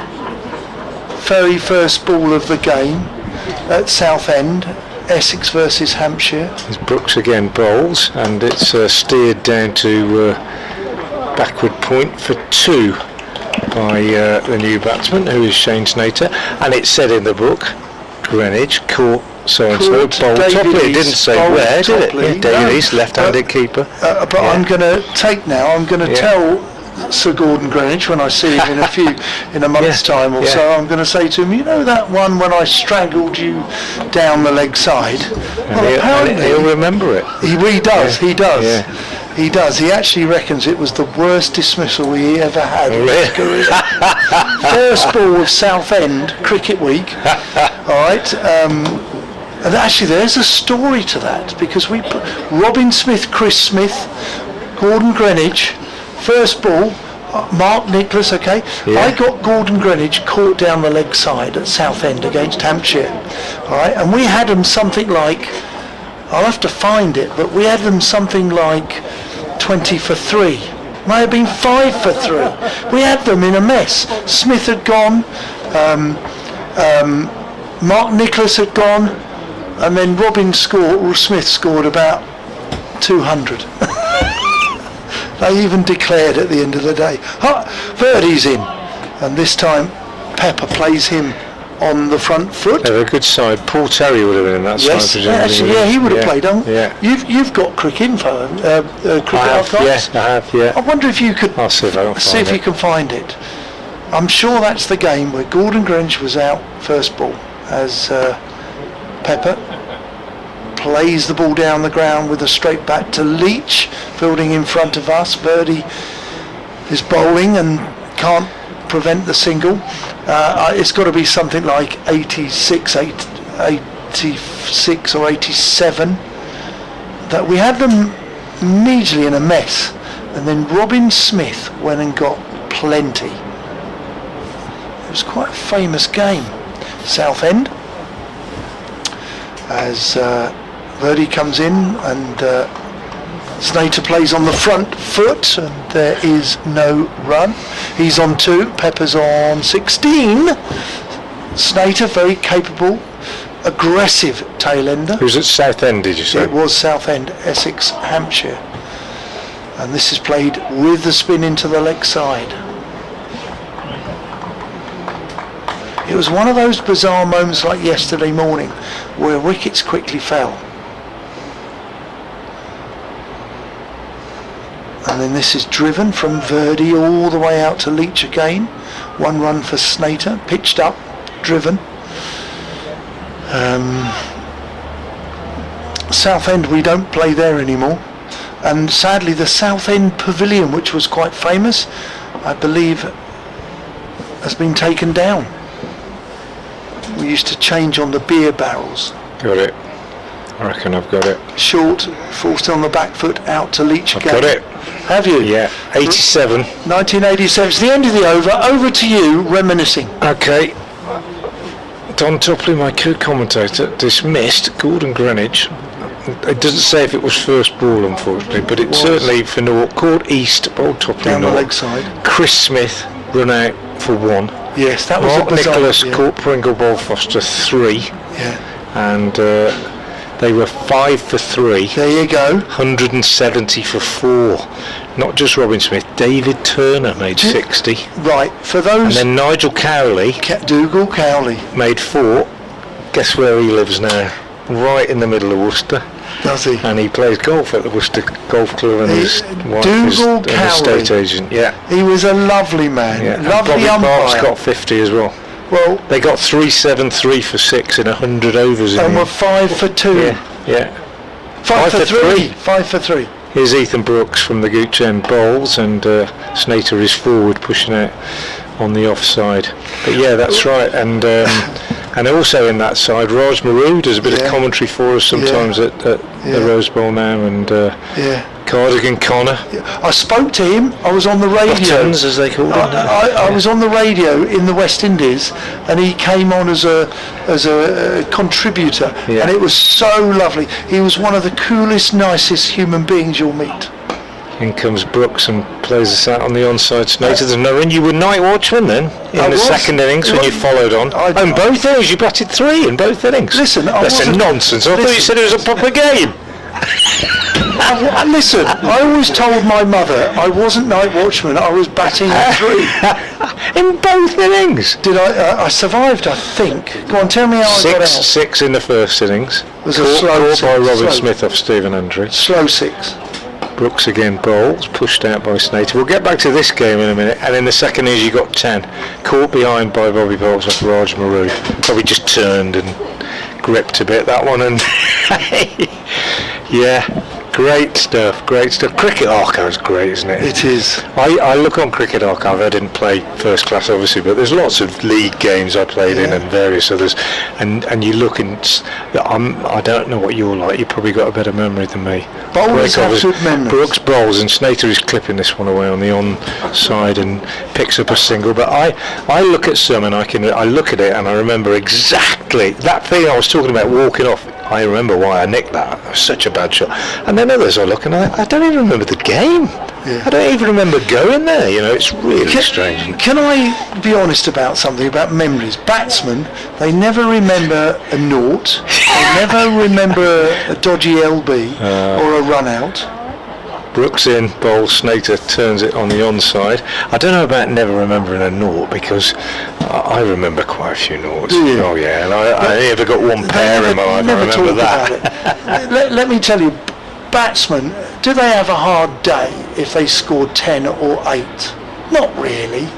Bowlers, if you don't bowl any wickets and you bowl well, which you can do, and you bowl particularly well for your side and you manfully man up and bowl 25 overs in the day, even if you don't get wickets, you can still bowl well. Brooks into Snater, steers this off an outside edge and away on the offside. Great bit of fielding by Libby, and I tell you what, that would have been out. Snater steered it out on the offside. Libby's running away behind square from cover, and Snater thinks he's got one and he's jogging up towards the non-striker's end, and then he sees Libby slide, jump, turn and throw, and he accelerates thinking, oh, I could be in trouble here, and in the end he gave up. I reckon he would have been about 2 yards out if that had hit. It didn't. He keeps the strike. Brooks finishes the over. Tidy stuff again from Ethan Brooks. What a day, what a game the young man is having. 8 overs, 2 maidens, 3 for 15 his figures so far. It's 234 for 7. Just to finish this, Don, I will just say, on behalf of the batsmen all over the world, you might not think they have a hard day, but it's a long day. You know, if you were Jake Libby yesterday and you let one go in over number 3 and you bowled for 7, the rest of the days are pretty grim. So it might not be a hard day physically, but it's a hard day mentally. Correct. It could be. But Verdi's about to come in to bowl. The umpire's just stopped him for a second, and the batsman is ready, and Verdi's ready. He's on his way in. Over the wicket he bowls. It's driven down the ground for 1 run. Easy run for Essex there. 235 for 7.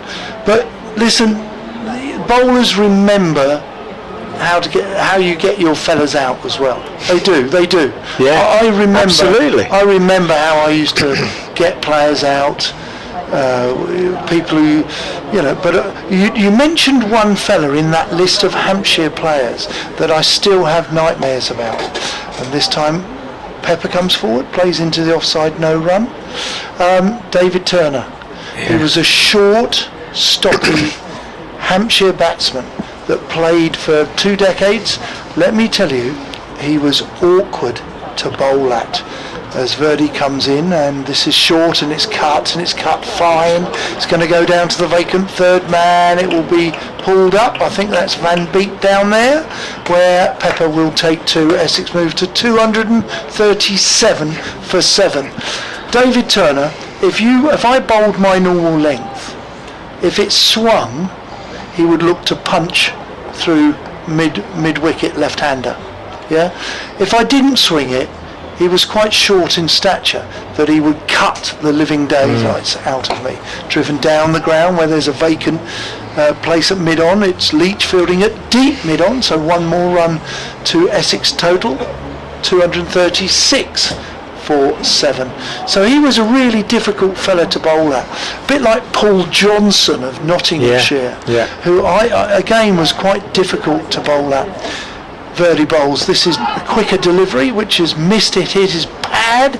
There's an ooh and an ah, but it's ballooned up and it hasn't made the hands of forward short leg. No run. Yeah, David Turner. Good player. He was. He used to punch Paul. If I just dropped it a fraction short, he would pick me up and pull me through the leg side. Down the wicket, and this time Snater.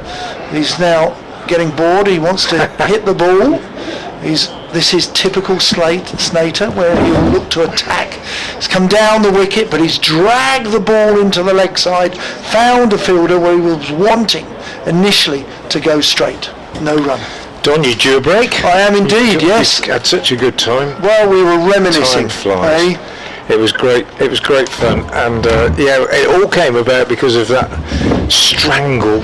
We could still say it down the leg side of Simon Harmer off Ethan Brooks, which gave Brooks his 3rd wicket, and you could say he's earned a bit of luck. He's been such a good performer for Worcestershire in this innings so far, and Dean Wilson, excellent cricket journalist, who took issue with me calling that sort of dismissal a strangle earlier this year, and Don reminiscing about when he got Gordon Greenwich out in exactly that way, and he does still call it a strangle. But there we go. Worcestershire has just still, as Mash rejoins me, they're just hanging in there, and I think it's been a splendid effort by Worcestershire since they were 10 for 4 yesterday to still be in this game at this stage, and it's on as even really as Brooks begins a new over, bowling to Pepper, who plays this back up the pitch to him, and there's no run. Pepper on 21 off 34, a player who likes to get on with it, possibly would have got on with it a little bit more if he hadn't lost his partner at the other end. So 3 men out since lunch.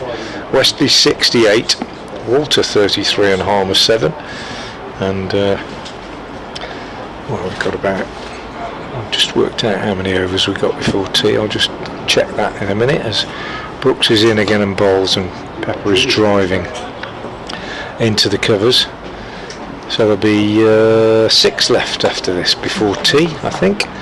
And well, you can only say, Mash, that at the moment it's on us pretty much even. Yeah, these two sides. Yeah, definitely. It's definitely. I've been impressed with Worcestershire. Today, particularly after the first hour. Brooks again bowls, and Pepper is forward, pushes out on the offside, and Libby fields. I think the word I would use, probably if I was asked to summarise the Worcestershire performance in one word, is patient. Yeah. They've not tried to force the issue. Verdi's bowled tidily, 29 overs, 3 maidens, 1 for 82, and around him the other bowlers have done their bit and they've been patient. Brooks bowls, and this is driven by Pepper up to mid-off. They take a single, Taylor fields and throws to the striker's end.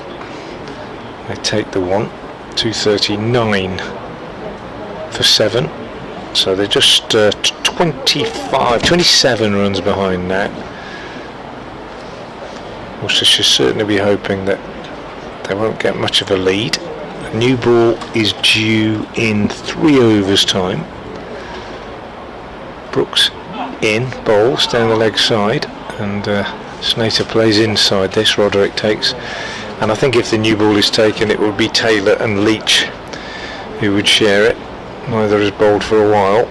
Leach actually has only bowled 8 overs in the innings, but the management of bowlers' workloads is something that some people scoff at, but certainly as you enter the last crucial month of the championship season, it's absolutely vital. That's a nice drive from Snater, but a good sprawling stop to his right at Cinnamid on by Logan Van Beek. End of the over from Brooks. Tidy one from him. 9 overs, 2 maidens, 3 for 16 his figures, and it's 239 for 7. Got a good question here for the 3 coaches in the comms booth with me, and you can go first, of course, because you're on comms. Who is the best young player you have coached where you thought, and here's the criteria, where you thought within the first 5 training sessions you are going to make it and you're going to have an awesome career? I've never thought. We'll come to the. I've never thought that within the first 5 training sessions. Honestly, never. Kashif Ali's going to have a little roll with his. Okay, was 5-2 too short of a tie break? Oh, okay, I'll refine my question. Kashif Ali on to bowl. Oh well, no, was a mixture of leg and off, but mainly leg breaks. Kashif, part-time spinner. I'll have to have a think about that. I mean, honestly, I've got an answer which you probably won't like, really, I'll have to say. Okay. So Kashif Ali on to bowl, Michael Pepper on strike, and he defends that first one. Speculative spin here from, well, say, is it speculative too harsh, or is it? No, it's well, the new ball's due, isn't it? And he's picked up a couple of wickets this season in the championship. He does spin it, and he's a bit of an unknown quantity, I suppose, from the batter's point of view. Well, that was just a rank full toss. Michael Pepper doesn't connect with it and nearly gets himself bowled or LBW. I need to see where it actually landed. It landed almost in Gazza-Rich gloves, I think. That was Sunday afternoon stuff. Yeah, full pie delivery that one was at Kashif Ali again. This one's very full, and Michael Pepper guides that down to long on for 1. Yeah, I'm a coach that always is cautious in terms of predicting things. Okay. So I always say, even if somebody's really good, don't get carried away. There's a long way to go, etc. So I'd never have thought that, I don't think. Ali again, this time to Snater, who turns that in to the leg side. Deep mid wicket for. And it's still the same. I coach a few boys now, and 1 or 2 in particular that I've got high hopes of. But anything could happen. Anything could happen. You're only ever an injury away from not being able to fulfil your potential. I'll tell you why I asked that question in a minute. Kashif again this time is guided to backward point by Michael Pepper. The reason why I asked the question is because I've been so impressed with Ethan Brooks today. Yeah. That what was going through my head was, first time I've seen Ethan Brooks, what was going through my head was, I wonder who was the first person who coached him and thought, you could be someone, Ethan. Kashif, and again this time Pepper brings out the kind of paddle sweep, goes to backward square for 1. And that brings an end to the over Essex 242 for 7. Michael Pepper's on 24, and Shane Snaitner is on 6. I wouldn't claim a great deal of credit at all. I wouldn't suggest that I played a big part in Ethan Brooks' development. He came into the Warwickshire under 15 group that I helped with for 1 year, and I had a bit to do with him and various other players. Dan Mousley has done really well and just recently got England selection, was in the same group, but a number of coaches working with them, and you wouldn't say that you had. I mean, occasionally you get a relationship with a player where you feel you have a particular influence, but different when I was at school and I was in charge and running things and players come through. But there's a massive number of people that will have influenced a bowler like Ethan Brooks, who comes in now. And this is played off the back foot by Snater. I bet the biggest influence on Ethan has been his dad, Ian, who might well be listening. He's not here, I know, but Ian, who I played a bit of club cricket with, not a great player, but a real enthusiast, who has 3 sons who all became cricketers, 2 still professionals, and the enthusiasm of a dad and that early coaching in the back garden and so on can be absolutely vital, can't it? So maybe that's the real source of the enthusiasm and the inspiration. But no, I think these days a player that comes through the county pathway certainly, I think will come into contact with lots of coaches, and there'll be 1 or 2 who are particularly influential, but they probably end up being a player that's formed by the work of lots of different people, I think. Ethan Brooks in and bowls to Snater down the leg side, just turns it down to fine leg for a single. But I can honestly say, I mean, you might coach a 10-year-old and think, wow, this kid's good. Yeah. But I don't think I've ever coached anybody and thought early on he's going to make it, because what does that mean, really? I hear you. It's very hard, I think. So your diplomatic answer is no. Yeah, no. It is diplomatic, but it's also completely honest as well. Completely honest. Brooks, who's prompted this conversation, moves towards us now and bowls, and on the back foot Snater, well, not quite on the back foot, sort of walking into it with a high defensive bat, pushes it back up the pitch. So I've got an answer here. Okay. Well, so I knew one of the coaches would not let me down. They would give me an answer, and it's somebody who plays for Warwickshire. Give me the player, please. Who am I going to be saying from a young age? Current player. Who Don's coached, is it? As Brooks bowls. Wait, who did this answer come from? Yeah. No, it's not Don. In Barbados. Oh, okay. Jacob Bethel. Right. Yeah. Outstanding. I mean, what a player. He played an innings at New Road this year in the T20, where Warwickshire were in desperate trouble, and he and Sam Hain together won the game for them, and it was just talk about mature beyond his years. It was amazing. He's also taken 2 of the best catches in the deep that I've ever seen in white ball cricket this year. Sensational player. Brooks bowls again, and this one steered down to third man by Snater, and it's another no ball. Brooks has had a few. That's his 4th actually, so that's 8 of the 19 runs that have come off his bowling have been from no balls. Don was saying this morning how that was kind of unacceptable for a medium pacer, but he was also saying that if he's not played here before, and he hasn't, that running down that slope might just be causing him to stretch and overstretch a little bit on that front line. That could well be the case.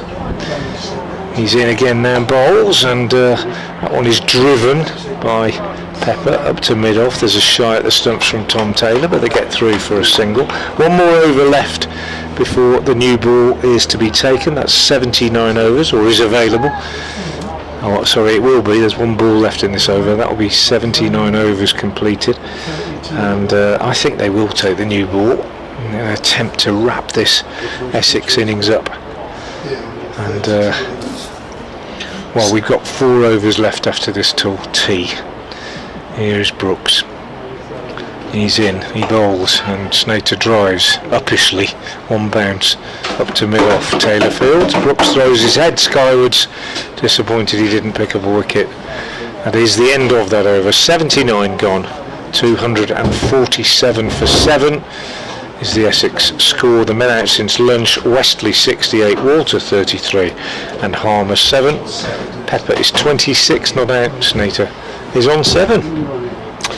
So that answer, Reed Bethel, it came with an age as well. It said Jake Bethel at age 10. Yeah. It was clear then that he had exceptional talent for, I guess, age group at that particular point in time. But do you know what? I do take on board your point that anything can happen to derail somebody with even the greatest of potential. So I do take that on board. Kashi Valley, start of his second over. And Michael Pepper is down to try and paddle that round the corner. But I mean, there's no doubt. If you look closely at, say, the England under-15s over the last 20 years, there'll be lots of names you recognise, but there'll be dozens that you haven't heard of because they didn't go on to anything. Ali in again, and Pepper goes for the big booming drive, and it's dropped. I think it's Jacob. Well, I need to look who's on the floor. It was Jones. It was Jones who was asleep earlier on, and I assume it is still Jones, and he's only just getting up now. It was a hard one. It was high, wasn't it? He wouldn't have seen much of that with the keeper being where he is either, but Kashif can't believe it. Hasn't picked up thick many outside wickets. edge there from Pepper, and not taking that slip. Ali in again. This time it is paddled round the corner by Pepper, and he'll come back for 2. And that applause, I thought, was 2 for 250. 250, is it? Yeah. In that case, the scoreboard is moving slowly because our mine says 249. Let's move quickly. It's 249. Yeah, you're right. It's quicker than ever today. Don led us into a false belief yesterday that it was the slowest board in the country, but I think that whoever operates it must have heard him. Ali into Pepper. Full toss there, and Pepper gives it the treatment it deserves, driving it through extra cover for 4. And that is the 250. In fact, that's 253 that Essex moved to for 7. Michael Pepper moves on to 32. Bit of a bag of licorice all sorts in this over here. Could have been taken. A sharp chance dropped by Rob Jones at first slip, and Pepper's taken 6 off the next 2 balls. But the new ball does await. Ali in again. This one's met with a full face of the bat, and there is no run defended. Right, so here's another comment from the coaches behind you, Frank. Let's see how you deal with this comment. It's before I give it to you, Ali into Pepper, and that's played back down the track to Ali. End of the over. Essex 253 for 7. Michael Pepper 32. Shane Snater 7, and the lead is 13. It is easier to identify a young batter than a young bowler. Discuss. Yeah, I agree. Definitely agree with that. Joe Leach is coming on. The new ball is going to be taken, and he was quickly up from fine leg to take this new ball. But I certainly agree with that. I think probably because bowling is I was a wicket-keeper batsman, and I've learned a lot about bowling by listening to other coaches, and when coaching people to bowl, I can teach people to bowl once it gets to a certain level and skills become particularly advanced, then I would always hand over to somebody else. With a batsman, I think you can look at a batsman and see if they've got a good technique and good hand-eye coordination. then obviously there are other things to work on like temperament, etc. But you can identify the qualities required. With bowling, so many more moving parts and so many aspects to it, so many skills that I think it is much more difficult. Joe Leach, interesting case. Joe Leach began his professional career as a batsman. Okay. Didn't really bowl at all, and then one winter bowling in the nets started to develop. Comes in now with the new ball in hand, and his first ball is a loosener, and is smashed away by Snater through the covers, wide and slow, and cracked away.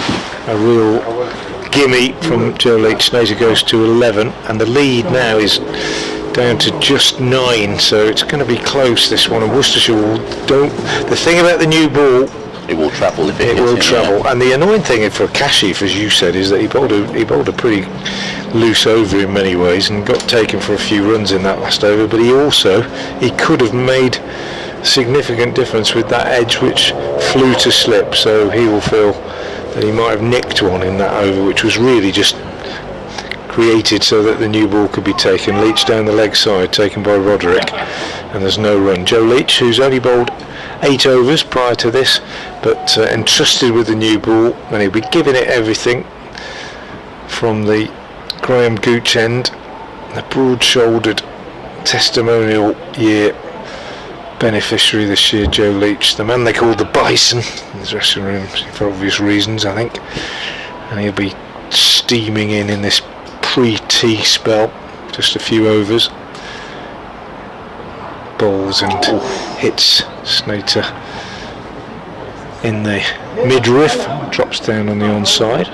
Just I think 2 overs left after this before the tea interval, unless Worcestershire pick up a couple of wickets, in which case they'll stay out there. Batsman just having a little prod at the pitch, but it's been a good day for Worcestershire so far. It began with Essex on 50 for 1, and they haven't let them get away. First hour of the day was a bit loose, but since then Worcestershire have managed it really well. They've made Essex work hard. Leach in again, bowls, and Snater looking to turn this on the leg side. He's hit on the pad. He fancies he could have picked it up, he didn't. There was a strangled appeal. Snater waves his arm in frustration and walks away to short square leg, rehearsing a pickup shot which would have seen the ball sail over the flats and down into distant Chelmsford, but he didn't get hold of it. I've got a great Stop it. 257 for 7 as Leach comes in again and bowls, and Snater just runs this one down on the offside. Great diving stop by Rob Jones at second slip, because that would have raced away down to the boundary. I think even though there's a man down at third man, that would have gone for 4. Good work from Rob Jones. Go on then. I'll give you a clue, and then we'll pick up at the end of the over. The art of wicket keeping. Is it a dying art form? Because everybody seems to be a wicket keeper batter these days. Is that your question? It's actually my genuine belief, but you're a wicket keeper, so we'll come back to it. I'll tell you something quite interesting about it. As Leach bowls, and this is pushed out on the offside, and there's no run to the end of the over. 4 runs came from the first ball. Pep has 32, Snater has 11. 257 for 7, so 9 is the Worcestershire lead. We've got 2 overs left to go. Don't answer it yet, because I want to tell you why I'm saying okay. it. Yeah. A lot of cricket teams that I come across nowadays seems to have 3 or 4 people who claim they can wicket keep, and I'm wondering if that is diluting the art of wicket keeping. Yeah. Because obviously everyone's got to bat and everyone's got to be explosive, so you no longer have a specialist. Right, well, I could be wrong, that's my theory. I had an article published in the Cricketer magazine in 1989 called Stumper or Stopper is the art of wicket-keeping dying, and it was when England overlooked 2 or 3 very capable wicket keepers in favour of Alex Stewart, who at the start of his test career was not a great keeper. He became a very good keeper, but at that point he wasn't a great keeper. There was a keeper called Colin Metson who played for Middlesex and then went to Glamorgan. I'll just break off as Taylor starts this new over. Yes, and that first ball is driven by Michael Pepper straight to the boundary again. I wouldn't call it a loosener, but certainly Pepper was onto it in a flash, and that's driven away through the covers to the boundary for 4. And Colin Metzen at the time was a beautiful glove man, but not a great batter. Batted 10 or 11 for Glamorgan when he moved there, and he was there was questions about whether he might play for England, go on a tour or whatever, and I picked up on that then and talked about how Bob Taylor is one of the greatest technicians I've ever seen. Taylor in again to Pepper. This time Pepper is back in defence, no run. Didn't play as many tests as he would have done because of Alan Knott, who was just, my first ever hero when I was a kid. And we had then, we had Knott. Taylor was his sort of understudy. Jack Russell then. There were a few others who've done the job brilliantly for England. Bruce French, Chris Reed, etc. Jack Russell was a great keeper. But we've moved away from that now to the point where it's a valid question to ask, really. Taylor to Pepper. Pepper's on the back foot and he cuts fine enough. There's no one down at third man. It's kind of just wideish a bit off third man, but either way it's vacant, and there's 4 runs there for Pepper. 8 so far off the over. And there was always the thought that you should pick your best keeper, and then you now look, you got Folkes who's not playing, and Jamie Smith, who doesn't keep for Surrey, has come in. He's done a good job. There's lots of keepers who are doing a good job. They don't have to stand up to spinners on turning pitches for the same length of time as they used to. So as the spin bowling art has died, I think to some extent the art of keeping has died. For me, Essex here had Foster, Jamie Foster, who was one of the greatest technicians of the last 2 decades. Worcestershire had Stephen Rhodes, who was absolutely brilliant. Taylor again to Pepper. Pepper just turns that one into short mid wicket. Now you look and you think who the great technicians are. I think genuinely people think Folkes is probably the best. I like Simpson, who left Middlesex and went to Sussex. There's a few around. One of the best I've ever seen who didn't get international recognition back in the 80s and 90s was Keith Piper of Warwickshire, who's a lad from West Indian from London, I think. Great keeper. Taylor once more. Pepper does turn that this time wide of the short mid wicket, and that's 1 run. Laws the lead. Essex are in front. That's for the lead. That's why. Yes. Or no, parity, not the lead. Parity. Essex 266 for 7. Yeah. They draw level with Worcestershire. I said the lead because the scoreboard is again so quick now. It's had an injection of adrenaline, I think. So Keith Piper, who I think came through a sort of kind of like a West Indian cricket academy back in the 80s from London. Absolutely brilliant keeper. It's an 8-run strike and leaves that one alone outside the off stump. 9 runs off the over. The score is 266 for 7. The scores are level, largely off the back of an excellent innings thus far from Michael Pepper, although he was dropped. Kashif Ali, before the new ball was taken, induced the outside edge from Michael Pepper, but a sharp chance was put down by Rob Jones, and Michael Pepper now has 41 from 56 balls. Yeah, Keith Piper, just having a look at checking on the actual details. He's with Warwickshire for 16 years. 100, I think. Played on 2 England A tours, never got to play a full international game. Joined the coaching staff for Leicester in 2015, but not sure if he's still around. Haven't seen him for a while. There's Joe Leach from the Gooch End bowls, and this one is pushed out on the offside by Pepper. Taking that conversation slightly forward. So you wrote the article in 89-90. Yeah. Obviously, now we're in 2024. Yeah. What's changed? Say a youngster comes to you and genuinely wants to be a wicket keeper. You've got to tell him, I'm going to have to work on your batting. Definitely. Yeah, but I think that you probably always would have said that, but the days when your keeper might bat 10 or 11 are long gone. Leach bowls and Pepper is down the pitch looking to whack this one away on the leg side. This will be the last over before tea, incidentally. So a quick resume of the day. Essex 50 for 1 overnight. with Elgar having been out in the last over before tea last night, and they started on 50 for 1. Bit of a flyer in the first hour this morning. Westley off to a flyer, hit 3-4s very early on, but then Worcestershire got a bit more of a grip and eventually picked up the first wicket when Ethan Brooks dismissed Robin Das, bowled this morning. This one is driven from Leach through the covers for 4 by Pepper, who's beginning to really enjoy himself now. He's moved to 45 and Essex are now in front, 270 for 7. So Das out for 46. Brooks followed that up by having Jordan Cox caught that short mid wicket by Adam Hose for 3. And Matt Critchley was LBW to Brett D'Oliveira just before lunch for 10. Westley was still there at lunch on 45, had been joined by Paul Walter, who was on 4. It's 151 for 4 at lunch, so 3 wickets down in the morning session for the addition of 101 runs. And since lunch, let's break off as Leach bowls again, and Pepper is steering this down to third man for a single.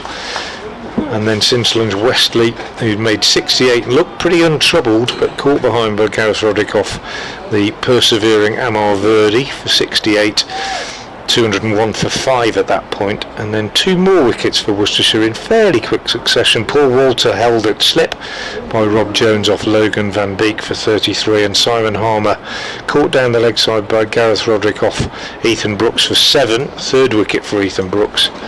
But since then Michael Pepper has got stuck in.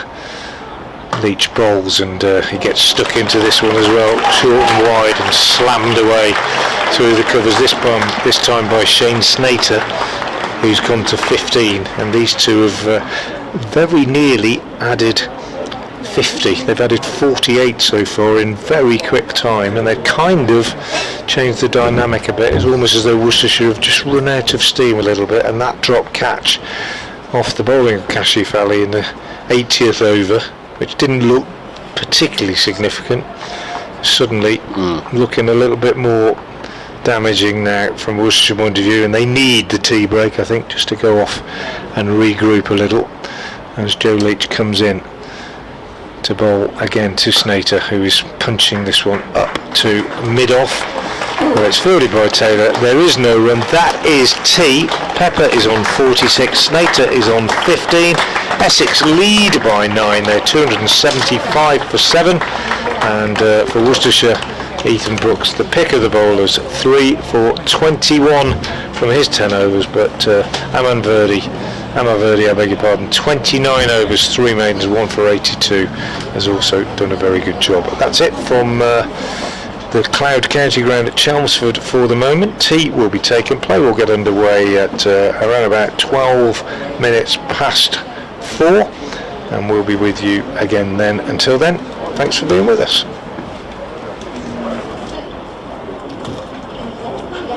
Great discussion on the keepers, lads. I love that.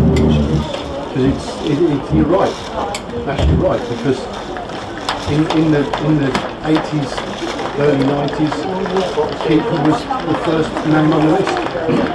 I've still got that article, and nothing's changed really since then. And there are loads of them. Mike Garnham here.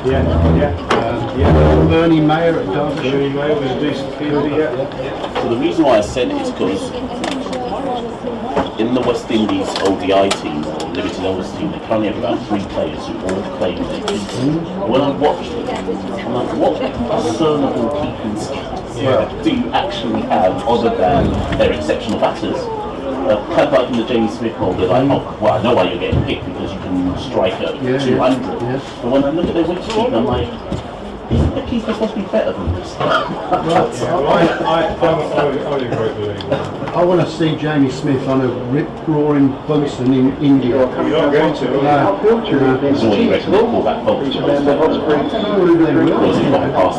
I think it has gone past that. And I think that's when you sort out who's a good keeper, when he's standing up on a burner. The rearranged Battle of the Bridge Tea being taken at is next Monday, the 2nd of September, starting at 6:30 in the evening. Tickets for this match are available through Essex Cricket. Tea on day 2 at Chelmsford, Essex 275 for 7, 9 runs ahead of Worcestershire, who have been very, very patient and persistent today. After possibly a disappointing first hour or so, they bowled really tightly, made Essex work for every run. Ethan Brooks has picked up 3 wickets, Logan Van Beek 1, and Verdi and D'Oliveira 1 each. At tea, Essex 275 for 7.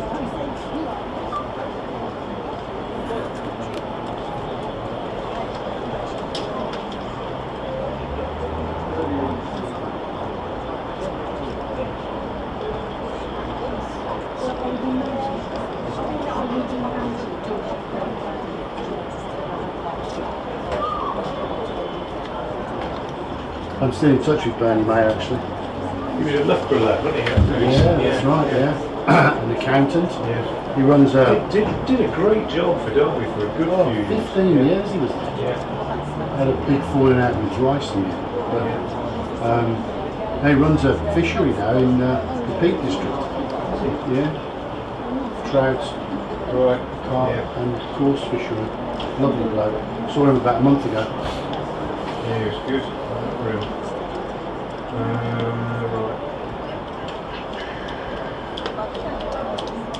Paul Downton, of course. Yeah, so exactly the same year group as me.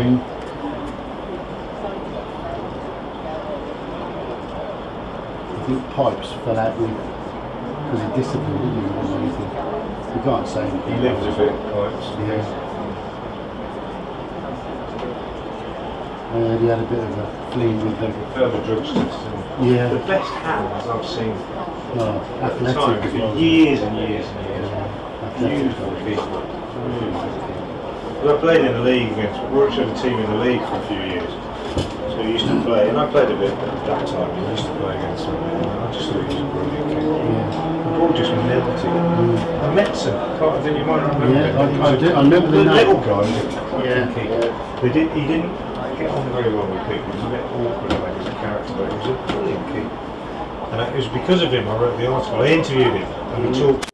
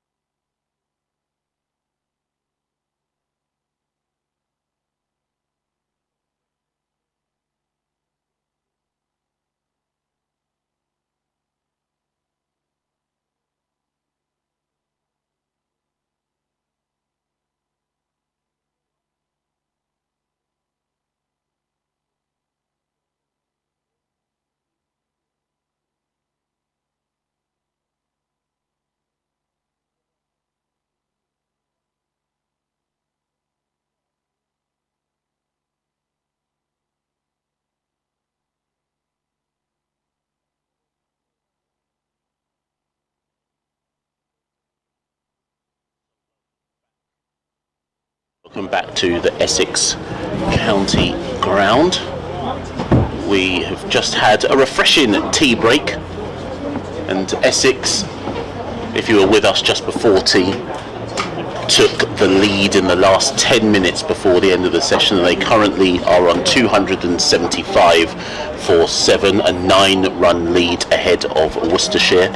But Worcestershire have been very good today, given that Essex were 54-1 at the start of the day, and in the first hour of the day Essex looked like they would be establishing a significant lead over Worcestershire. Worcestershire have kept themselves in the game, taking wickets at regular intervals, and in truth it's only been the most recent partnership between Shane Snater and Michael Pepper that has threatened to give Essex somewhat of a significant, or somewhat of a key lead, or what could turn out to be a key lead in the game. Like I say, the lead is only 9 at this moment in time. Tea probably came at the right time for Worcestershire, just so that they can kind of rest a few aching limbs before getting back out there and trying to ensure that the Essex lead does not become something insurmountable or critical in the longer form as the game goes on.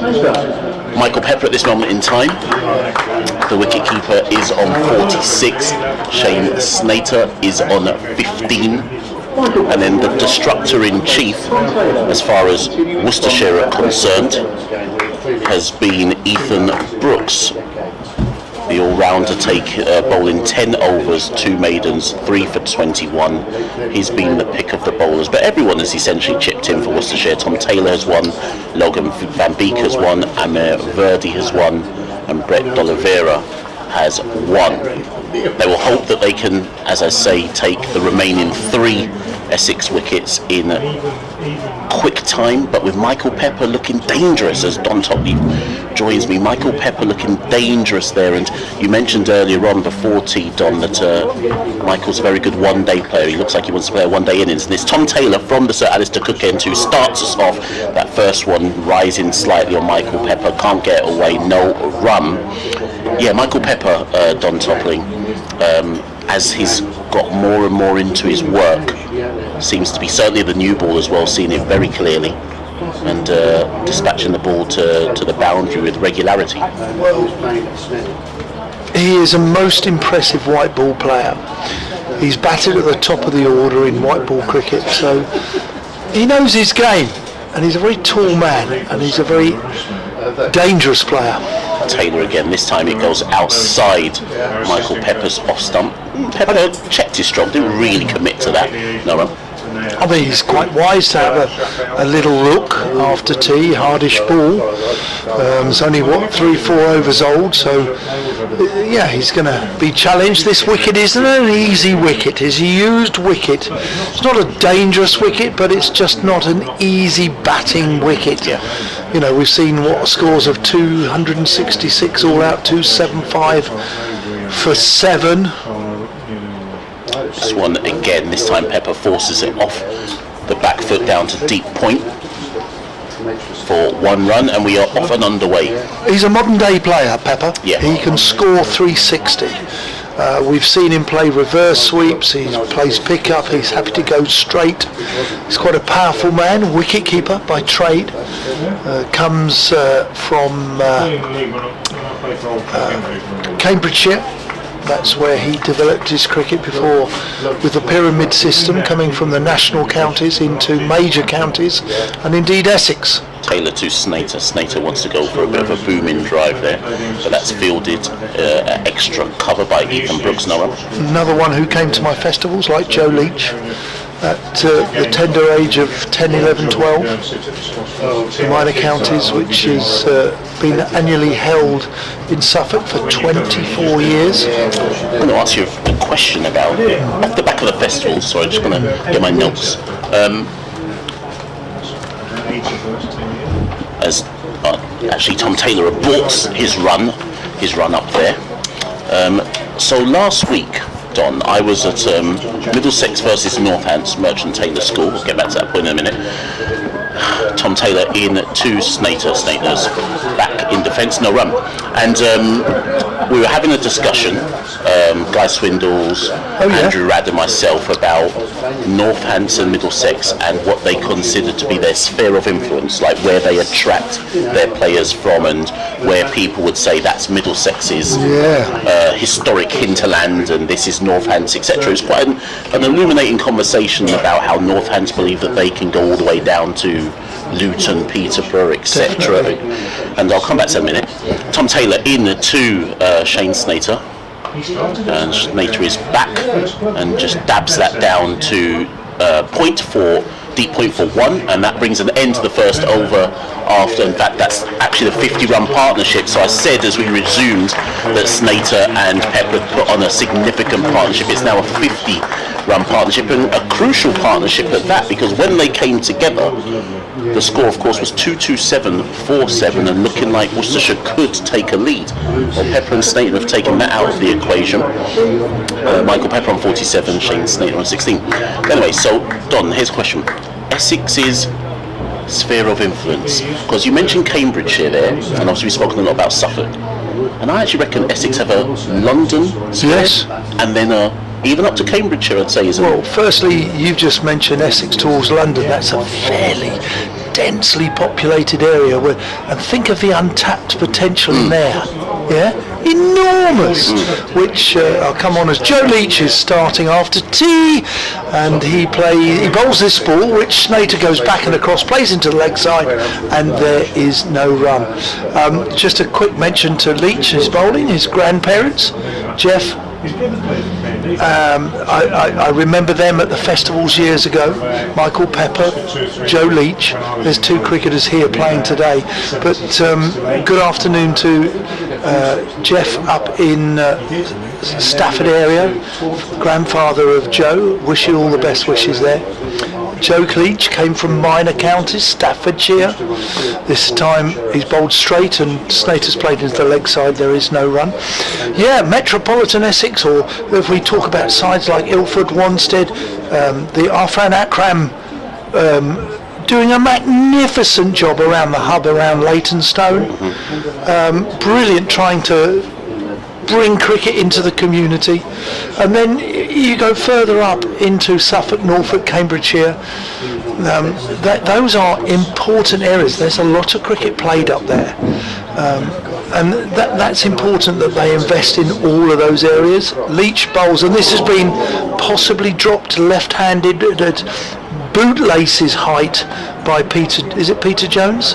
Rob Jones, who may have just dropped that one-handed towards the keeper. So the right-handed Snater, he's edged it, but unfortunately for Worcestershire, it hasn't been held. I just want to see if that died on him or if it's a genuine the reaction. Drop. It was based on the reaction, it looks like it's a drop, but I haven't seen the replay yet. Leach is going to have to buckle down and go again, as he does, and this time it's bowled and played into the offside. There is no run.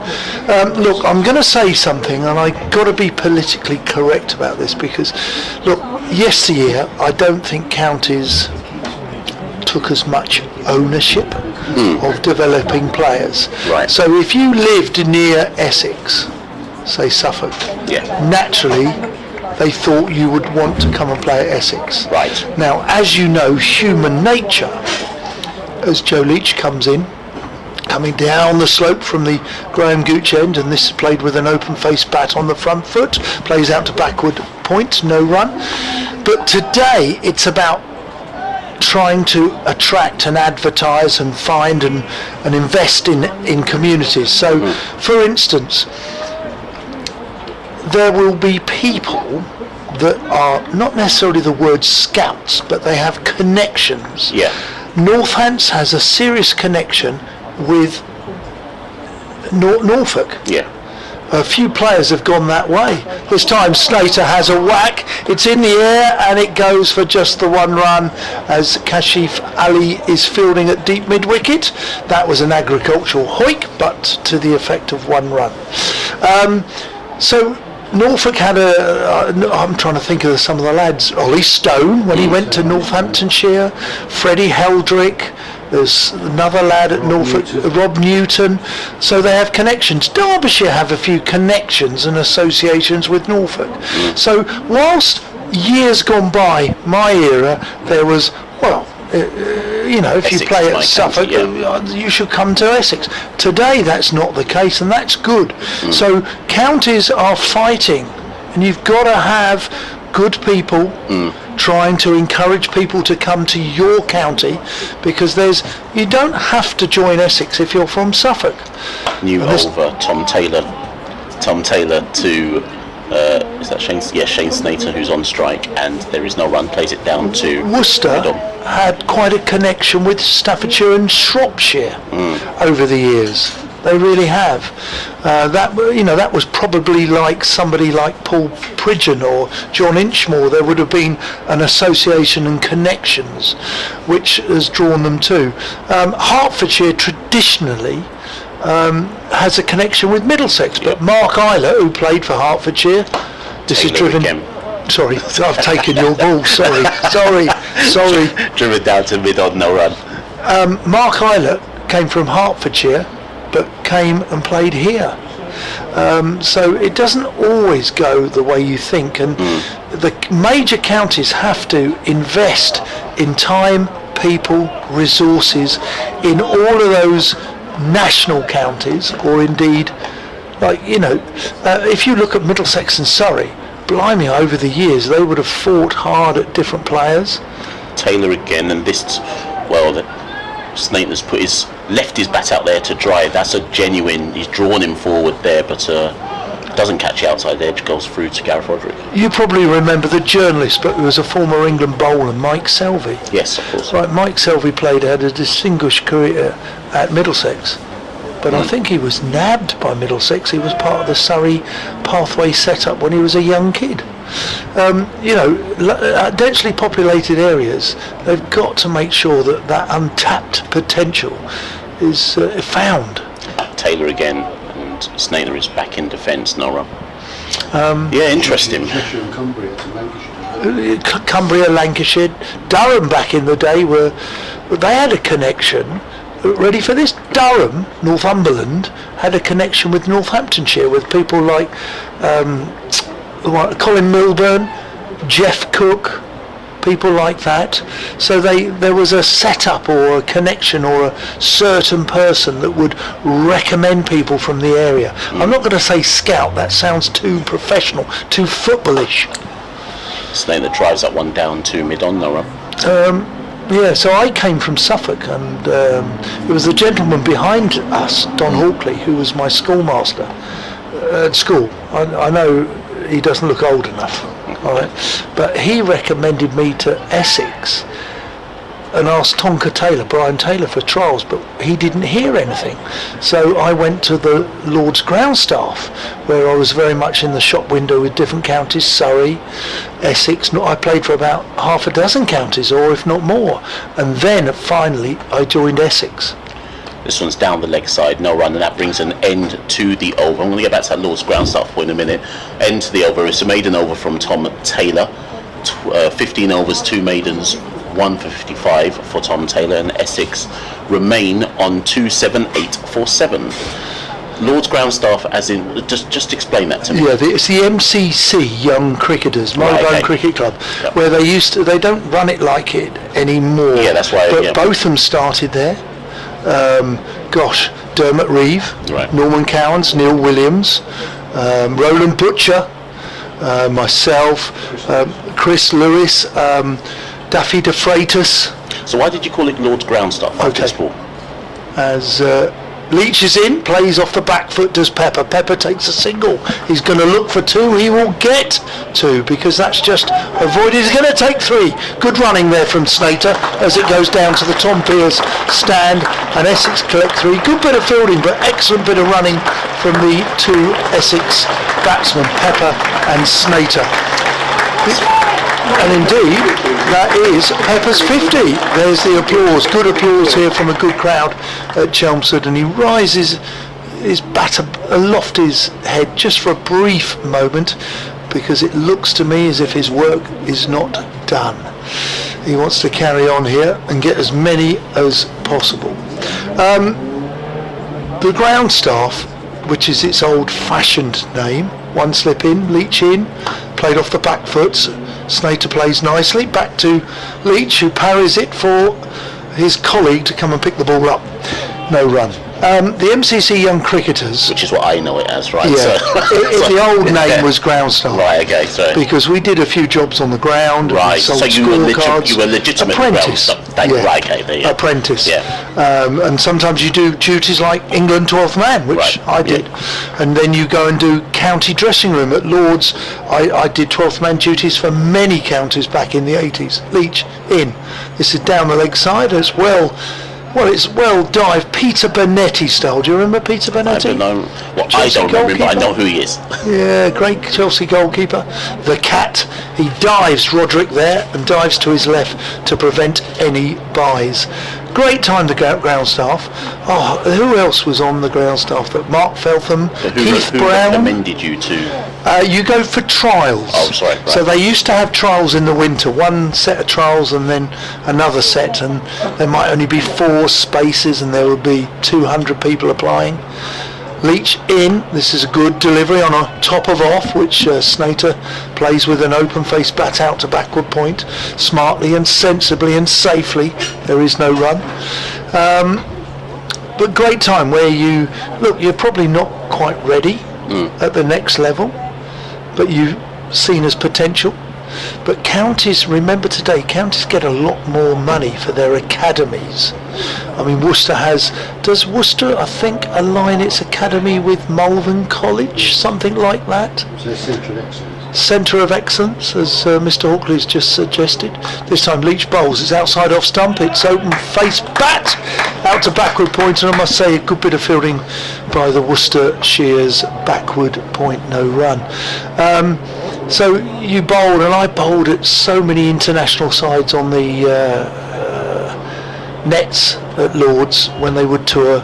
I remember Geoffrey Boycott bowling at him for many, many years, and I remember bowling at Mohsin Khan when he got his 200 at Lords for Pakistan back in the mid-80s. Leach bowls short, this is in the air, it's just cleared the captain Brett D'Oliveira at mid-on. That's gone for 4. That's actually a very good executed whack in my book. It's not really a back foot drive or a front foot drive, it's just a whack, but it's a good whack. It's collected 4 runs. It's been an important innings as well from Snater's. It's not been a lightning quick innings. I mean, he's 21 of 45, but he's not looked to just survive and put the pressure on, put the onus on Michael Pepper to score the runs. No, he's played well. The pair of them have played well actually, and they played well before tea, because when Essex lost Wesley and Walter, to be honest, they were under a little bit of pressure with 2 new batsmen at the crease on a challenging surface. It's not a flat batting wicket, it's a challenging surface match. So look, they've done well and they've got a little bit of a lead. If they could get to 60 or 70, that could be substantial. Taylor in from the Sir Alistair Cook end, start of a new over, and that's defended by Michael Pepper. Cook and Porter to come. Cook's not a mug with a bat. He can be very annoying. Porter probably is probably a 10 or 11. Cook is probably a number 9, and he's batting at 10. He likes his batting, Sam Cook. And I think Porter and Cook always view it, the longer we bat, then we delay our bowling. Taylor in again, and that's another prominent defensive stroke there from Michael Pepper. No run.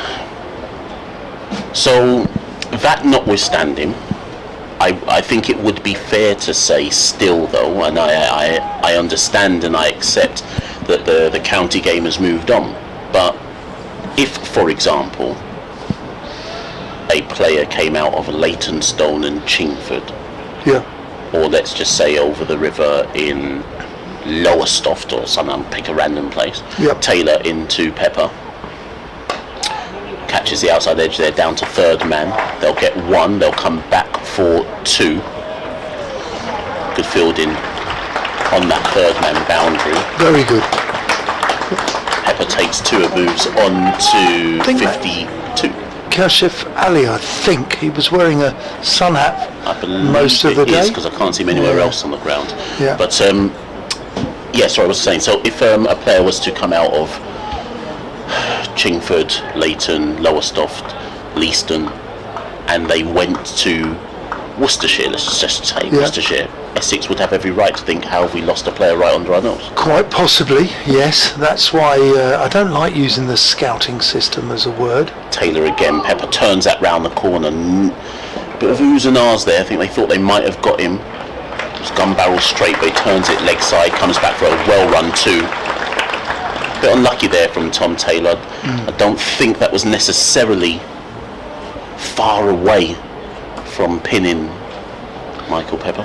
I'm going to say something controversial to just not counter, but to try and explain what you've just said. Yeah.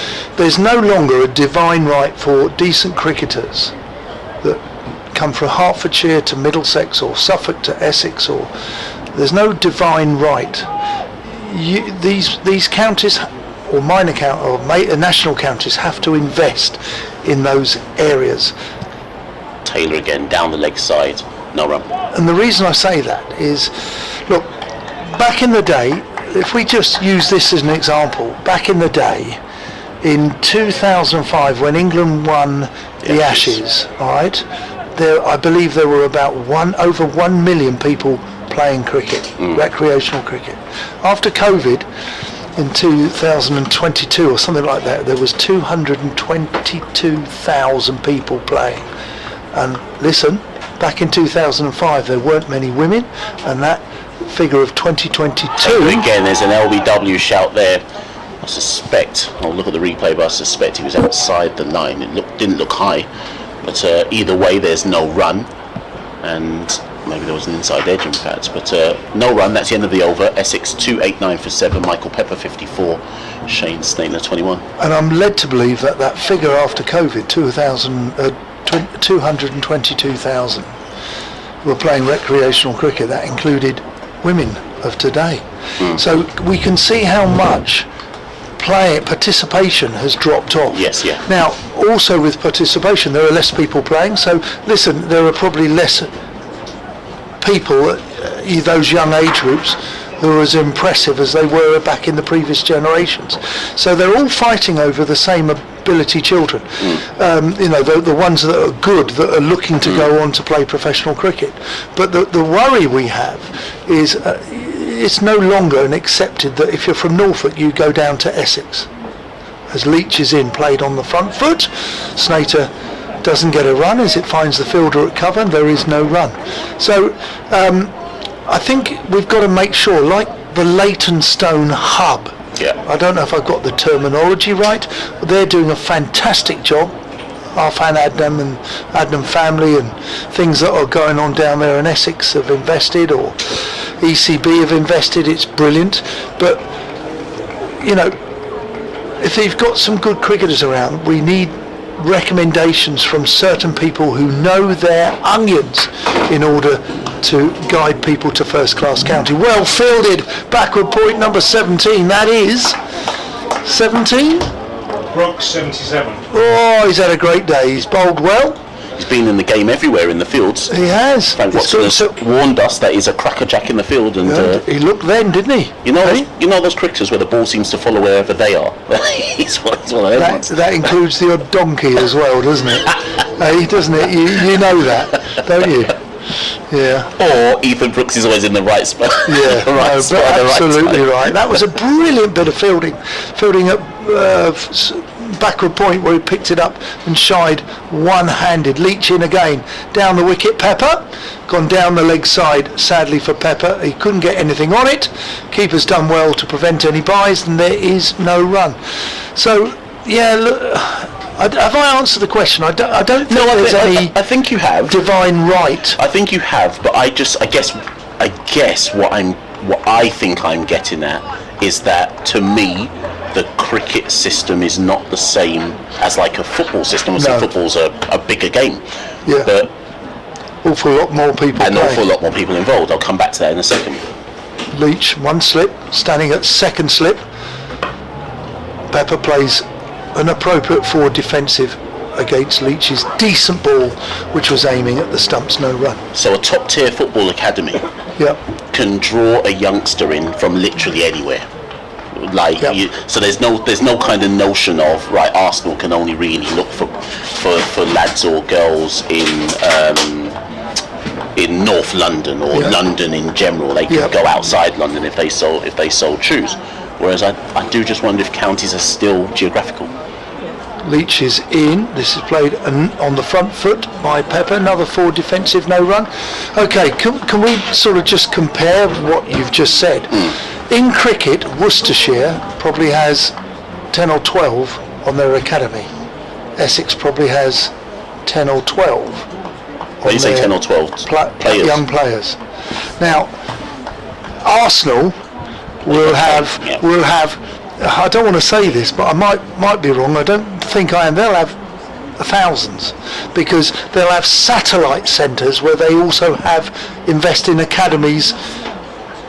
Leach bowls the ball, it's driven back, end of the over, picks the ball up, and 290 for 7. So there'll be satellite centres. The same in rugby, you know. Northampton Saints in Northampton will have rugby academies towards Cambridge, Bury, St Edmunds, possibly in Norwich. I know they have in Cambridge and they have in Bury, St Edmunds that is. They may have it at Chelmsford, they'll have it maybe at Colchester. So which is a good thing that those Northampton Saints or Arsenal are going out to areas and having academies. So shouldn't cricket be doing the same?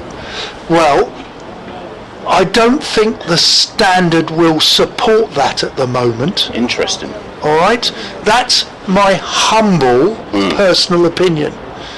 So Essex have academies, but they'll have academies of the best players who they think are, wherever they come from. It could be Suffolk, Norfolk, but they come under the umbrella at Chelmsford, and that will be their academy. Sorry? South Africa, Zimbabwe. Tom Taylor from there. So as the cook end to Snake, who's on the back foot, punches that through cover for 1 run. Well, you listen, then you're going to go into quite a edgy area, because you're going to go back into county cricket a few years ago, and I'm talking I'm putting myself on the spot here, 10 years ago, when we had the coal packs. Yes. And counties were more interested, and this is an edgy subject here. Counties were more interested in finding a ready-made cricketer that would be cheap than investing, or they didn't have the ability in their academy. Taylor to Pepper. Pepper crouches into that one, kept a tiny bit low on him, tucks that into short mid-wicket, no run. Okay. Do you remember the... Yeah, no, I do. And when Kevin Watson comes on next... Frank. Kevin, sorry. Oh, I know I said Kevin, but... Shall we call him Kevin? Yeah, let's do that. Next day. When Frank... Sorry, Frank. When Frank comes back on in a second, I'm gonna... Let me make a charge statement after this ball. Okay. Tom Taylor into Michael Pepper, who's forward in defence, no run. So someone like Worcestershire, and I say this respectfully, Worcestershire, let's say one of the smaller counties in the county championship. Oh, is that fine so far? Fine. That would be smaller in the sense of not in terms of success, smaller in the sense of money, as compared to a Lancashire, not a test ground. Their neighbour is Warwickshire. Right, there you go. Okay, so I didn't want to bring Warwickshire into the conversation. Frank's going to come off his long run when he's back on, you know. Tom Taylor into Michael Pepper, who cuts off the back foot and down to backward point region. There's no one there, or it can't be cut off rather, and there's 4 more runs for Michael Pepper, and that moves him to 58. Essex 295 for 7.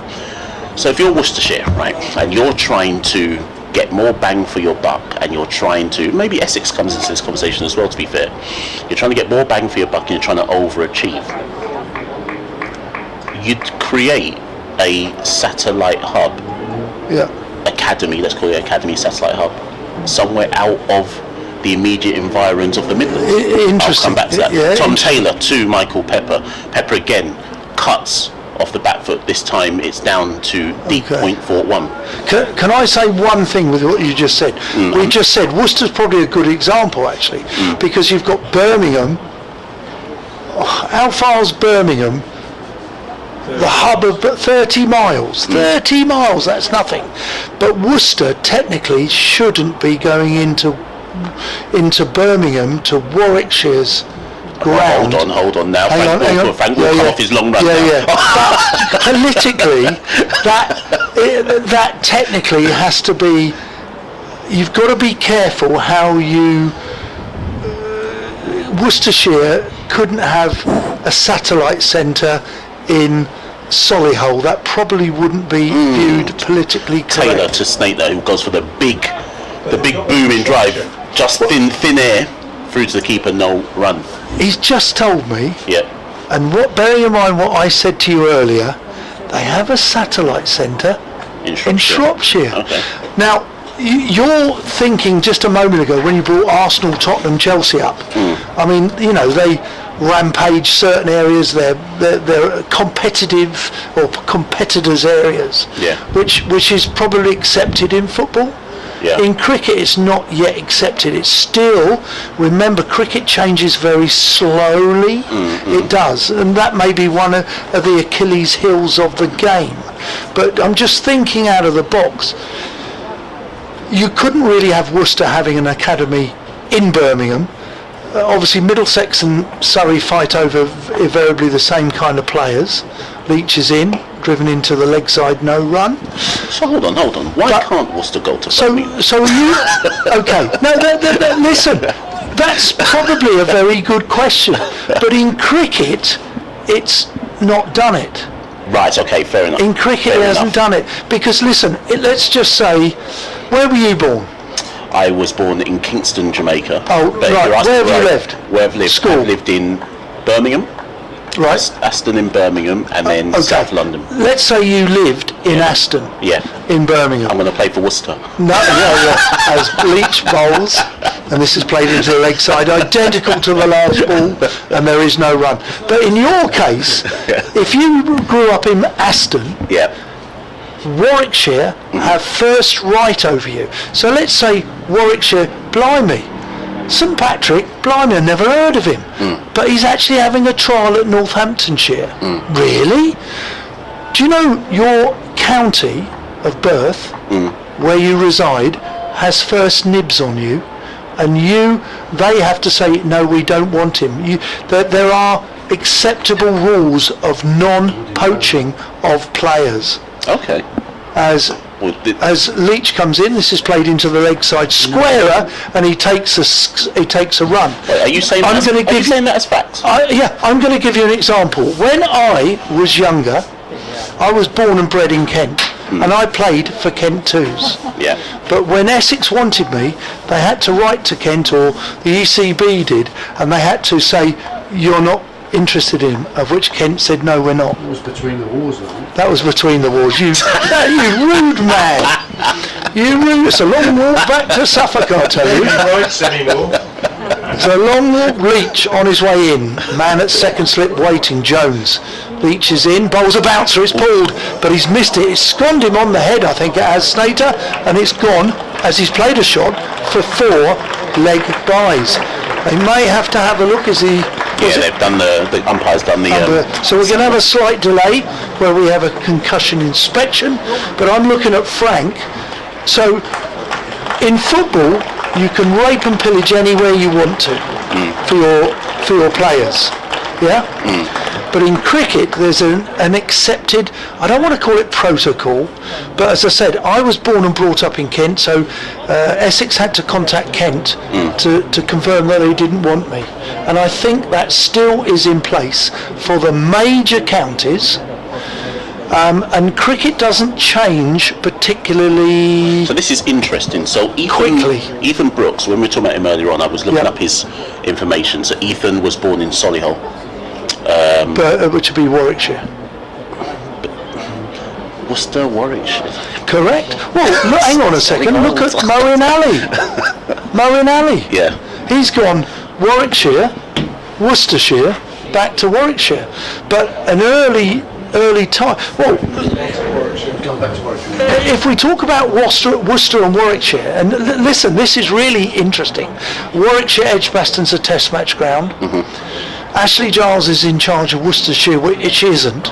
But do you know Worcestershire last year got more people attending What county? county cricket at Worcester Championship than Warwickshire did at Edgbaston?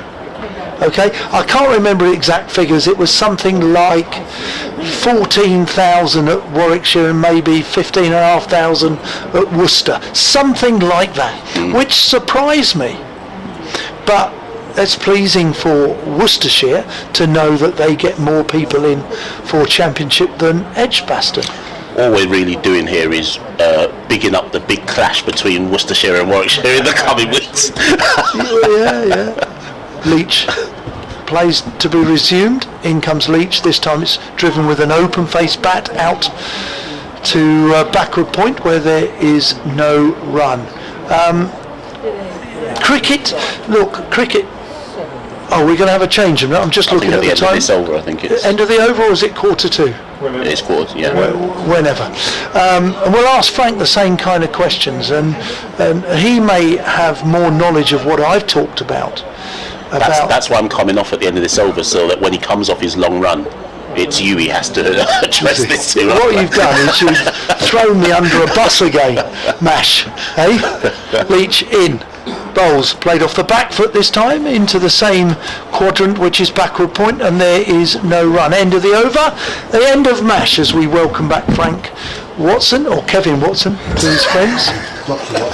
Dr. Watson. As the score is 301 for 7. We don't take ourselves too seriously, and we really shouldn't, because we're watching a cracking game of 4-day cricket, and indeed it is our honour to bring and call the game to you, and I hope you're enjoying the conversation, the commentary, the cricket, whether you're watching or listening to us on the radio, in the car, maybe in the garden this afternoon. It's absolutely gorgeous, and I hope it is with you. And a good afternoon, Frank. Welcome back. Good afternoon.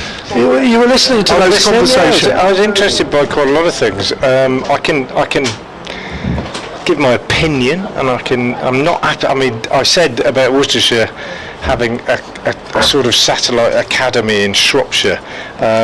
That's true. I'm not exactly sure of the status of it now, and I wouldn't want to be too definitive as Amal Verdi comes back into the attack, not before time in my opinion. But Worcestershire have picked up a lot of cricketers through the link with Shropshire over the years. Centred on Shrewsbury School as well. Yep. Played a part. Joe Leach went there. Ed Barnard went there. They picked up Joe Hart, the goalkeeper, was on the Worcestershire Academy. He comes from Shrewsbury, left arm seamer, who obviously chose football. Yeah, very good. But, you know, Joe Clark was a Shrewsbury boy who came through at Worcester and then went off to Notts, as we know. So massive links with Shropshire. Kevin Sharp coached Shropshire before he came down and worked at Worcestershire. So lots of links with Shropshire over the years, and with Staffordshire from time to time. So there are sort of blurred lines there. I agree with you about a Warwickshire boy being a Warwickshire player. I think once they turn 18, they can go wherever they like. Yeah. So if you're 18 and you're not taken on, you can go and trial with whoever you like, I think. So it you know, some of what you said applies to Worcestershire, some of it possibly not so. As Verdi comes in now and bowls from the Cook end, and forward comes Pepper and plays that defensively out on the offside. But football, Mash was talking about football, they will have thousands of players on their signed up or on their system, whether you want to call it academy or not, but cricket only has about a dozen at best. Yeah, maybe occasionally a few more, but yeah, something like that in an actual full academy status, given that full academy status. Single here for Pepper as he drives Verdi up to long on. And probably the honest answer to Mash about why not is money. Cricket doesn't have that money that football has. Yeah, I mean, I can tell you one or two stories about football that I think are quite well known, as this one's whipped away on the leg side for a single by Snater. This is an outstanding partnership, incidentally. They came together at 227 for 7, and they've added 75, I think, nearly, or 76. So a really damaging partnership in terms of the context of the game. And Worcestershire, having taken the new ball, didn't pick up a wicket with it. Now a couple of half chances, but back into sort of semi-defensive mode. 303 for 7. You're talking about a situation where in football, for example, a club like, say, Manchester United or Manchester City, if they want to attract a boy into their academy, this one played out on the offside for a single, 304 for 7. They might approach that boy, and I know of cases where this has happened, where they'll say, we want to take this boy aged 12, and we want him to come into our academy, and that boy might be from a single parent family with not much money, and they'll say, we will send him to school, to a private school. Birdie bowls, this one tucked away on the leg side for a single by Snater, who has batted very, very well as the kind of junior partner in this partnership. He keeps the strike, he goes to 25, 305 for 7. And that mother might then say, well, the problem with that is that I've got two sons. I've got, as well as this 12-year-old, I've got this 8-year-old, and I don't think it's fair for one of them to be privately educated and not the other. And the club says, we'll pay for the other one to go to school as well, even though he's not a footballer. In order to get the one, we'll pay for. And that's the sort of thing that I understand is going on. Cricket's never going to compete with that, and nor should it, because it's probably not right. But sounds it's a pretty difficult immoral to me. Yeah. But I'm sure this is the sort of thing that it does happen. The world of football is so awash with money that there's all sorts of things that can happen, and it's difficult to keep track of them all. Before I get anybody libelling me on saying I've been telling untrue stories, Leach bowls, I'll just say that it's all hearsay, but I'm sure there are things like that going on. Leach in, and this has been driven by Snater for up the ground for no run. We've got a bit of sunshine again. We lost a bit of sun earlier, but it's returned now, and there's quite a lot of high cloud, hazy sunshine. But just going back to the Shropshire thing, I put somebody you will know very well, Don, Paul Pridgeon. I mean, massive influence on Dylan Pennington, Ed Barnard, Joe Leach, people like that, Joe Clark, that have come through from Shropshire. Leach in, right arm over the wicket, clipped off his legs. It's gone down to a fine leg where there is just the one leg by. He didn't get any wood on it. 306 for 7. Excellent partnership. What's it approaching? The best part of 73, up towards 80, isn't it? 82, 83. Yep, good partnership indeed. No, hang on, 88, 78. 78, I think. Yeah, very healthy indeed. Both played pretty well. Slightly more agricultural by Snater. Leach is in. Pepper comes forward, plays into the offside, and there is no run. So you surprised me yesterday when I wasn't aware that Joe Leach is retiring at the end. Yeah. Is he? Yeah. Do you know what he's likely to do? He's a people person. He has a degree in I'll just think of the exact discipline. Sports management, sports administration, that sort of area. In he comes, right arm over, bouncer, and to be fair, Pepper's played that beautifully. He's bowled him a bumper, it's outside off stump. Rather than hooking, he's waited and simply just lofted it over Rob Jones at slip, where it's gone for 4 down to a fine third man. Seriously, that's where he's a good one-day player. That was probably a one-day shot, and it was particularly impressive. Yeah, absolutely, beautifully executed. But yeah, going back to Joe, he's also a level 3 coach, and he's very much into coaching, so I wouldn't surprise him if he goes in that direction. He was an assistant coach throughout the white ball, the one day cup, when he wasn't in the side, and Kadir was away at the 100, so he's got a few possibilities. In he comes down the slope here at Chelmsford, and this is played back up the ground, and Pepper calls correctly, quickly, sensibly, smartly, and comes through for a very quick single. Well played, Essex. Essex, look, this is every bit of today has been an important part of this game unfolding, and Worcestershire have been brilliant. They've bowled tidily, and they've bowled very tightly as well, and but this Essex partnership for this 8th wicket has equally been impressive, and not taking the game away but just giving Essex a substantial lead. Leach in, outside off stump, through to the keeper, a small play and miss, through to the keeper, end of the over, 3-11 for 7. Yeah, going back to Joe Leach, family man, 2 sons, fairly young, and obviously he's got to do something to earn a living. I don't think it's quite how it used to be. You were talking to Don yesterday, and you said quite rightly how the testimonial system exists exactly for players like Joe Leach, and I couldn't agree more. Stay with the county for best part of a decade, through thick and thin, and he's never earned big money, not when you compare it to what you can earn in other sports, so that's exactly what it's all about. That said, they're not paupers, it's not like, the old days where you only had a 6-month contract and you had to find another job in the winter, so it's changed a little bit, but they don't get the sort of sums they used to get either on benefits, as I know very closely, so it's a help, isn't it, as Verdi starts a new over and is pushed out on the offside for a single. Jeff Miller I roomed with Jeff Miller when he came to Essex for 3 years, and very lucky. He was a great roomie. I always used to say that I was getting up when he was coming in.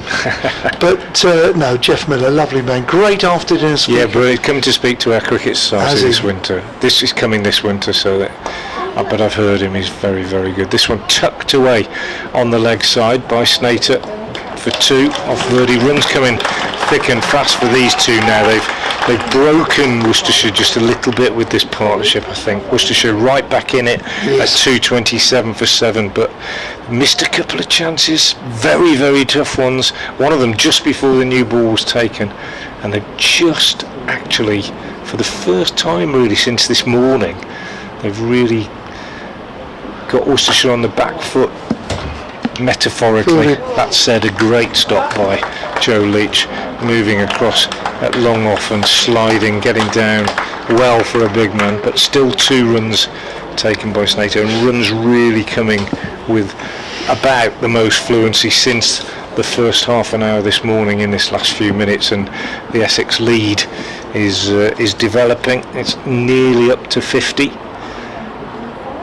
as Verdi bowls, and that one is tucked away on the leg side. Might be a leg bye, will be a leg bye, I think, off the thigh pad down to long leg. Verdi's bowled pretty well throughout the day. He's in his 31st over, and he's only been going for just under 3 and over, so it's a good effort by him, but he hasn't posed a huge wicket-taking threat. He's just taken the 1 wicket out of Tom Westley, nicely caught by Gareth Roderick. He bowls again Verdi, and this one is driven on the onside, and Van Beek comes off the long on boundary to field, and the lead moves up to 51 I think, so it's becoming quite significant given where they were, and at one stage, as you were quite rightly saying, Don, they were looking for parity. Essex now they're looking for a lead in excess of 3 figures at least, as Verdi bowls, and there's a horrific slog sweep by Snater, and he's got a bottom edge on it, and so fast were his hands that it's raced away for 4, but in all respects a moral victory for the bowler, but 4 more runs to Snater. You earn the right to play that sort of shot. He's gone to 29, 69 to Pepper, who's been really impressive, particularly since tea, I think, and it's 318 for 7. Yeah, absolutely. I mentioned Jeff Miller. The reason I mentioned him, that he had a benefit at Derbyshire, and then he joined Essex for 3 years, and you could see the likes of Gooch, I think, had 2, had a benefit and a testimonial, and then you had the likes of Pringle, Foster, and we obviously utilise our access into London.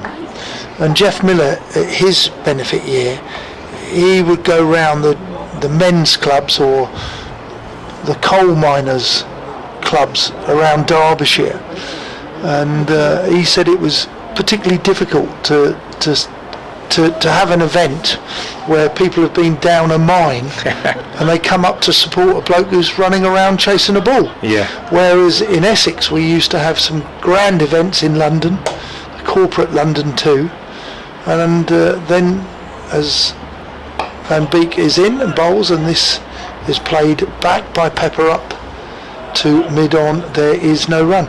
And it was quite a challenge for certain counties to have benefit events, because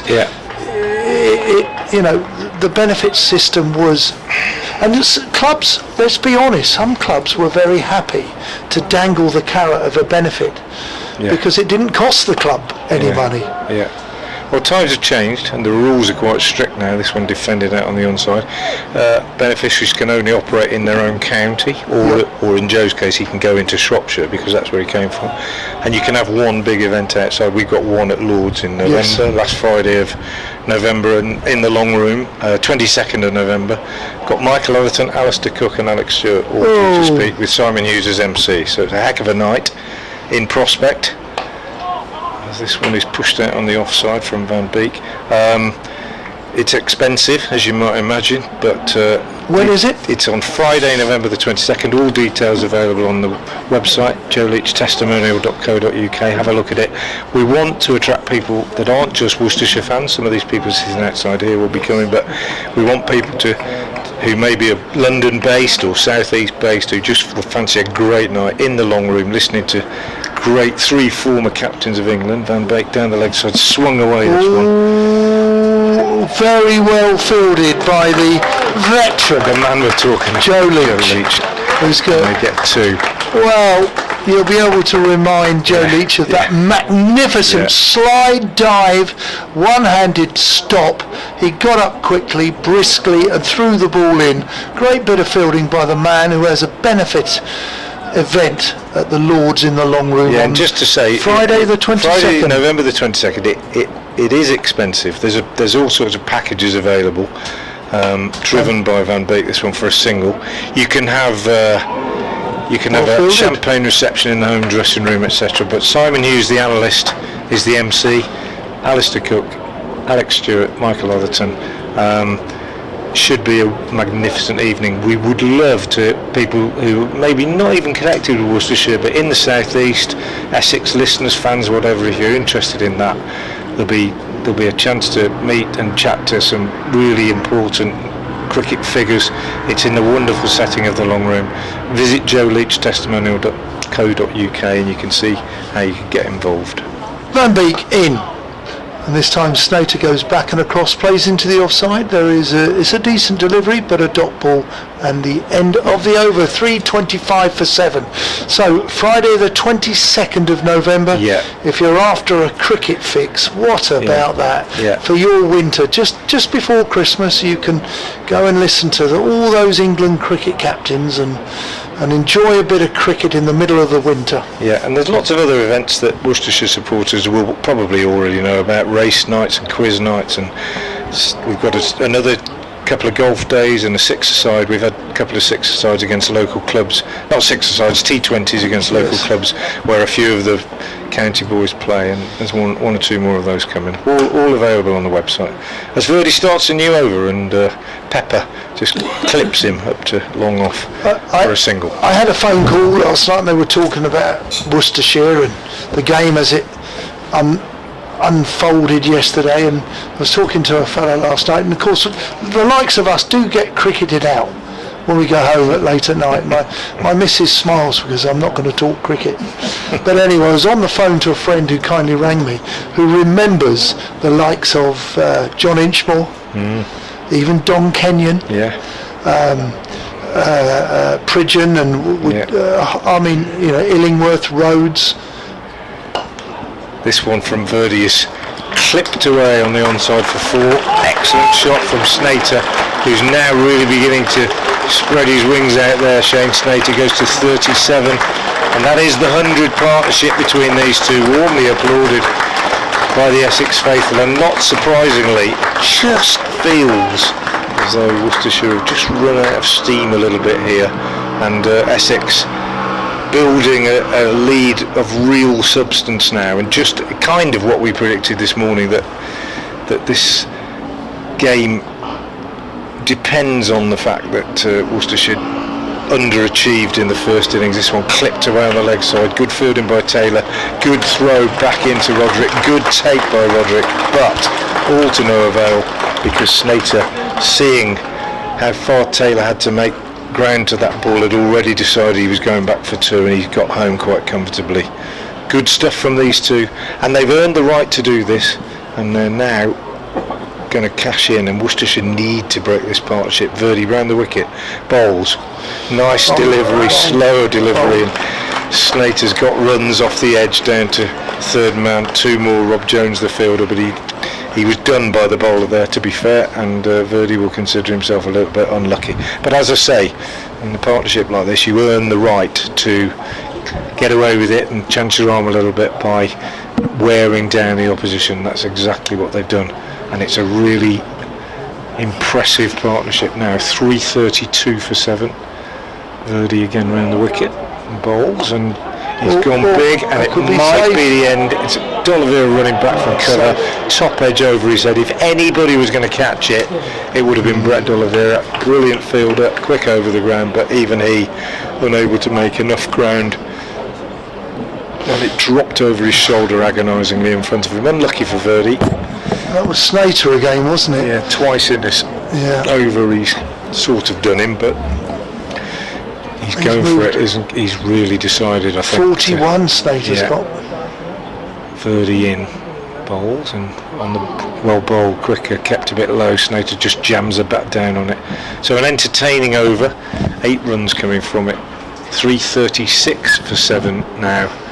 Snater 43 and Pepper 73, and a really, really good partnership for these two for the 8th wicket. They put 60 on since tea. Pretty good going, isn't it? It is. It is very good going. But yeah, so your friend was remembered all the old Worcestershire players. We talked about Tim Curtis and Phil Newport. Yeah. Phil Newport, I enjoyed his company.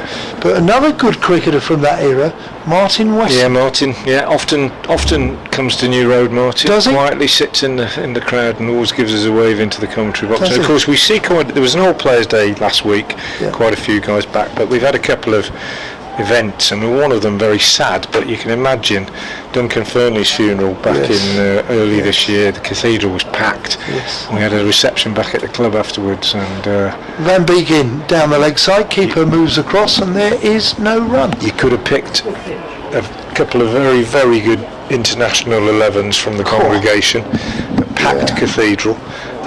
All sorts of players from all sorts of eras were there, including many luminaries. Graham Gooch was there, Ian Botham was there, Mark Nicholas did the sort of eulogy in the cathedral. It was a wonderful day, albeit a bittersweet one. Van Beek in. This is driven on the front foot. It's going to go out for 4. Well, there was a great effort of a dive at cover, but unfortunately he couldn't prevent it. It's gone like a tracer bullet across the square out to the executive boxes, where I was earlier with a few of the families from the Essex team here today. This is damaging now. We've got 18 overs left in the day after this, and if these two carry on like this, then Worcestershire, if they don't break this partnership, could be in trouble, I think, because runs are coming thick and fast now, and they need to break this partnership one way or another.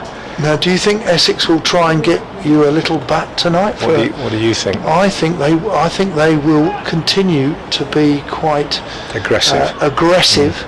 And if Cook come back, Porter less so. It's exactly to plan, isn't it? At the moment? Do they want to bowl at Worcester tonight? Does Harmer fancy 5 or 6 overs? Yeah. Van Beek in, driven again.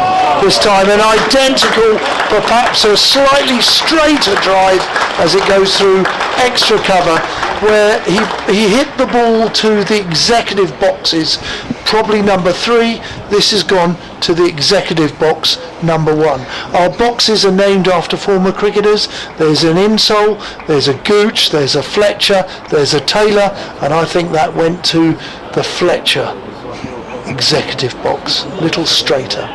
Keith Fletcher. Yeah. Born in Worcester. Yeah, he was. Yes. Correct. A little known. So does, according to... Should he have played for Essex at all? He should have played for Worcester. Yes. Mash will love that. Driven straighter out to mid-on, fumbles it, but there is no chance of a single goal. Actually, I think Fletch... I don't think he lived in Worcester very long. No, I think he was...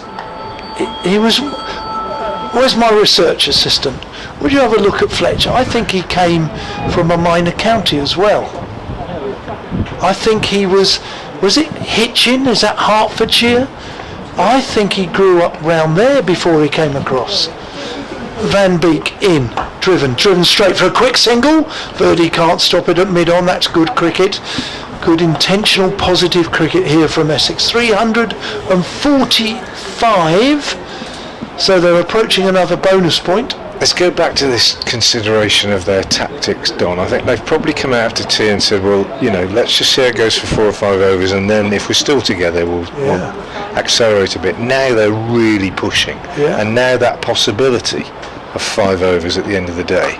Van Beek bowls. This is played very late, very under much his eyes, where he's played into the offside, and there is no run. End of the over. Comes into consideration. That said, or do you just keep going and get to a point where you think, you've still got 2 days left, so it's not like there's 1 day left tomorrow and you've got to get them in tonight to try and nick a couple out. You've still got 2 days left. Do you actually just keep going and get as big a lead as you possibly can? Possibly, with these two going. You've only got to bat once. Yeah, I do think that could be the case. Yeah. The other way of looking at it is, will the Worcester boys fancy facing Harmer for 5, 6, 7 overs? How many overs left? 18. 18. So let's take off 3, 15. You never know. If they lose a wicket, Essex might lose a bit of impetus. Yeah. Fletch played for Royston in Hertfordshire. Verdi round the wicket, bowls to Pepper, clips this away on the onside, and they take a single. Hitchin in Hertfordshire, he played his cricket and he joined Essex at the age of 17. He played Royston. But he really only should have been allowed to join Worcestershire. I had an interesting message about it. I'll read it out as we go along. As Verdi bowls, and this one's clipped away on the onside for a single. Had a message from Propster, who's a prominent Worcestershire supporter. He said, I was playing with Brian Richardson on Sunday. That's Peter and Dick's brother, Brian, who played a little bit for Warwickshire and then I think became quite a luminary at Coventry City, if I remember. Verdi round the wicket bowls, turned away on the leg side again for a single, and he says he told me how he had to play for Warwickshire as he was born in the county. His brothers played for Worcestershire and could have played for anyone because they were born in Herefordshire, which was a minor county. And I recall Brian Richardson was playing, I'm almost certain of this, was playing in the very, very, very first county cricket match that I ever saw, and it might even have been his debut for Warwickshire. Verdi bowls, and this one's cut down to third man, again just a single, and it coincidentally was Warwickshire because it wasn't in Warwickshire. I was on holiday in Hastings in 1966. My mum had arranged the holiday to coincide with the 900th anniversary of the battle because there were lots of exhibitions on and things, and we stayed in a guest house overlooking the old county ground at Hastings. It was cricket week and they played Kent and Warwickshire, and they were the first 2 county games I ever went to, and Warwickshire had Brian Richardson was playing in the side. MJK Smith was playing, Bob Barber was playing. Cowdrey played for Kent. I remember Sussex, Alan Oatman played, John Langridge, Ken Suttle, John Snow, players, names that became well known to me But I was only 8 years old and I fell in love, just absolutely fell in love with county cricket. John Whitehouse hadn't started. Billy Abdullah was playing. Rudy Webster was playing. Alan Gordon made his debut in that game. It's one of his few games. Yeah, it was fantastic. Sad to read Billy Abdullah died recently in New Zealand. Birdie round the wicket. Lovely little reverse here from Pepper. You described him as a modern cricketer, and that's exactly what he is, and he plays that expertly. 350 is up, another bonus point for Essex. Crowd appreciated that. It's been a great partnership between these two. 122 they've added now for this 8th wicket. Just what they needed, just as Worcestershire just kind of run out of steam a little bit, just run out of energy, and they are making them pay. Birdie round the wicket. Brave bit of bowling, gives that a bit of air, just stroked up to extra cover for a single. Takes Pepper onto 86, and he will keep the strike in sight of the first 100 of the game here, and how well he's played. Earlier in the day, the generic we, I think it may have been Mash and yourself, Frank. A gentleman, Jeff Hawes, writes in and says, great to hear the conversation about keepers on the subject of James Foster. Yeah. He got the nod when Alex Stewart became injured. I think it was a fingery injury to Stewart, and Foster got his chance. Then Foster broke his finger and Stewart got his place back. We had a long chat about keepers, Don, for various reasons, and James Foster was mentioned, and I'll tell you something about James Foster that quite a few people don't know, is that he's been used as a consultant by Worcestershire, as a consultant coach to come in occasionally and work with the keepers. Yeah, as Van Beek bowls, played into the offside for a quick single there. Pepper gets off strike, Snater to face, and I'm hearing a bit of noise in the cans. I'm wondering whether we might be having an update shortly. I know they've booked in for a special one at 5:30. Well, you'll have some good news for them, Don. I will, won't we? For the parish. Yeah. In comes Van Beek this time. It's a good delivery, which is responded by Snater, where he plays with a very straight bat, times the ball, but the bowler Van Beek fields it on his follow through. There is no run. Worcestershire, with their green caps on, are busily clapping and encouraging the bowler. Is running in still down the slope from Chelmsford. Hayes close end, which is now the Graham Gooch end. He bowls. This is driven down the ground for a beautiful shot that's been timed. It's just a full flow of the bat with not much footwork. It was all good hands played through for 4. Great shot. 257 for 7. It's an early 5:30 update. Either that or we're going to have to listen to the news for 10 minutes. Traffic updates. Van Beek rolls. This is short, and that's gone for 4 as well. Slater moves to his 50. You can hear the applause, and he's going to raise his bat, is he? He hasn't yet. He's clapped hands, and now he raises his bat to the pavilion. Congratulations. He scored his balls. He's faced 73. Yep. 6 fours, 7 fours. 106 balls, 88 for Pepper, 73 for 53 for Snater. And we were in a spot of bother, don't forget, at 227 for 7. It's worth now. And there's a nick, and he's been given.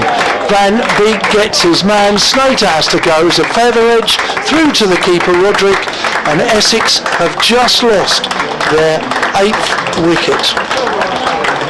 And Worcestershire needed that, and how they needed it.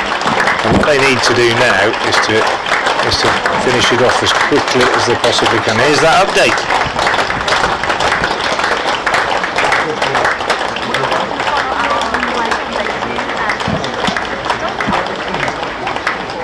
Yes, a good afternoon. It's been a great evening session here at Chelmsford as Essex have just lost their 8th wicket. It was Snowter who was caught Roderick, bowled and Van Beek for 53. It's been a fantastic 8-wicket partnership, but still at the crease, getting closer to a century, is Michael Pepper. He's on 88 not out. Score 361 for 8.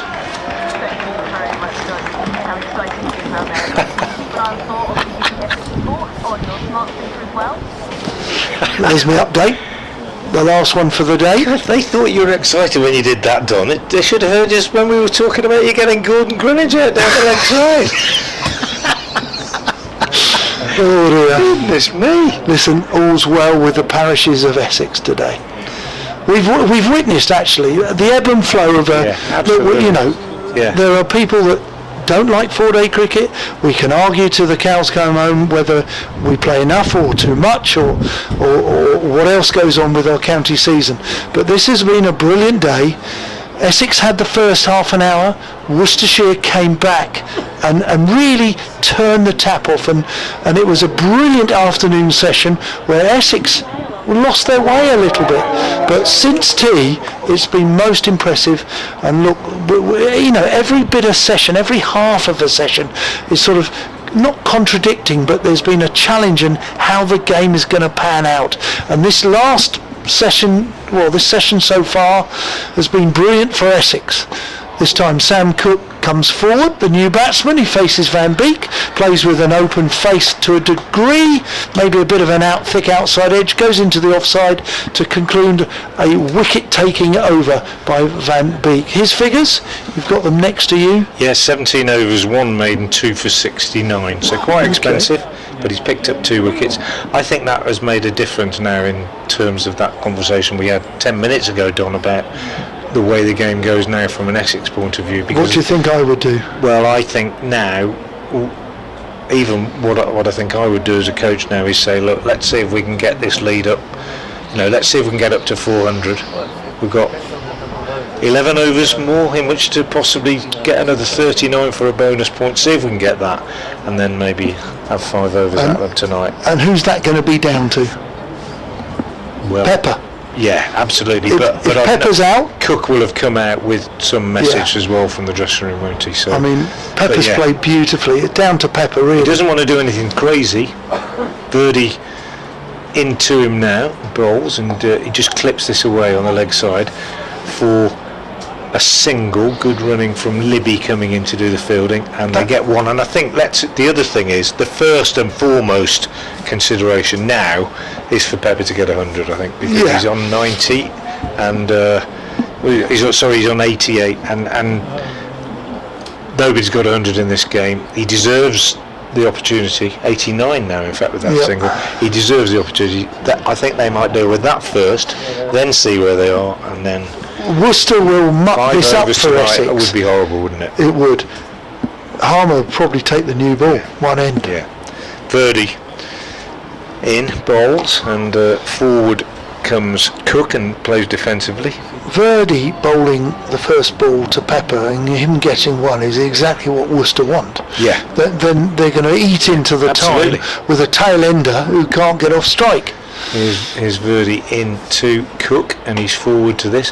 And if I'm Jake Libby or Gareth Roderick now, especially Gareth Roderick, who's been keeping wicket all day as well, I'm thinking, let's just make sure we don't have to bat tonight, really. But at the same time, we're not going to give runs away, but we don't want to be batting tonight.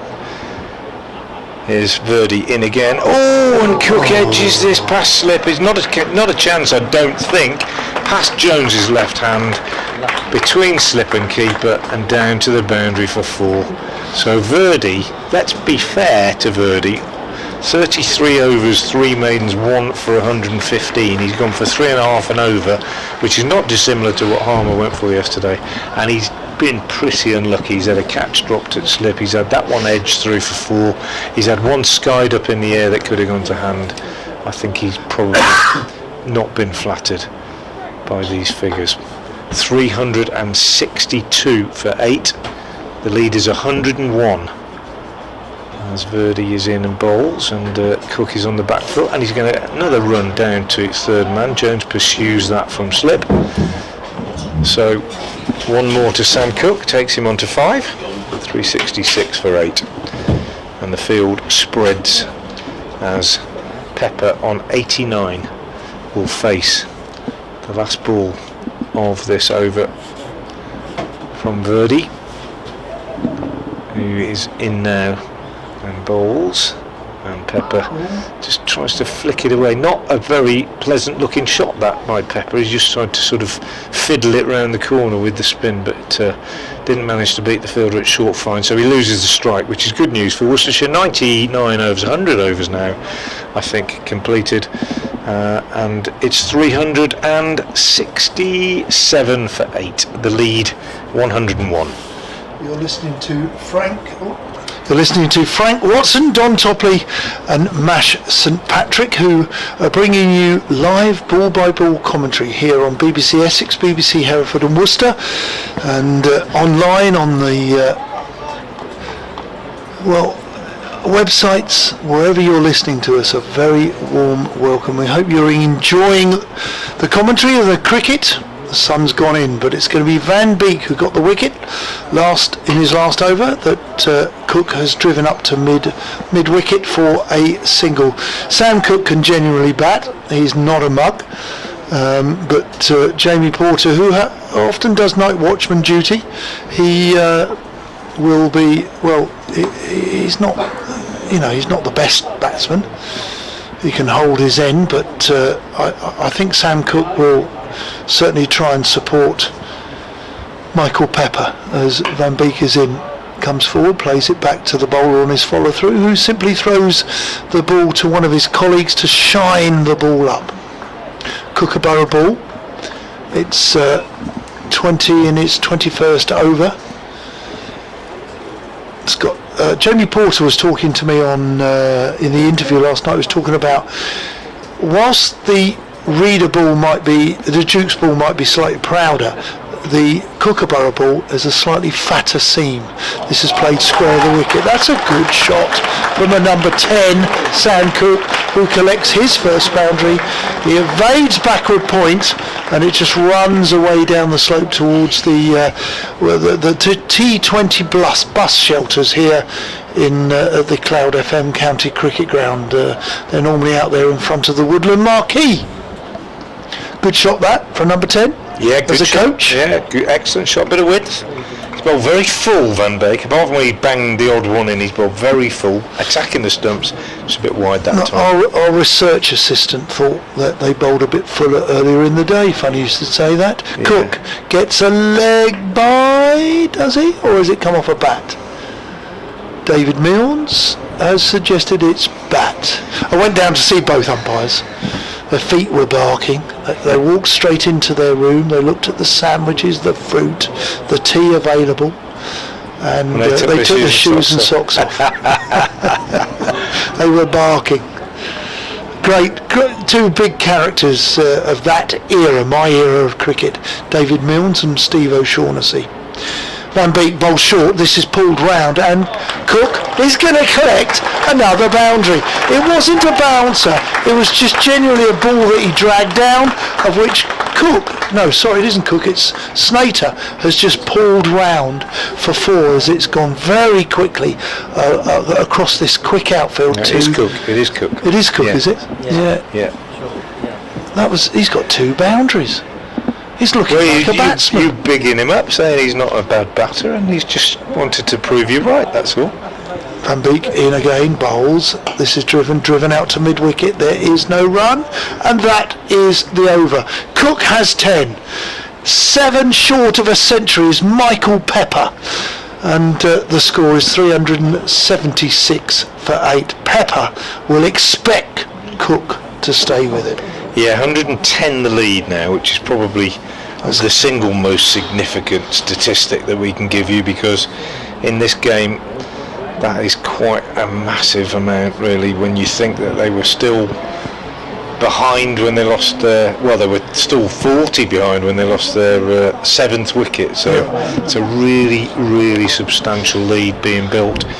and it's mainly down to Pepper, who's played easily the innings of the game, and he's now on 93 as he waits for Verdi and bowls, and he just runs this one off the face behind square on the offside, and Rob Jones runs back from slip to field.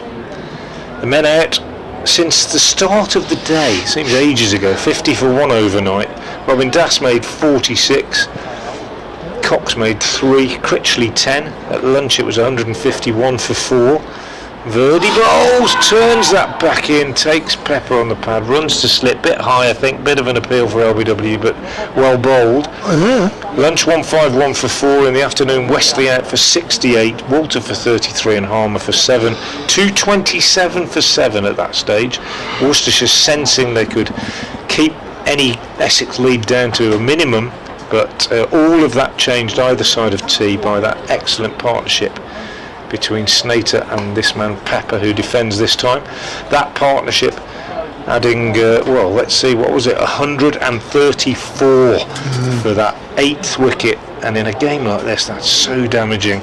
Before Snater was out for 53, Pepper's still there on 93, waits now as Verdi bowls to him and he just pushes it out on the onside, and there's no run. Good stuff from Pepper. I think he's played really well. I think there's every chance I'll be interviewing him this evening. You might just have put the mockers on him with that, Don. Well, you can interview him even if he doesn't get 100. Well, I think I will be.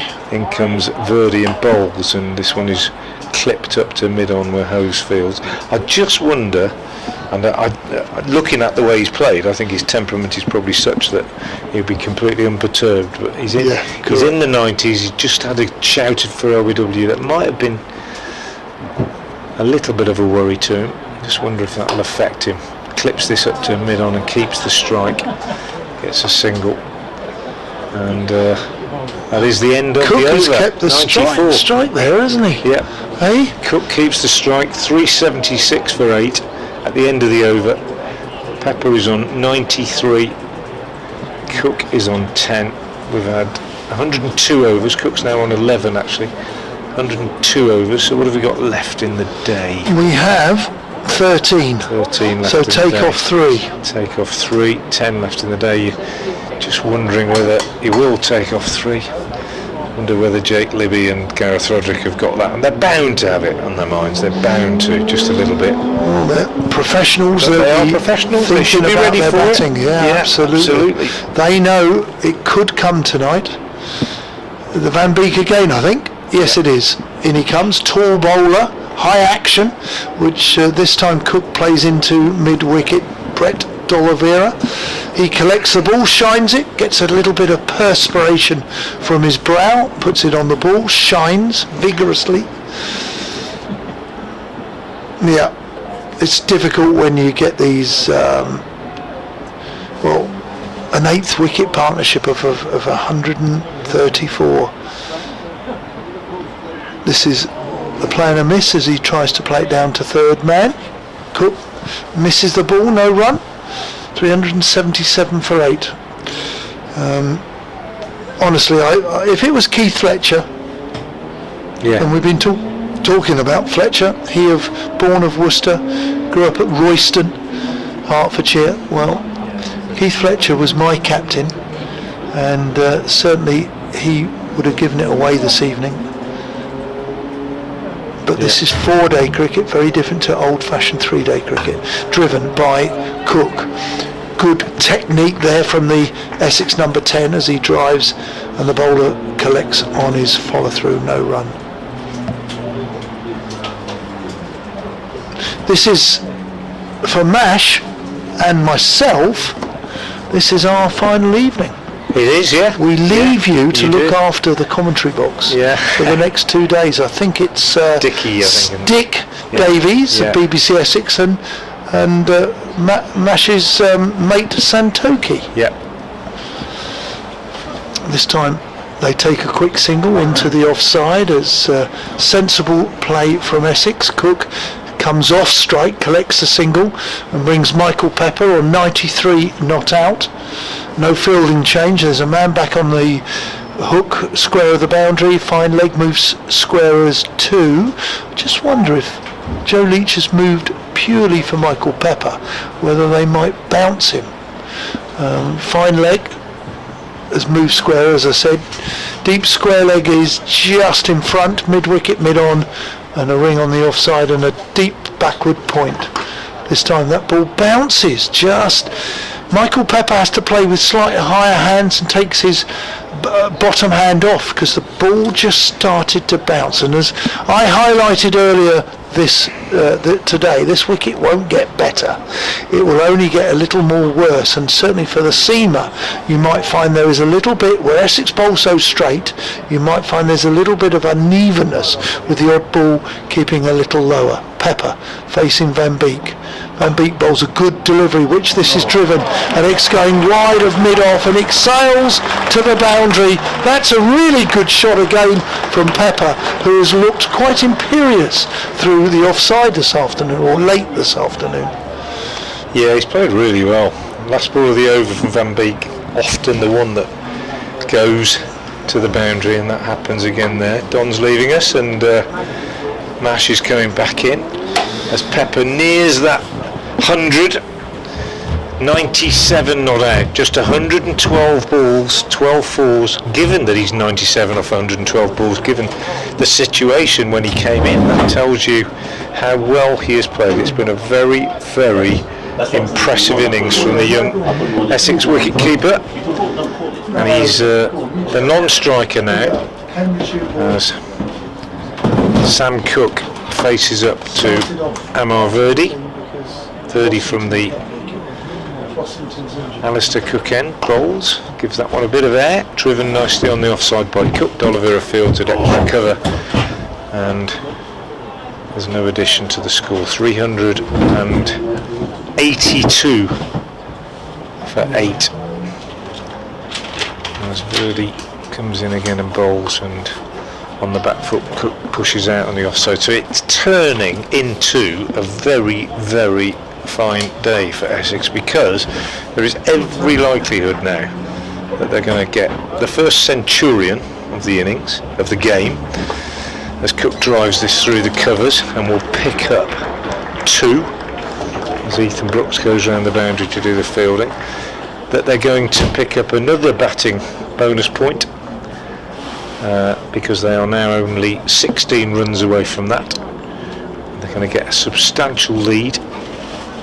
They're going to end day 2 in a position of massive strength in this game, as Verdi is in again and bowls, and Cook runs this down to third man. He's going to get another couple.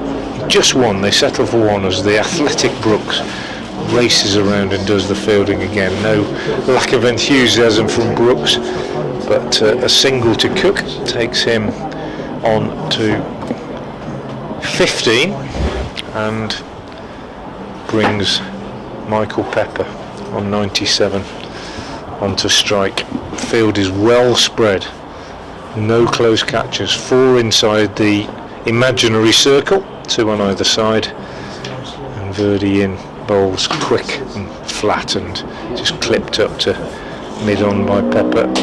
Long on, Libby Fields, 98 now to Pepper. Significant number is the lead, which is, as the score goes up to 386, 120. And I think that's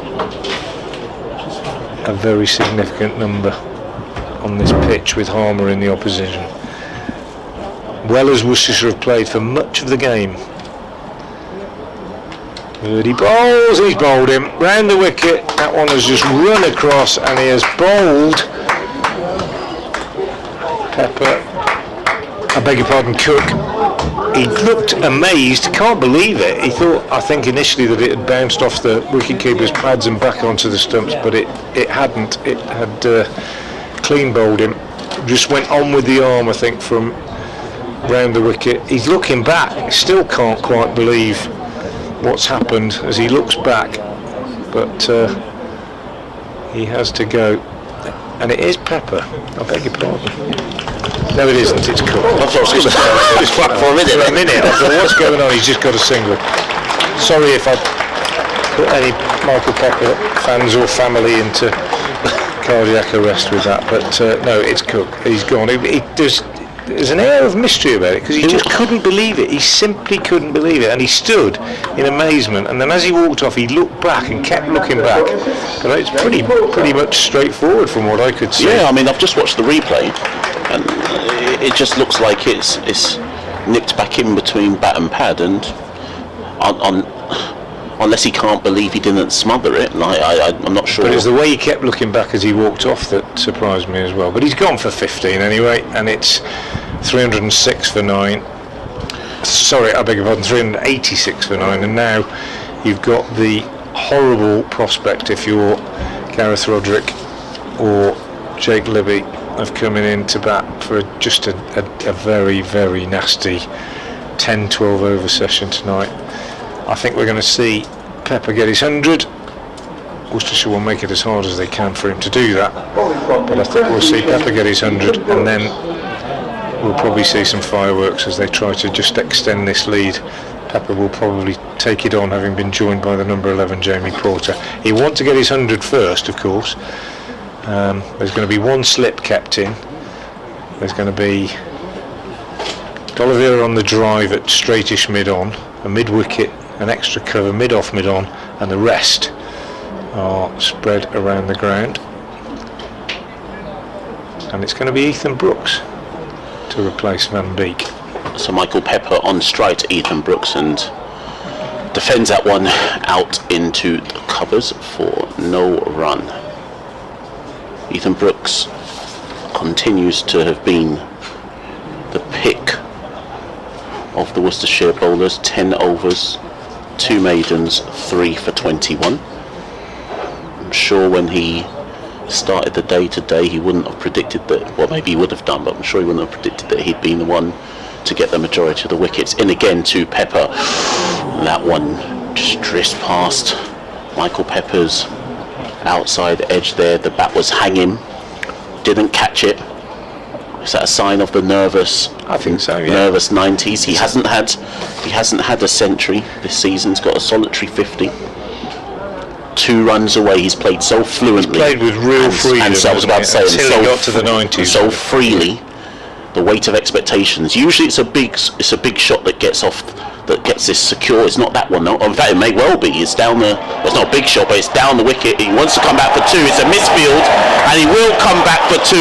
And that is Michael Pepper's century. The Cambridgeshire-born Michael Pepper. He did not start the year in the Essex team, but as the year comes to an end, or the county championship season comes to an end, slowly but surely he hits his first century of the season.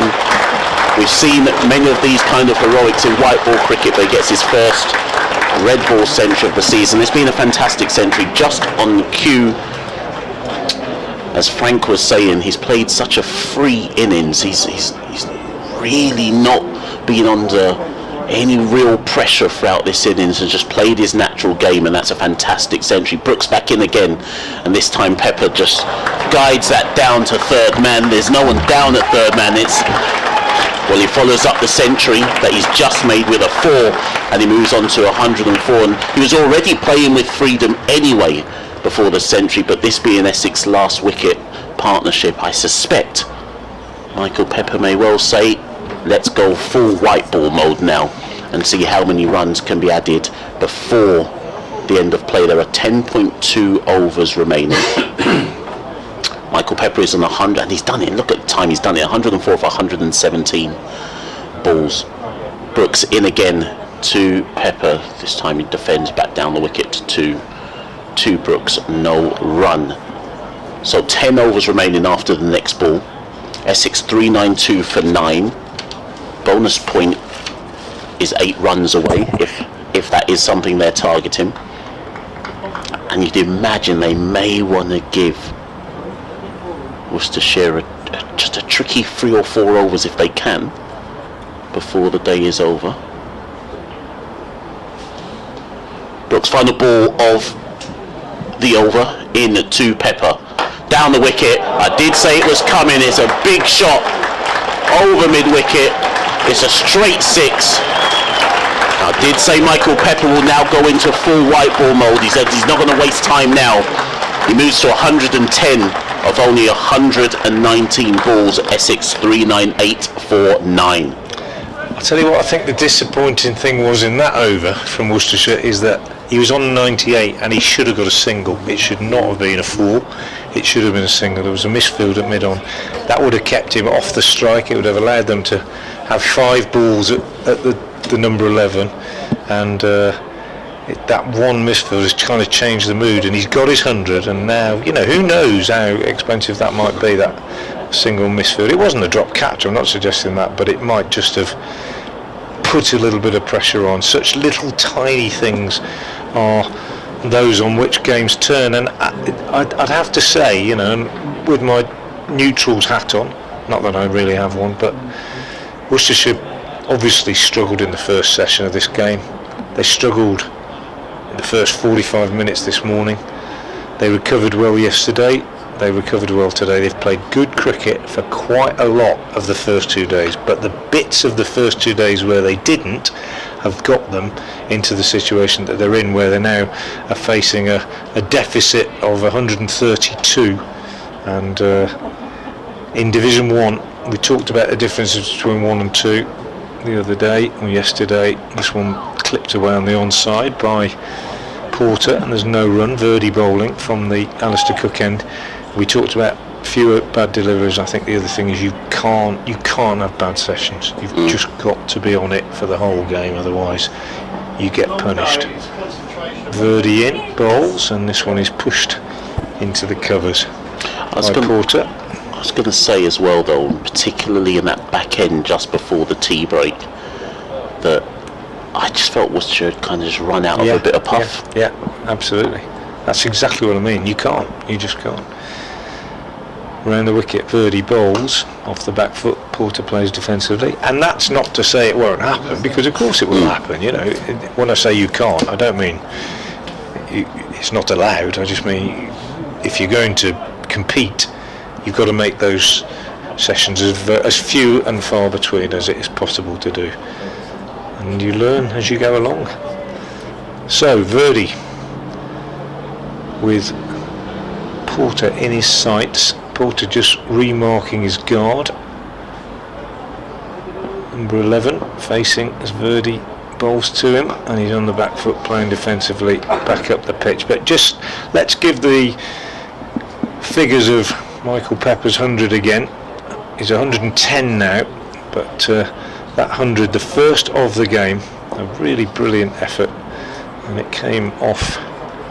Just give the exact details. This one's pushed out again on the onside. 116 balls, 167 minutes, 12 fours, and in the context of the game, timed perfectly and match changing, I would suggest, as Verdi is in and bowls and Porter is forward. Plays that out on the offside. A maiden, warmly applauded by the Essex faithful, who now sit back in anticipation of an assault from Michael Pepper. Verdi's figures now 37 overs, 4 maidens, 2 for 125. I think he's bowled a bit better than that. Yeah, he hasn't. Particularly in the first session, and just after the first, actually. Second session, I thought he was critical in drying up the runs, which kept Worcestershire in the game. But kudos to Jamie Porter there for playing out that maiden. Very much you have to assume that was the instruction to allow Michael Pepper to play white ball cricket. Yeah. Against a bowler who specialises in white ball cricket himself. Ethan Brooks, master of the slower ball and variations in pace, etc., but licensed to kill for Pepper. So Brooks from the Graham Gooch end to Pepper, and Pepper tries to bring out the reverse lap paddle. So many different types of shots these days, who knows what they're really called, but Brooks goes for an appeal. He didn't get anything on that, Michael Pepper. I think the appeal was more at the how dare you. I tell you, I've been saying for a long time now, sooner or later a keeper's going to catch one of those, and when they do, it'll be an amazing catch. And Roderick was joined in as well, but sooner or later a keeper is going to catch one of those sort of ramps over the keeper's head. Brooks again, that's good fielding there from Ethan Brooks. Pepper tries to go for the full lusty drive down the ground, but Ethan Brooks fields that one-handed on his follow-through, no run.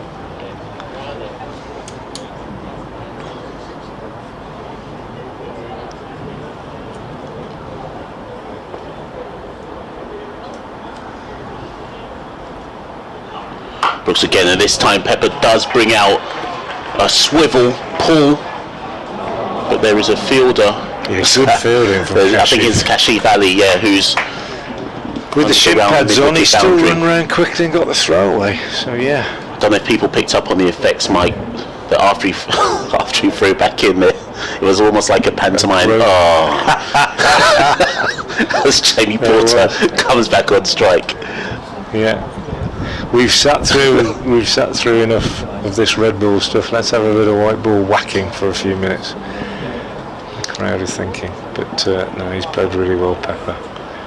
Brooks has 3 balls potentially. 1 run away from the 400 if Essex are looking for that bonus point. That one forces Jamie Porter back. He defends that. No run. Another thing about Ethan Brooks that I haven't said, we've been talking about him quite a lot today, he's the best keepy upper of a cricket ball I've ever seen. He flicked it only once then before taking it in his hands, but sometimes he'll do 6 or 7 when it's played back up to him. Brooks in again, this time to Jamie Porter. Porter drive down to mid-off, no run. He even got a round of applause at Northampton when somebody played one back at the pitch to him and he kicked it up in the air and then did about 8, and the ground of people noticed. They started clapping. Very silly. Little bit of a sideshow. Oliveira and Roderick having a chat here. Field spreads. He won't take a single, I don't think, but you've got to do it, haven't you? Because you don't want him to get a boundary. I'll give him one if he wants it. Slip still in there. Roderick making a suggestion. Oliveira says, not this time. Brooks with 1 ball left in the over. He's going to stand back, Roderick. Oliveira in at short mid-wicket. And that one is through Porter. Bit of zip there with that last delivery effort ball there by Brooks. I say effort, it said 73 miles an hour, but still looked like an effort ball all the same. But either way, there's no run, and Michael Pepper will come back on strike. I'll give you that one was a bit quicker than that, but it wasn't 80. It's funny, isn't it? When you do get a speed gun on people, it's odd, really. You see the speeds that some people bowl at. I can tell you that in indoors at Edgbaston, there's a lad that I coach at the moment who's been clocked at 76, and he's 14 years old. He's a big lad, but even so, that's quite remarkable, I think. And that's probably about what that ball was from Ethan Brooks. Birdie. It's interesting. Dan Mousley apparently bowling round the wicket in the one-day stuff for the Bears, and he's got picked for the England T20 squad, and he's made this speciality of off-spinner, but he goes round the wicket and fires these darts in like Yorkers. He's been bowling in the mid-70s apparently. As Verdi bowls, that one's that's gone down the leg side, and Verdi has just gifted another bonus point to Essex with that one, a loose one. Must have slipped that one almost. Quicker ball and completely done. Gareth Roddick down the leg side and gone away for 4 runs. So a little bit sloppy. 403 for 9 now. Essex, substantial lead. 137 as Verdi gets this one right and chopped into the ground. Pops up on the offside. Was into the ground, wasn't it? Well, soon. Verdi standing as though he might have dropped the easiest return catch ever there. We better have a look at the replay. Well, given everyone's reaction around the ground. That's right, we'll have to have a look. Show us a replay, please. Live stream. Where's the replay? No, it might have been. Anyway, Verdi bowls and Pepper heaves this one away on the leg side. He'll only get 1 as it's fielded by Taylor at deep backward square. Mash is going to try and find out exactly what happened.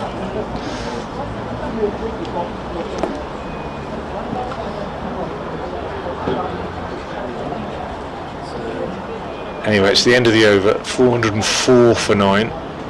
It's not the end of the over, what am I talking about?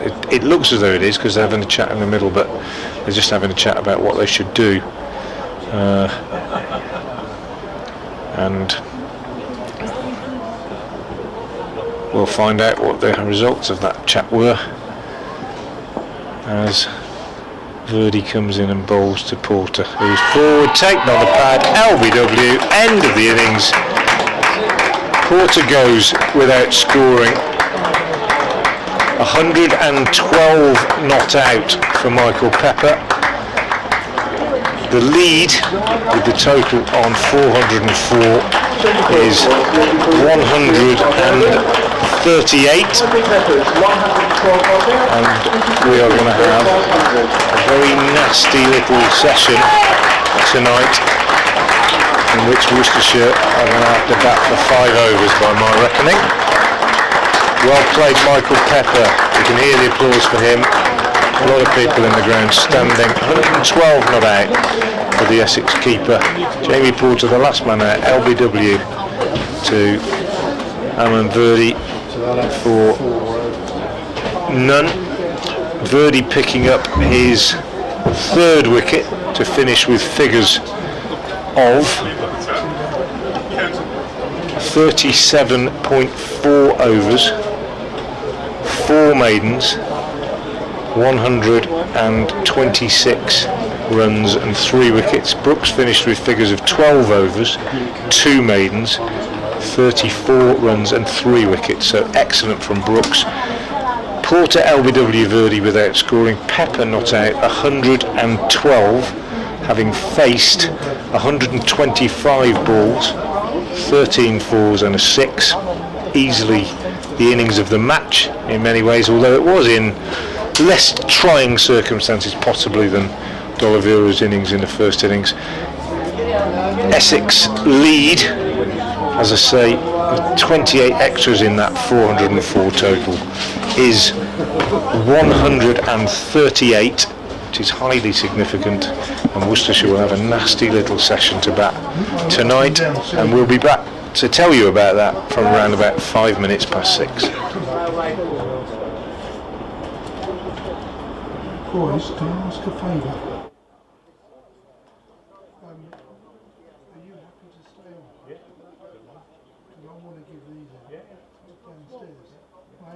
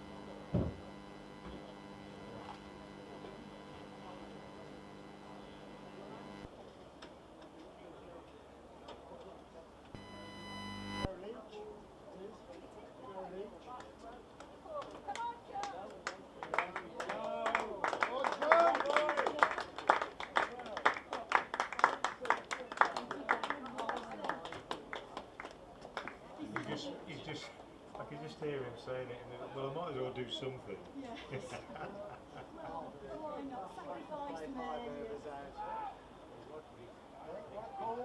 Please welcome to the field your Essex team led by captain Tom Wesley.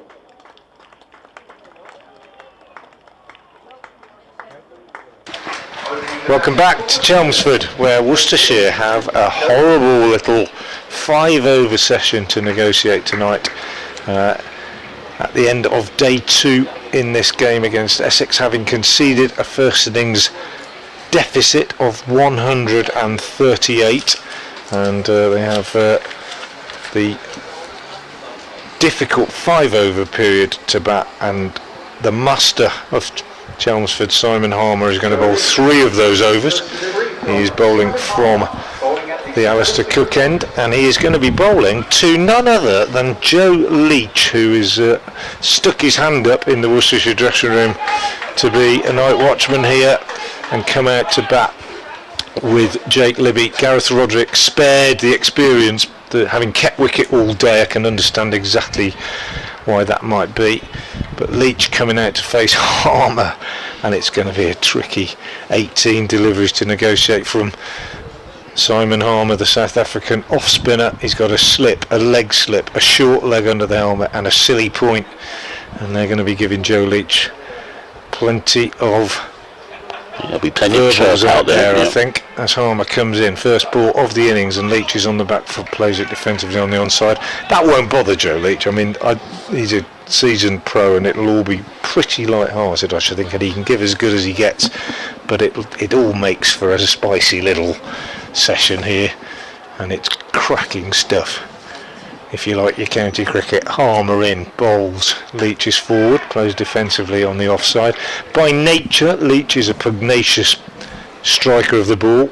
As I said, he started life as a batsman, he's got a decent technique, but he's become more and more a bowler who bats than anything else as his career has progressed. Harmer in, Leach watches this, plays it out on the offside. Ticking them off, aren't they? 18 Harmer's got a bowl, he's bowled 3. I expect it'll be Cook or Porter at the other end, and this is going to be testing for Worcestershire tonight as Harmer bowls to Leach, and he plays that really late on the back foot, and every one he plays there's a bit of a shout of "Hey, whoa!" from behind the stumps. And you wouldn't expect anything less at this point. Absolutely not. Excitement as much as anything else from the fielders.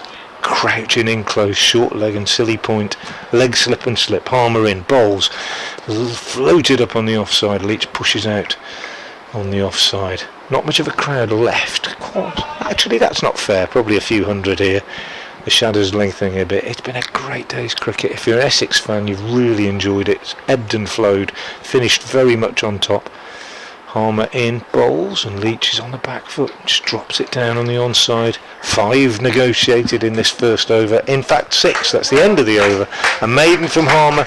Well played by Leach. Punch of the gloves with Libby. And it is going to be from the Graham Gooch end. Sam Cook, I think, to bowl. That's his favoured end. Cook only 1 wicket in the first innings, but bowled very, very nicely indeed as Worcestershire struggled in that first innings. 10 for 4, remember, at one stage. Cook had only got 1 of those, but in partnership with Jamie Porter he got Essex off to a start which in a way set them up even for the position that they're in now. And to be fair, Frank, you did say to me at the start of the day that the general consensus was that this was at least a 400 pitch.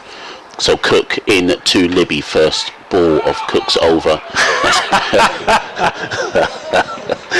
It's pushed out into to point, and whilst I was following the ball at point, Joe Leach had gone halfway down the wicket looking for a run. The job of the night watchman is to face as much of the bowler as possible, so Leach probably thought, I better get down there. And it was actually quite theatrical the way that he turned. He hasn't got the smallest turning circle, and made his way back in.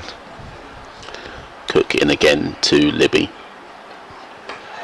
and this one turned away down fine for 1 run to get Leach back on strike, which can hear the applause in front of us. Worcestershire fans like that. They would rather Leach negotiate the majority of these remaining balls today. Well, that's the job of the night watchman, isn't it? There's no point going out there as a night watchman and not facing as many as you can. 3 slips and a short leg. Cook in to Leach. And Leach is forward in defence, no run. And this, I think it's worth pointing out as well, for whether Essex fans or neutrals, that it's not like Joe Leach is a tail ender who's just been thrown out there to do what you can. He has got, I think he's got 2. Yeah. So he's not bunny, so to speak, with the bat. He It's can more than hold his a own. long time since he got one, I must say. But he's made substantial scores in recent years, yeah.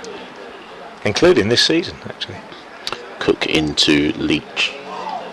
And that is left alone outside the off stump. There's But no I'm not going to give any details, and nor am I going to say any more about Joe Leach as a quality batsman, because I don't want to tempt fate. And however much people say there is no such thing, Mother Cricket knows otherwise. I'm just hoping he can survive, as are the whole Worcestershire dressing room. Well, he's got 2 more balls of this over to negotiate.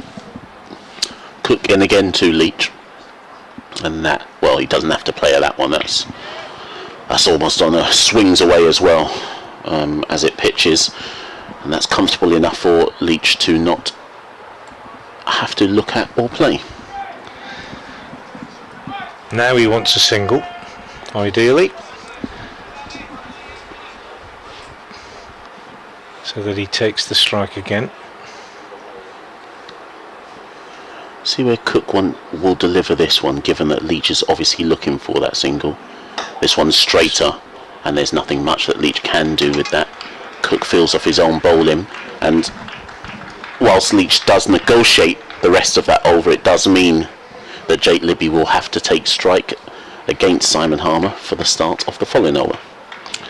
Worcestershire 1 without loss after 2. Yep, 2 gone, 3 left. Harmer has 12 to bowl. Libby will be on strike. He's the one they'd really like. Libby's the wicket they really want tonight. He's the man who might bat for a long time. But Worcestershire have got a lot of batting to do. 2 days left in the game. So pretty much what I kind of thought would happen. If you'd have asked me to say what would happen this morning, it would have been pretty much along these lines, as Harmer bowls and Libby defends, in that we thought they were short on first innings, therefore Essex would get a lead of 100 or so, and then there would be a lot of batting to do on a pitch that's not going to get better. Very difficult. Harmer bowls, Libby is forward, defending on the offside, and if from Essex's point of view, you know, they lost the toss yesterday, but since then, pretty much, I mean, the last wicket partnership for Worcestershire in the first innings notwithstanding, pretty much it's gone to plan. Harmer bowls, and Libby is on the back foot, punching that into the offside, hits the man under the helmet at silly point, quite hard. Just looking who that is. It's Dean Elgar, I think. No, he's not. He's at slip, is he? Don't know. I'll check. Might have to get the binoculars out. Harmer in, bowled. That one turned and took the inside edge, and Libby didn't know a lot about that as it went to It was Elgar. square lug. It is Elgar. Yeah. Well, there you go. That's good for a skipper, isn't it? I will go in there under the lid close. Robin Dassett short leg. He's in again. Harmer bowls. Give this one plenty of air. Libby drives straight back to the bowler. It's good, isn't it? This tense, isn't it? Good cricket. Those that have stayed are really enjoying this. Essex fans on the edge of their seats, really hoping for a breakthrough. Thought they'd got it. That ball but one. Bowls and tucked away on the onside by Libby. So 2 of Harmer's 3 overs of the night negotiated. 3 gone, 2 left. And tense stuff here as Worcestershire are 1 without loss, trailing by 137. Sam Cook will continue from the Graham Gooch end. Joe Leach will take strike to Cook, but so far, job done, Worcestershire will say.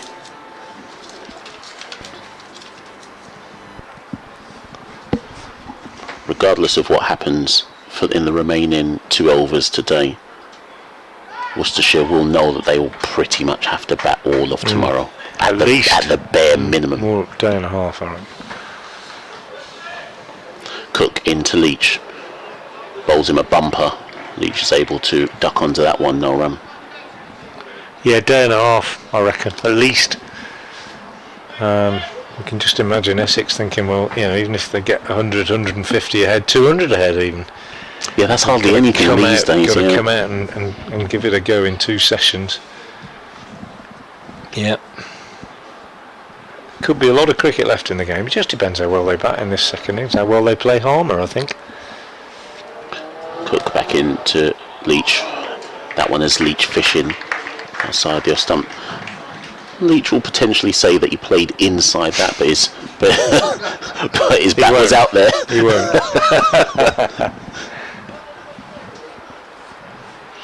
He won't. Shrugs it off all the same. Yeah. 4 more balls to negotiate in this over.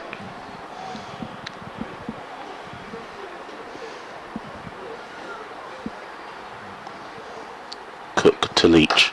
Leach is forward in defence, no run. Full face of the bat.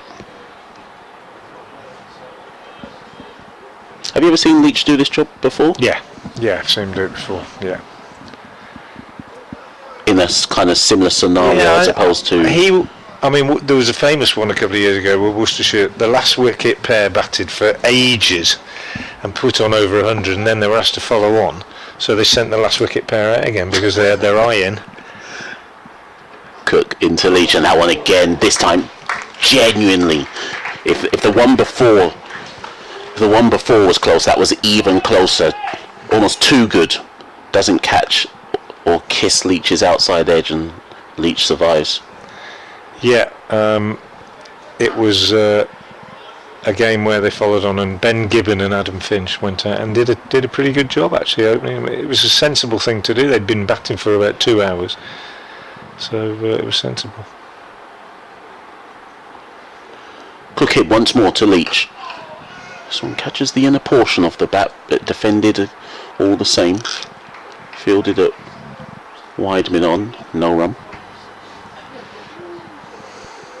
One more ball of Sam Cook's over. He's beaten Joe Leach's outside edge twice in this over.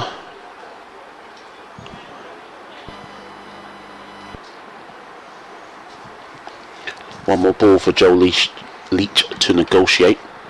If he can, he'll want a single. Cook into Leach.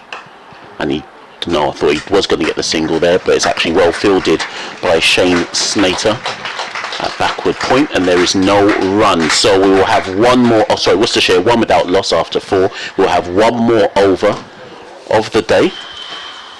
Frank Watson will call it, Simon Harmer will bowl it, and Jake Libby will take strike. Thanks. Perfectly set up. I'll just run through the story of the day very quickly, as I always do in the last over. Essex began on 50 for 1. Good start for them before Worcestershire got some sort of control this morning, and then Ethan Brooks picked up 2 wickets. Das for 46 and Cox for 3, the men out. Critchley was out just before lunch for 10. D'Oliveira picking him up. At lunch at 151 for 4. Break off as Harmer bowls and Libby defends. And then in the afternoon, Westley 68, Walter 33 and Harmer 7 were all out. 227 for 7 at that stage, and Worcestershire hoping for parity perhaps at the end of the first innings. But all of that changed. Harmer bowls, Libby defends again, and there's no run. All of that changed. 134 added either side of tee for the 8th wicket by Shane Snater and Michael Pepper, before Snater was out for 53. Harmer again is in and bowls, and Libby defends with bat and pad close together, just about gets away with it. Cook was then LBW was then bowled by Verdi for 15, but Porter came in, and while he was in company with him, Michael Pepper reached a maiden first-class 112, not out at the end of 125 balls with 13 fours and a 6. Last man out was Porter, LBW without scoring, but 404 representing a lead of 138 for Essex on first innings. 3 wickets each for Verdi, and particularly good effort from Ethan Brooks. 3 for 34. Also a wicket for Tom Taylor, 1 for Brett D'Oliveira, and a couple for Logan Van Beek. But that lead 138. Worcestershire left with 5 overs to bat. Harmer bowls, Libby defends, and Joe Leach coming out to face the music with Jake Libby. Gareth Roderick, the normal opener, having batted at number 1 in the first innings, kept wicket all day, spared the job tonight as Libby takes a quick single off this one from Harmer, and takes the score on to 2 without loss with 1 ball left on day 2 here at Chelmsford. And Joe Leach, the night watchman, well, I suppose you could say even if he gets out now, he's done his job. He doesn't get out, he turns it on the leg side, and it's fielded at backward square leg. So the end of day 2, Worcestershire 2 without loss. Joe Leach and Jake Libby, the men at the crease. Libby has both the runs. Joe Leach is not out naught, and Essex at the end of the day leading by 136 runs. It's been a cracking day's cricket, enjoyed by a lot of people. It's ebbed and flowed. Essex definitely on top, but Worcestershire are not out of it yet. They'll all fight and fight and fight. They've played some good cricket, but just had 1 or 2 difficult periods in this game, and Essex have taken advantage of that. It's been a cracking day's cricket. I hope you've enjoyed our coverage here at Chelmsford. Both my co-commentators, Mash and Don Topley, will not be here tomorrow. I'll be in the company of Dick Davis of BBC Radio Essex and Santoki from the Caribbean Cricket Podcast. And until then, this is me, Frank Watson, from BBC Hereford and Worcester, saying I hope you've enjoyed our coverage, and we'll be back tomorrow just before 11 o'clock in the morning. Thank you very much for being with us. Mash, thank you for your company. I've really enjoyed working with you. Not a problem whatsoever. Hope our paths cross again at some stage during the season. And with that, I'll just say, with Worcestershire 2 without loss in their second innings, trailing by 136, it's a very good evening to you from Chelmsford.